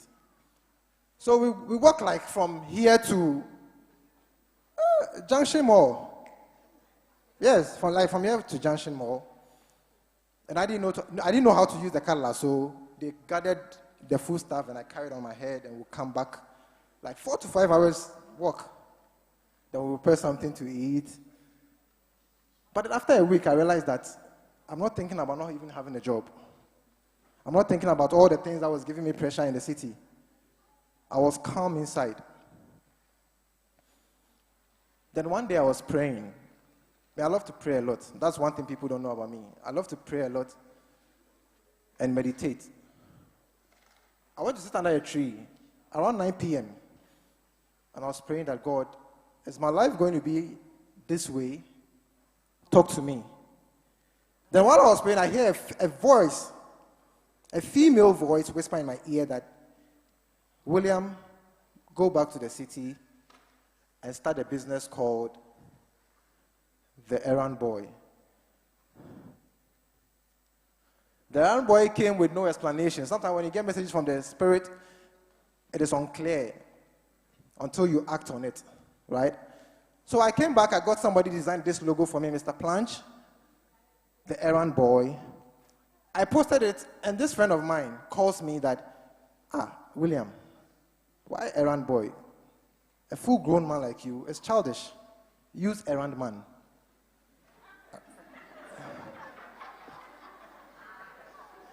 Me makobo empire na mati Errand Boy no see Errand Man. I ignored him, maintained this, and I shared a post. See, I'm the errand boy. If you're a busy scheduled person, you want somebody to run errands for you, pick your kids from school, do their groceries for you, call on me. I'm the errand boy. And guess what? In 1 week time, I get calls from high-profile people in the community. Hey, I saw your logo. Can you do this for me? And I sit in and I do it. And it wasn't about the money. It was that anytime they said, thank you, William, God bless you for helping me out, I had this sharp feeling inside of me. That made me feel good, as if I have done something extraordinary. Then how many of us know Cantamanto? Yeah. I started going to Cantamanto. And you know, if you want the best clothes and shoes, you need to go there as early as 3 a.m. I go there, get some shoes, come, take pictures, put it on my WhatsApp. And these people that I was serving as an errand boy, they were buying from me. Now, the first time I went to Cantamanto, I had 150 cedis, and I got about 5 shoes. In a space of 2 days, I sold all the shoes, and I made like 800 cedis. Now, don't say wow yet, wait. Now, 150 cities has given me 800 cities. Then let me put all the 800 cities in, and I'm going to make like millions. Now I went back to Katamanto, took all the like 800 cities worth of shoes. I came, I was posting no calls first day, no calls second day, and I ended up wearing the shoes myself. And that's how the business collapsed. Let's move on, please. Oh, this story. I don't want to share this. Let's move on, please. Let's move on. Okay, go back. Let me share it. When somebody says no to you, or they say you want something from somebody that saying no, they're turning you down, it means that God wants you to own it. I met this girl who was wearing these marks, and I told her that, I have some connections. Send me pictures, and let me share these marks. I can sell it for you, and you give me commission based on the sales I make. So we agreed. I posted, people call me, and I send the order to her. She makes the mark. People pay me because they feel I'm the one doing it. I'm not the one doing it. So they pay me. I order from the lady, and she does the delivery, and I take my commission. Now, business was good. We were doing these things, and then one day, I told her that, you know what, send me a different video. Because the one you send me, people have got to know it. So let's change, right? Now, this lady sends me a video with her contact on it. I'm like, oh, Charlie, if I post this thing, they're going to call you directly. I miss my commission. That wasn't the agreement. All of it, this girl says no, and they won't to me, yeah, you ain't trust. Now, people were calling me because they felt I was the one running this business. So I took my last money. At that time, I had 1,500, and that 1,500 was from that Chinese job, right? I took that money before leaving. So that money was there, and I researched about how to make these marks, and I bought one machine from China. I was even thinking it was not going to come. 3 weeks' time, it came. So excited, I tried it, and the next month, I made 3,000 cedis from my first consignment. So sometimes, if somebody says no to me, I love no's and rejection. I move to the next person. I always end up meeting a better person than the previous one I went to. So let's move on. I've already talked about the Pokwasi job. Let's move on, please. COVID. Now, when COVID came in, I woke up one day. My grandmom, you saw her. She paid my school fees. She was doing all the good stuff for me, right? And my mom was also supporting. My dad had already left on there. That story is for another time. COVID came in. My grandmom woke up one day and says, hey, William, you are way over 18 years old. And in the laws of Ghana, when you're 18 years, you need to go live your life. And I was wondering, because I knew people who were 40 years and they were still living with their mom. Now, I thought it was a joke, because my grandma always raised issues like this, and we just forget about her. One day, I went out, I came back, and she had packed all my stuff outside the gate. That, hey, William, live my life. Leave this house and go live your life. Now, people in the neighborhood came around, because they knew I wasn't a rowdy boy, I was a quiet type. They came, why are you doing this to the boy? Why are you doing this to him? He said, no. So my grandmom goes to the Catholic church. So I had a mindset that, okay, since she's a Christian mother, let me go to the church and report the issue. So when they come in, or the ferry into now I made it worse. I went there, brought the Christian mothers to the house, and she told them that the church didn't build my house for me. It's my own sweat. So I decided what to do with my house. My grandson should leave. And this is where I found myself. My mom had to go and borrow 1,000 cedis for me to stay in this mansion. So I was in here doing the marks, small, and at this point, I felt my life had come to an end. Because COVID, lockdown, you go hungry. I wake up every morning praying and crying. Next slide. And play the video. I wake up praying and crying. Praying and crying. You ask me who's who chow. I don't know why I was doing that.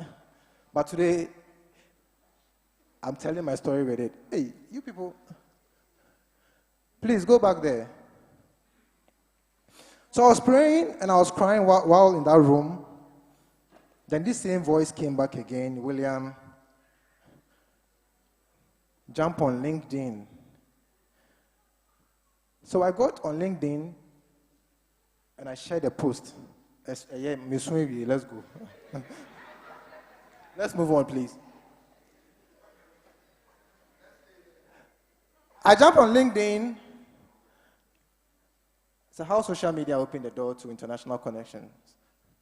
I was in that ghetto crying. I jumped on LinkedIn. I shared a picture of me in the forest. And I said, you know what? Sometimes we need to go through uncomfortable situations to bring out the best things inside of us out. It's a normal random post. Then this white man saw it and I was like, William, I think you have a beautiful story. Let me introduce you to this group in the US. If you want to tell them your story, I'm like, cool. Me, I'm always crying in my room. Come and tell a story there. He said, normal. So Zoom call, sometimes in the heat. And before I got on the call, I made one of the marks, which I call the invisible marks, with the CEO of that networking group, right? So I told my story, I was just telling them, then I brought the mark out. And I was like, you know what, human beings are like these marks. When you are not aware of the beautiful things God has placed inside of you, then you know this mark, when you pour hot water in it, then it reveals the hidden image that is hidden.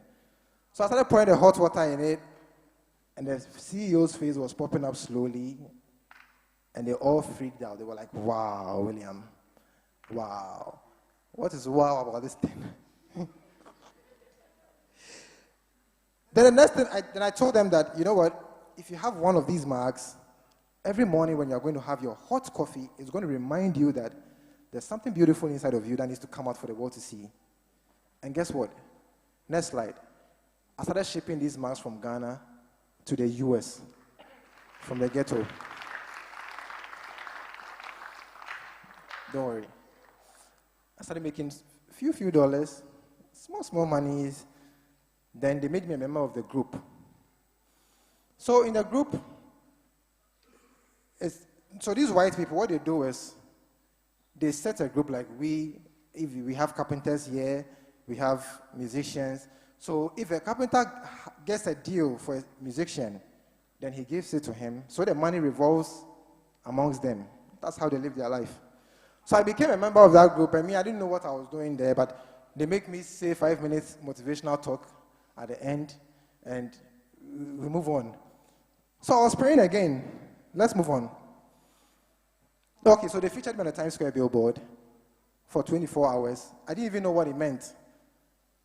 I didn't know Times Square billboard was a huge thing. So you see my logo, Mr. Planch. Do you see it? Yeah. And I didn't pay anything, just because of the story and social media. I was on the Times Square billboard for 24 hours. Then anytime we had conversations, I was praying and I heard this female voice say, William, now these people love reading. They love books. Because anytime you're having conversations, they talk about reading. Have you read this book? Have you read this book? Then the voice says, William, you have a story.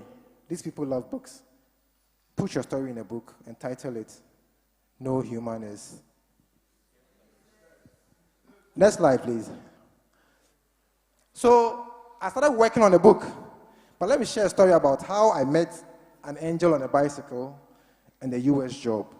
If you are here, if you ever lost a job, or you've lost a job, learn a lesson from this story. I closed from work one night. I was at Coca-Cola. I closed around 11 p.m., and I was walking home. So I was using the Junction Mall, the overhead. They are still constructing it, so it was very dark. Now, when I was walking, I was just saying to myself, God, I need a job in the US. If you're going to give me this job, I want to see an angel on this road. And I don't want to see like Madonna Masudai, like the way I see you guys here. Now, me saying these prayers, I was getting scared. And then, strangely, there were some wind blowing. I was like, hey, but I still said it. I want to see an angel. So while I was walking, then I heard somebody riding a bicycle behind me, right? Mind you, I was praying for a job in the US. Now I go and I decided to turn for the person to come and pass. I turned and I see this small boy wearing a black shirt with American flag hoisted in it. Now when I saw it, the feeling was different. I turned back to watch the boy and then the boy was nowhere to be found. It is very true. Then I was like, hey, I did not follow. And in 3 months' time, I get a call from a friend on LinkedIn. Says, hey, William, my business is getting big. I need helping hand. And no crana come to come my downfall. I called out my friend. Say, it might be open. She said she wants it. I'm like, okay, I'll talk to the person. Now I go back to the man and say, William, it's you. I want you to handle this. I trust you. I don't trust anybody. Then I got the job. Then she asked me, no, wait, there's a funny story here. He asked me, where do you work? I said, I work at Coca-Cola. How much is your salary? And I mentioned my salary, and he was like, an hour? I don't want to mention my salary here. It was an hour. I'm saying, now I'm saying. This is a monthly job. William, I can give you like 15 times this money. Go leave that job and come. Say, hey, we are sure. Because I've rented a place, William, out. So you know what? Let's try it for 2 weeks. And 2 weeks, the money I made, should I say it? I'll say it. My first 2 weeks, I made 30,000 Ghana cedis. Yes. And I'm saying, and the 30,000 wait here. I should leave my job. If I get this 30,000, you can cater for me for like maybe 7 to 1 year. So I took a bold move and I quit. Now, the job was going on, 30,000, boom. Sometimes you can go to 40,000 and stuff. Like, I've got the money. At that time, before the book, right, I was doing, I've gone too far. Let's move on, please. I've forgotten myself. So I wrote my book, and let's move on. While I was doing this job, okay, let's hold on here. So that job was doing well, doing fine. It got me to travel to getting these awards. But before the job, I was all about no human is useless, empowering people. But when I got the job and I saw the money, I went back to LinkedIn and changed my profile from no human is useless to a sales and marketing guy. Because this thing, I'm empowering people, there's no money coming, and there's money here. I didn't know God was testing me. So I changed everything to sales, marketing. I dropped the no human is useless somewhere, and somewhere down the line, I lost that job again. It's good I lost it. You don't know. I lost the job, and it was all tears. Because I had plans. So good, I was able to secure a land, and I got my small car. I had plans. It broke me down. 2024, because I've gone to the UK, and like I'm back in Ghana. So people still think, say, but I was indoors, crying in pain. Thank you. The fire was all gone. And one day I was crying, like I was indoor crying. Because at that time, I've had a kid. I was crying one day. I had no money.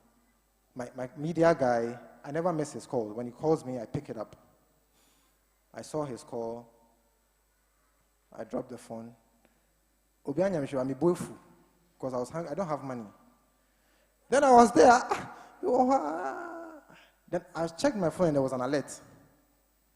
And my sister had sent me 2,000 Ghana cedis. Now, when I saw the alert, I picked up the phone and called my guy. Charlie, what's up? You call me, oh. What's up?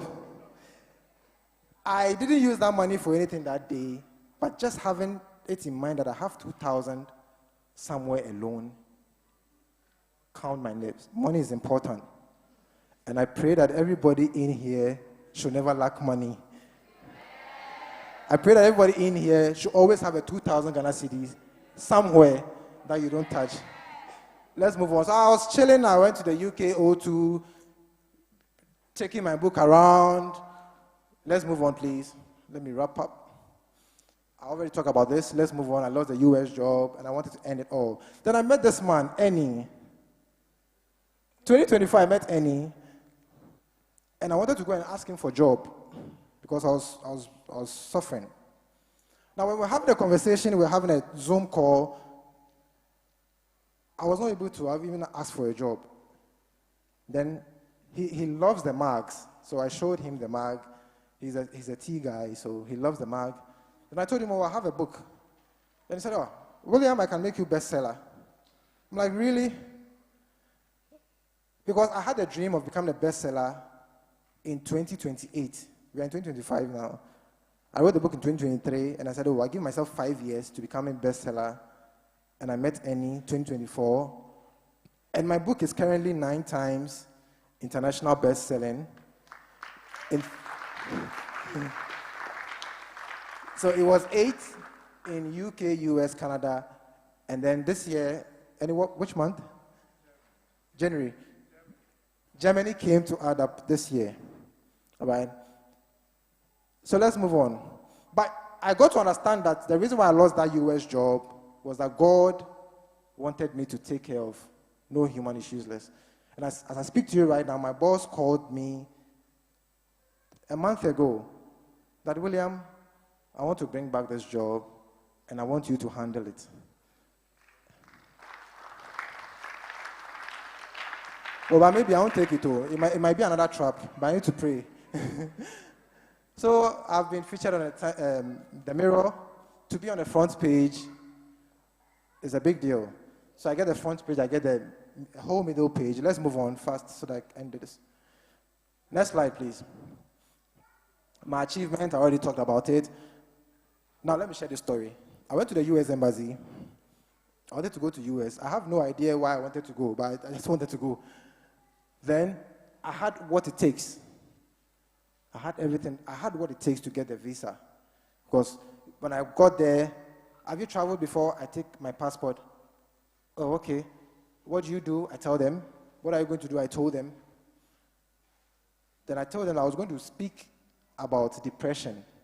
I've been invited to come and speak on depression. Then the lady was like, oh, okay, so what certificate do you have that you are qualified to go and speak about depression? I'm like, oh, I just tell my real life story to empower people. He said, no, go get an education. So I went to read. Oh, it's not even here. Okay, so you see, depression certified in psychological first aid. Fast. So I'll try it again next year. Let's move on, please. Now, this is life. Our journey, we are on the same destination, but our journeys are different. All right? We all have our dreams. It's like a moving vehicle. Some are going to Kaswa. You've been asked to come to the Accra Mall to pick some money. You can't say that you're moving with a friend who is going to Kaswa. It's okay when people live your life. And it's very okay when you also live people's life. It is okay. Don't feel bad about it. It is not meant to be. Because you can't tell me I should leave my Cape Coast and come and follow you to Comtify because we are friends. If we are not aligning, we can't move together. So let's get that in our mind. Let's go, please. Yes, let's move on. They already know this. Now, this conference, last story. January this year, I was looking for paid speaking gigs outside Ghana, and I knew people who could have just snapped their fingers and made it happen. So I told them, please, I want this opportunity, and they were all saying no to me. They were all rejecting me. Then I was praying, and the same voice comes back, William, You want to speak on stage. These people are saying no. Why don't you create your own event so you can get the chance to be on stage and speak as long as you want? And this is happening right now, right?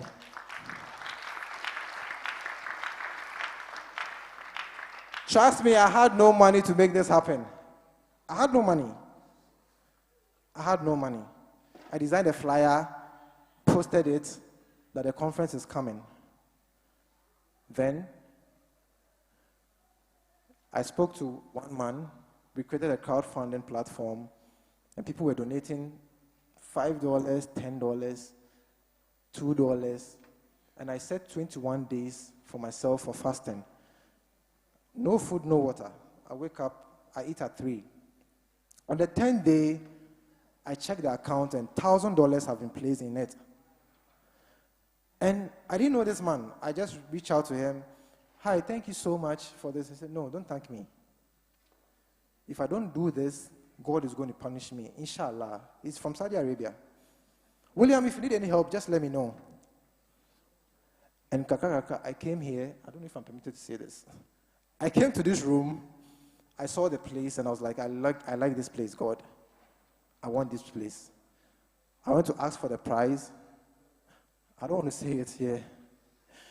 When they mentioned the price for this place, I even told Annie, no, we need to get a smaller place because I can't. And he said, no, we can do it. We can do it. I came back to them after 3 months, says, this is my story. Help me do this. And they gave me a discount. Now, last story, prayers really works. Prayers. If you leave that one out, forget it. I told you I was a musician, right? P. Willis, thank you. 2008, I went to Kewa. You all know Kewa. You know he's not a prophet. I need to say this, to say thank you to God and him. I went to Kewa. Kewa, I want to rap. Can you please produce me? And he said, okay, give me freestyle. I gave the freestyle. Me and I know say it wasn't good. Because it was tension, right? I know it wasn't good. So he was like, you know what? I'm bringing Keche out, right? So come back next year. I never met KY again in my life. This year, we went to Bosphorus with my sister. I go there. I just want to share something with you about spirituality and adding prayers to whatever thing you do.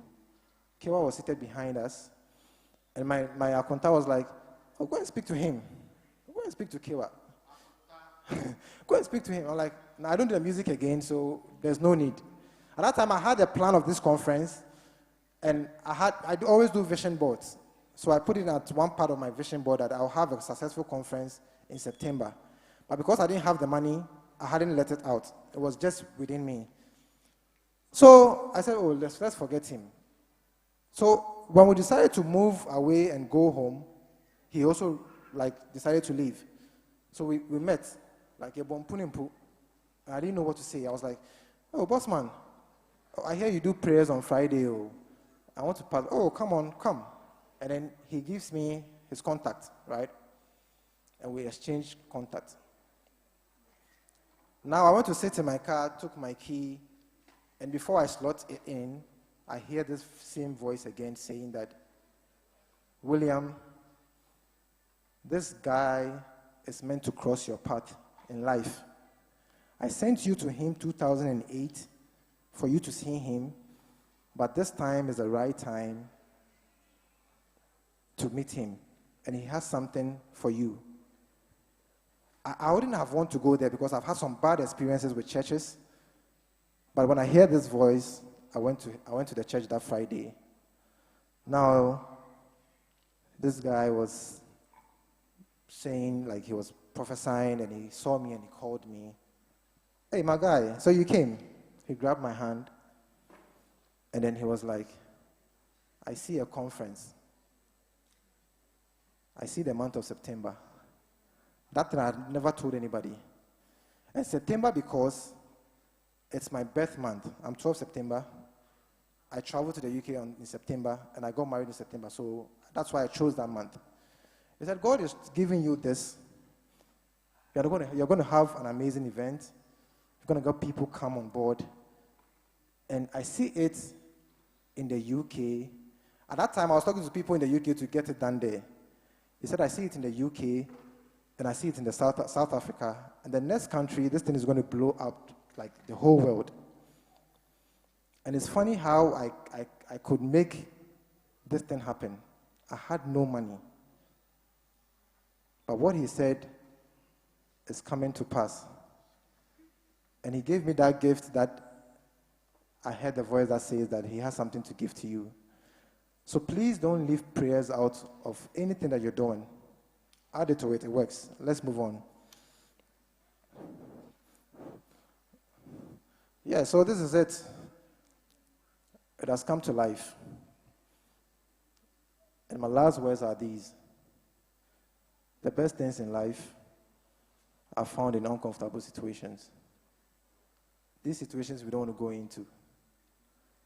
When you go into that, people have taken their lives when there was just a step for them to get their blessings. What if I took my life? What if my grandmother didn't sack me from home? I couldn't have got all these opportunities. So tough times is where the gold is found. Thank you very much.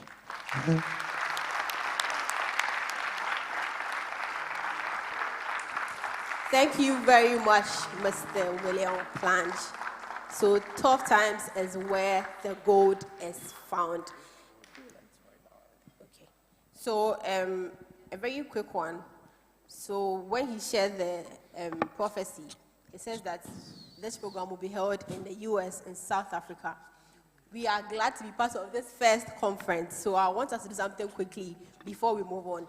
Please take your phones and let's take a video of ourselves, because we can see that in all his struggles, he took videos, even when he was crying. So please, let's all take videos of ourselves today, so that in the next 2 years, in the next year, when this program is hosted somewhere else and not in Ghana, we can also share our testimonies. While we do this, I was like... You like who? You like your husband to stand by you?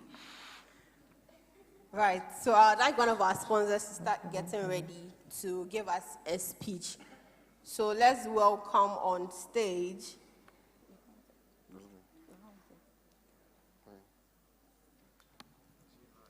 Daylight Events. Please give it up for Daylight Events. Please keep clapping, keep clapping.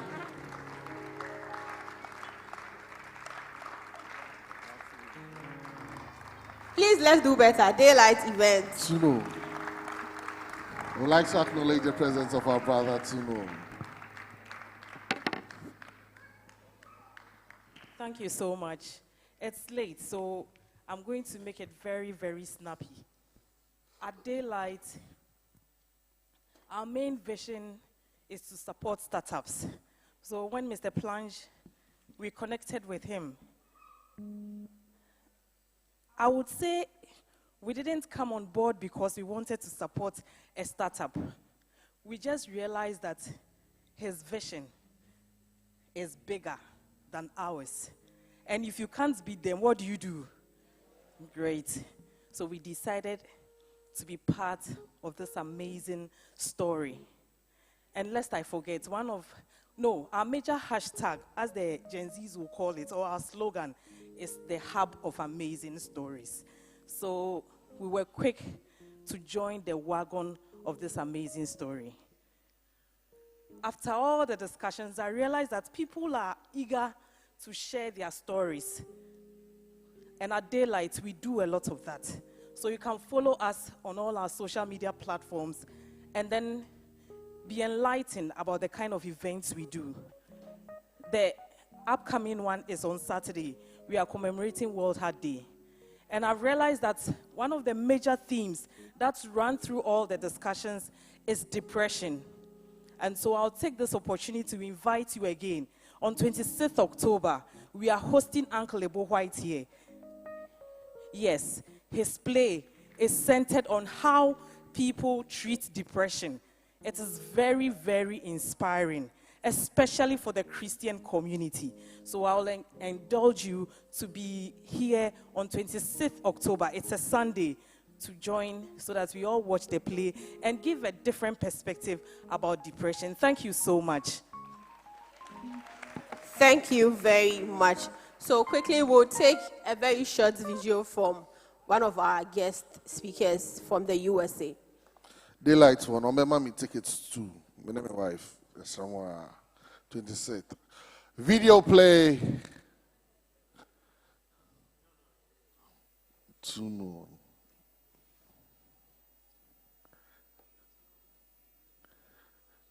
How he makes things happen and his timing, and things didn't line up the way I would have liked, because I would have loved to have been there in person, but perhaps on the next go around. But I'm here virtually today, and I'm excited to share with you a little under 10 minutes of some inspiration, some motivation to tell you that, hey, when we go through setbacks, when we go through hurdles, when we have challenges in our life, it's not a time to cower down and throw in the towel or give up or just get depressed and go into a pity party and go into the closet and say, well, I'm done. No, we have to get back up and dust ourselves off and come back stronger. And you fall 7, get up 8, as they say, right? So my message today is one, to encourage you, to remind you whose you are and who you are, and that you're capable of anything you want to achieve in this world, in this life.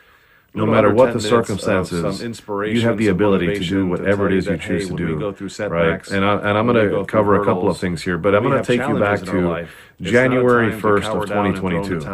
January 1st, 2022, and this January 1st around the corner will be exactly 4 years ago. Right now it's a little over 3.5 years ago. January 1st, 2022, my wife sat me down, and she said, Jose, 7, get up 8, as they say, right? And she gave me the sandwich method. She said, Jose, I need to tell you something. I said, remind you, the sandwich method is a compliment and who you are, followed by the message, followed by a compliment, right? So she said, Jose, you're amazing, you're a phenomenal husband, you are such a go-getter, you inspire your family, you provide for us in such a great way, you're a great leader, and she said all these wonderful things. And then she said, but January 1st, 2022. At some point, you got to start making money with your business. Around the corner will be exactly because, folks, I had a business over 3.5 years ago, an LLC, January 1st, a formal LLC that I had launched, and I was making no money. And she said, I had a standard 9-to-5 job. And she gave me the sandwich making decent money. She said, Jose, I had benefits, all the things. I said, what? But the reality was, I was investing so much money and time and energy in all these different things, going to live events, webinars, boot camps, high-ticket masterminds, investing in coaches and mentors, courses and programs, reading all these books, podcasts. I mean, you name it. I was doing it all. I was not afraid to invest in myself, and I was doing all these things.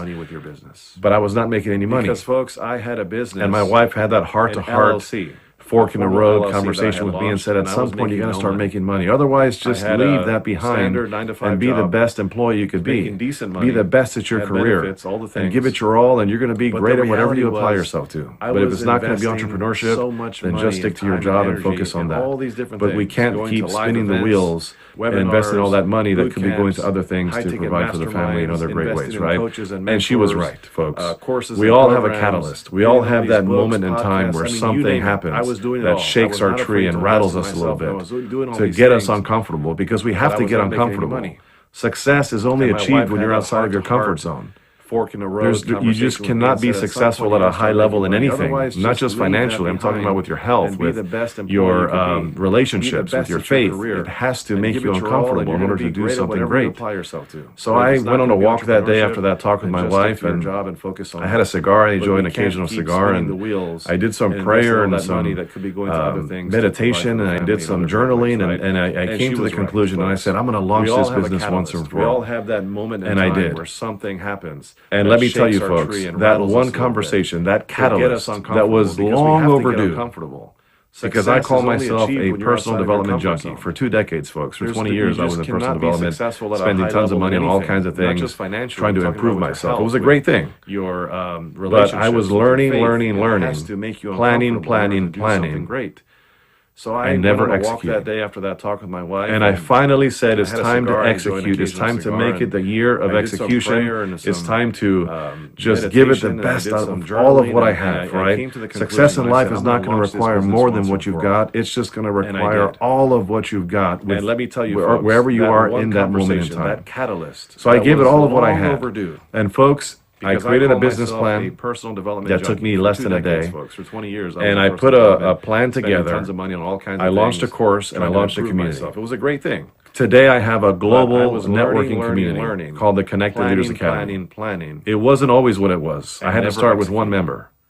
Right, one brave soul who said yes to me in the beginning, and that was the momentum I needed to keep getting the second and the third and the fourth and the sixth yes, and so on and so forth. Give it the best out of and I can tell you, in 2 weeks' time, from no business, just an idea, to a business, I had 100 paying members in my membership community of entrepreneurs around the world. Within 30 days, I had 100 paying members, and then within 2 weeks from ideation to execution, I launched a business. It took me 2 weeks to launch the business. It took me 30 days to bring 100 paying members into my world. Connected Leaders Academy. Nothing special. It wasn't always what it was. Nothing different. I had to start with one member. The only thing that changed was what's between my ears, how I was thinking, my mindset, that I am a victor, not a victim, that I will get up one more time, that I will fight hard, and I will bring the best of what I have to a business. And I have what it takes. I had 100 inside because I know who created me. Of entrepreneurs, and that's what it's about. We all have this, 30 days, I had 100. We all have that divinity inside of us, the greatness inside of us, to be able to achieve whatever it is you set your mind to. It took me 30 days. So let me tell you something. 100 paying members. Whatever you're not doing today that you could be doing, do it. Whatever you've been thinking about, execute. The only thing that changed. The excuses you have, flush them down the toilet. Between my ears, how I was thinking. Rip it up. Write your excuses on a piece of paper. Rip it up and burn it up. That I will get up one more time. It's time to do the things that you've always wanted to do, that we've been delaying, and do it now. And don't look back. Inside. Stop waiting for somebody to believe in you. Stop waiting for the resources to become available. Stop waiting for the perfect time. Because can I tell you something? It's never the perfect time. There's always going to be something. And we're not going to get less busy. We're only going to get more busy. Achieve whatever it is you set your mind to. I'm going to leave you with this. There's 5 things that have helped me to become successful in my entrepreneurial journey. Today, as we speak, and by the way, when I launched my business, let me tell you this, and I don't say this to brag, I say this to tell you that anything's possible if you commit. In 15 months, from January 15th when I formally launched my business, in 15 months from that date, I generated over $1 million. Stop waiting for over 7 figures. Stop waiting for within 15 months, organically. Because can I tell you something? No website, no paid ads, no SEO, no funnels, no automation, no tech, no CRM. No podcast, no YouTube channel, no emails. I had an email list of 0. I was able to achieve that, and I did it on my spare and unproductive time because I had a full-time job working 55 hours a week. Let me tell you, I had 4 kids, I had a wife, taking care of my health, and I said, oh my gosh, if I can do this on my spare time, what can I do in my full-time? To this day, I'm a coach. I'm a professional paid speaker. I travel the world. I travel the country. I speak on stages an average of once a week, every week for the last 3.5+ years. I'm a 21 times published author. Within 15 months, I have a global community. The Connected Leaders Academy, as of right this moment, has 540 paid members. We are in 47 states across the U.S., and we're in 35 international countries, including Ghana, thanks to William Planch. So, folks, anything is possible. I host events. I host 15 in-person live events a year. I do 4 global virtual events a year.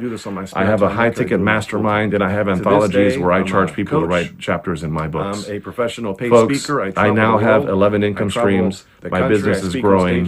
My life is better than it's ever been. Not because of the money, because of the lives that I'm changing. I have a global community. We are going to get paid at the level of the value that we bring to the marketplace, at the level of how we serve other people, at the level of how you're impacting the world and changing lives. So, folks, it's time. The time is now. 5 things very quickly. Discipline. You have to be disciplined. Focus. Develop laser focus. Consistency. Be very consistent. Do not let up. Every single day, every single day. Do the things whether you feel like it or not. Excellence. Be excellent across the board. And lastly, commitment. not decisions. You can't decide, because you can decide today you're going to do something and decide tomorrow you change your mind. You have to be committed to anything that you do with excellence, okay? We are going to get paid. That is my advice to you guys. I I believe in you. You can do what you want to do in life. Create the life that you want. You're impacting the world and changing Create lives. it. So, folks, it's time. Do the things. Five Folks, things very quickly. I'm here to serve. Thank you for the Discipline. opportunity, You have to be William. disciplined. God bless all of you Focus. at this Develop amazing laser event. No focus. human is useless. Consistency. Love the Be very movement. consistent. If you want to learn more about me, Every check single out day, my every community single of day. global Do the entrepreneurs, things whether you feel like it or not. www.connectedleadersacademy.com. Excellence. Be excellent Again, across the board. And lastly, connectedleadersacademy.com. Not Thank you. decisions. God bless. You can't Thank you very You can much. decide today you're going to do something and decide tomorrow you change your mind. You have to be committed Ushers. to anything that you do with excellence, okay? That is my advice to you guys. I believe in you. You can do what you want to do in life. Create the life that you want. Create it. Do the things. Folks, I'm here to serve. Thank you for the opportunity, William. God bless all of you at this amazing event. No human is useless. Love the movement. If you want to learn more about me, check out my community of global entrepreneurs, www.connectedleadersacademy.com. Again, connectedleadersacademy.com. Thank you. God bless.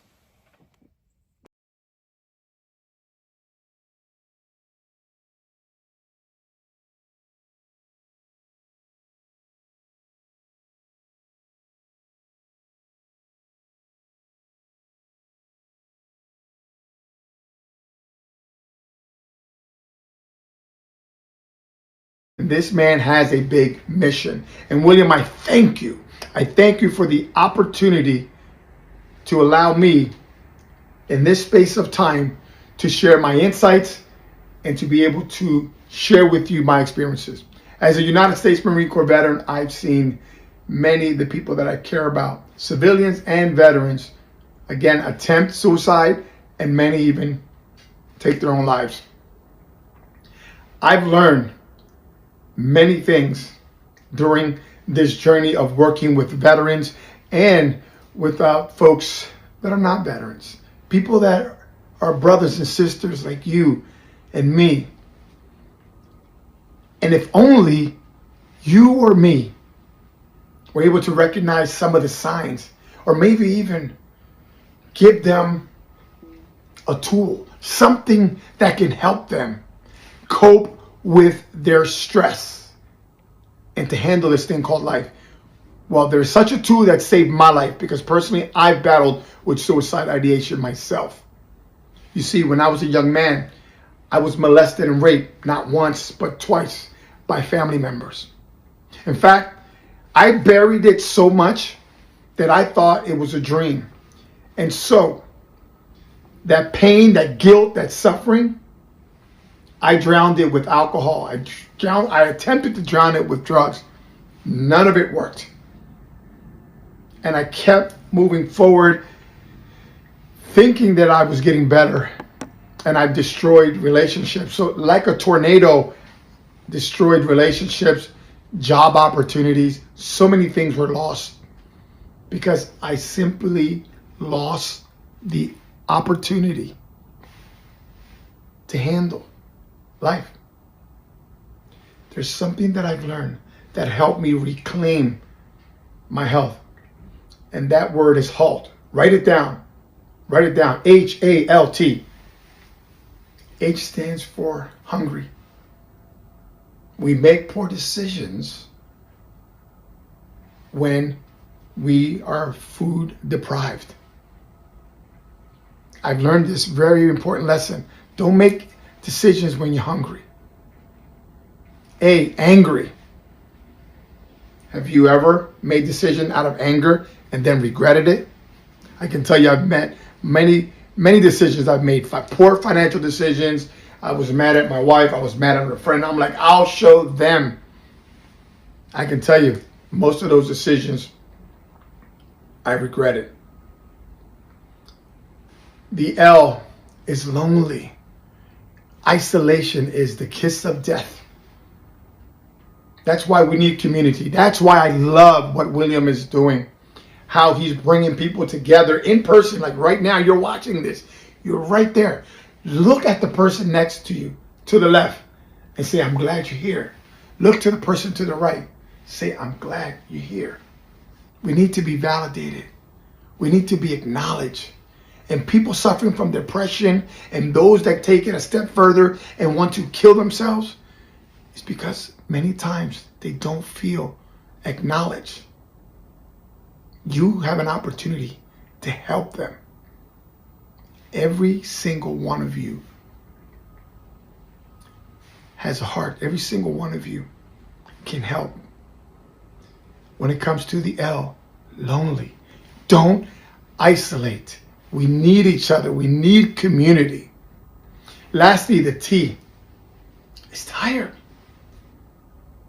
I make the worst decisions when I'm tired. In fact, marketers, manufacturers of company, car dealers, you name it, they understand that when you and I are tired, we make poor decisions. We buy stuff that we don't need because we just want to get out of there and we want to just go home. What does that mean? How can you use this right now to help your life? Quite simply, recognize that your decisions on a day-to-day basis have consequences. And this tool right here, HALT, this HALT method has saved my life more times than I can count. And I learned this in the rooms of recovery. Yes, Reverend Emilio Roman right here.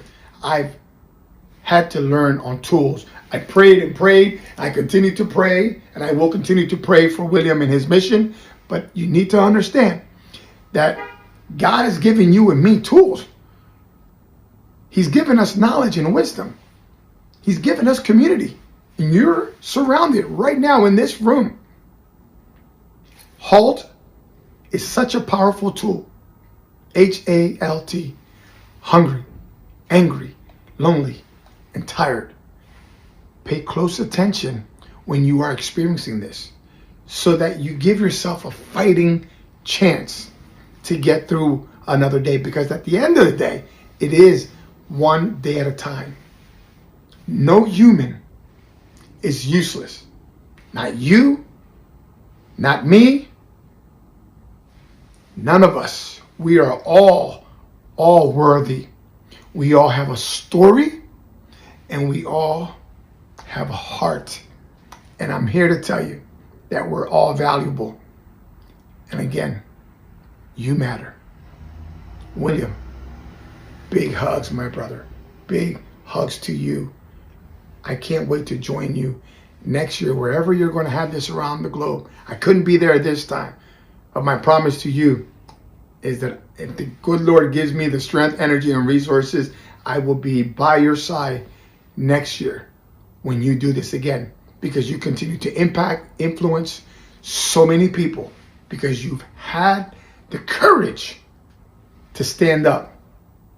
They say that life shrinks or expands according to one's courage. And I am so grateful that you are doing what you're doing. Everyone, God bless you. God bless you. Where we've gotten to, we'd like to appreciate some persons around. And to help us do that, appreciate our first person. We call on Madam Patricia to join me. Please, let's clap for her. Let's clap for her. With this, we call on Madam Charlotte Echampo. Please, let's do it for her too.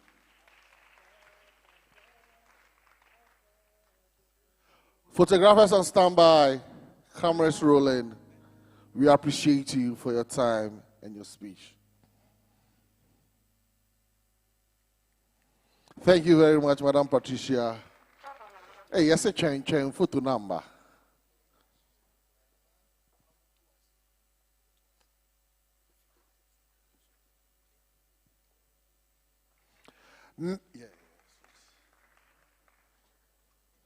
Next, we have Madam Beatrice. Madam Beatrice is here. Please, let's clap for her.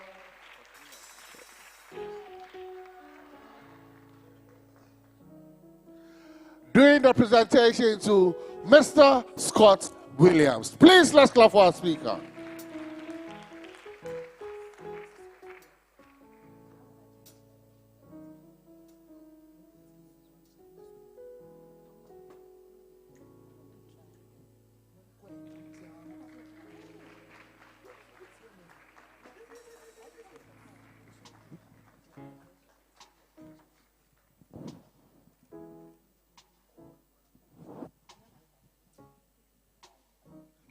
welcome.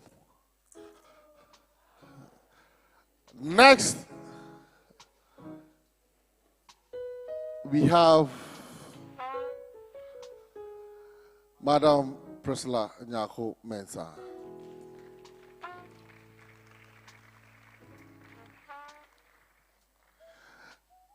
Presenting this to Mr. Eni, my body.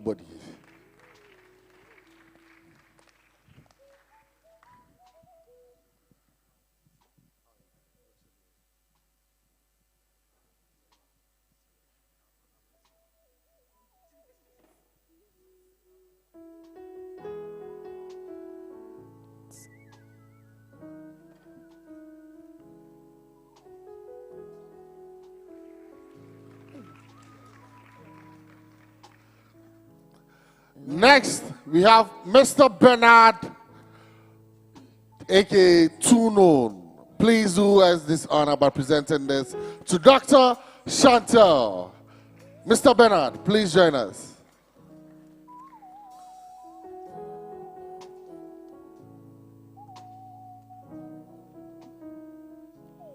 Lost my job, no place to be. Mocked by friends still after me. Felt the weight of lonely night, pain and struggles out of sight. Leaving Thank you very much. for a stage. Well, we've gotten to, we'll take both of thanks. Is it both of thanks or? To sleep. Yeah. The anthem for No Human is Useless. We listen to it whilst we hail through it. Make sure you shake someone and tell your time spent here is worth it. No human is useless.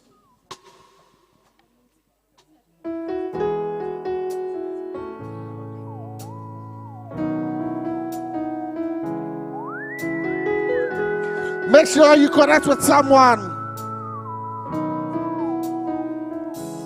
Lost my job, no place to be.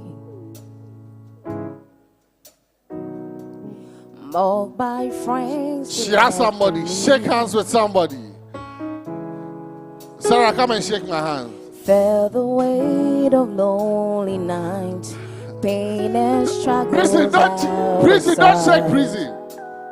Prison, don't cheer prison. Leaving shadows for a stage. Every night alone to sleep. Heard the whispers from the trees. Nature holding on. Shake hands with someone. No human is useless, I know. Through the darkness we still grow. Rising up from what we've been. Finding strength in where we've been.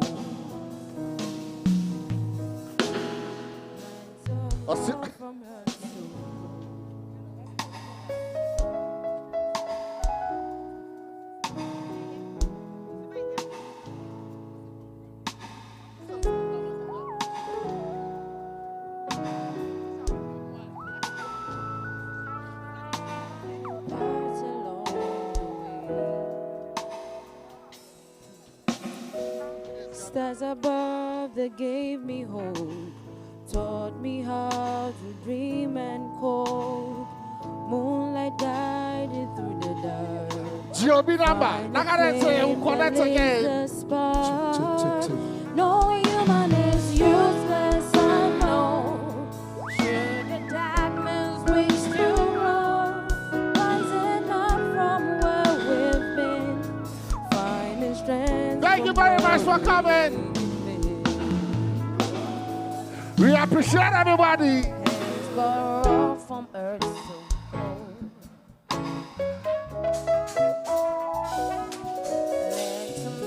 Special. Thank you to everybody that made it. this program wouldn't have been successful if it hadn't been for you and me.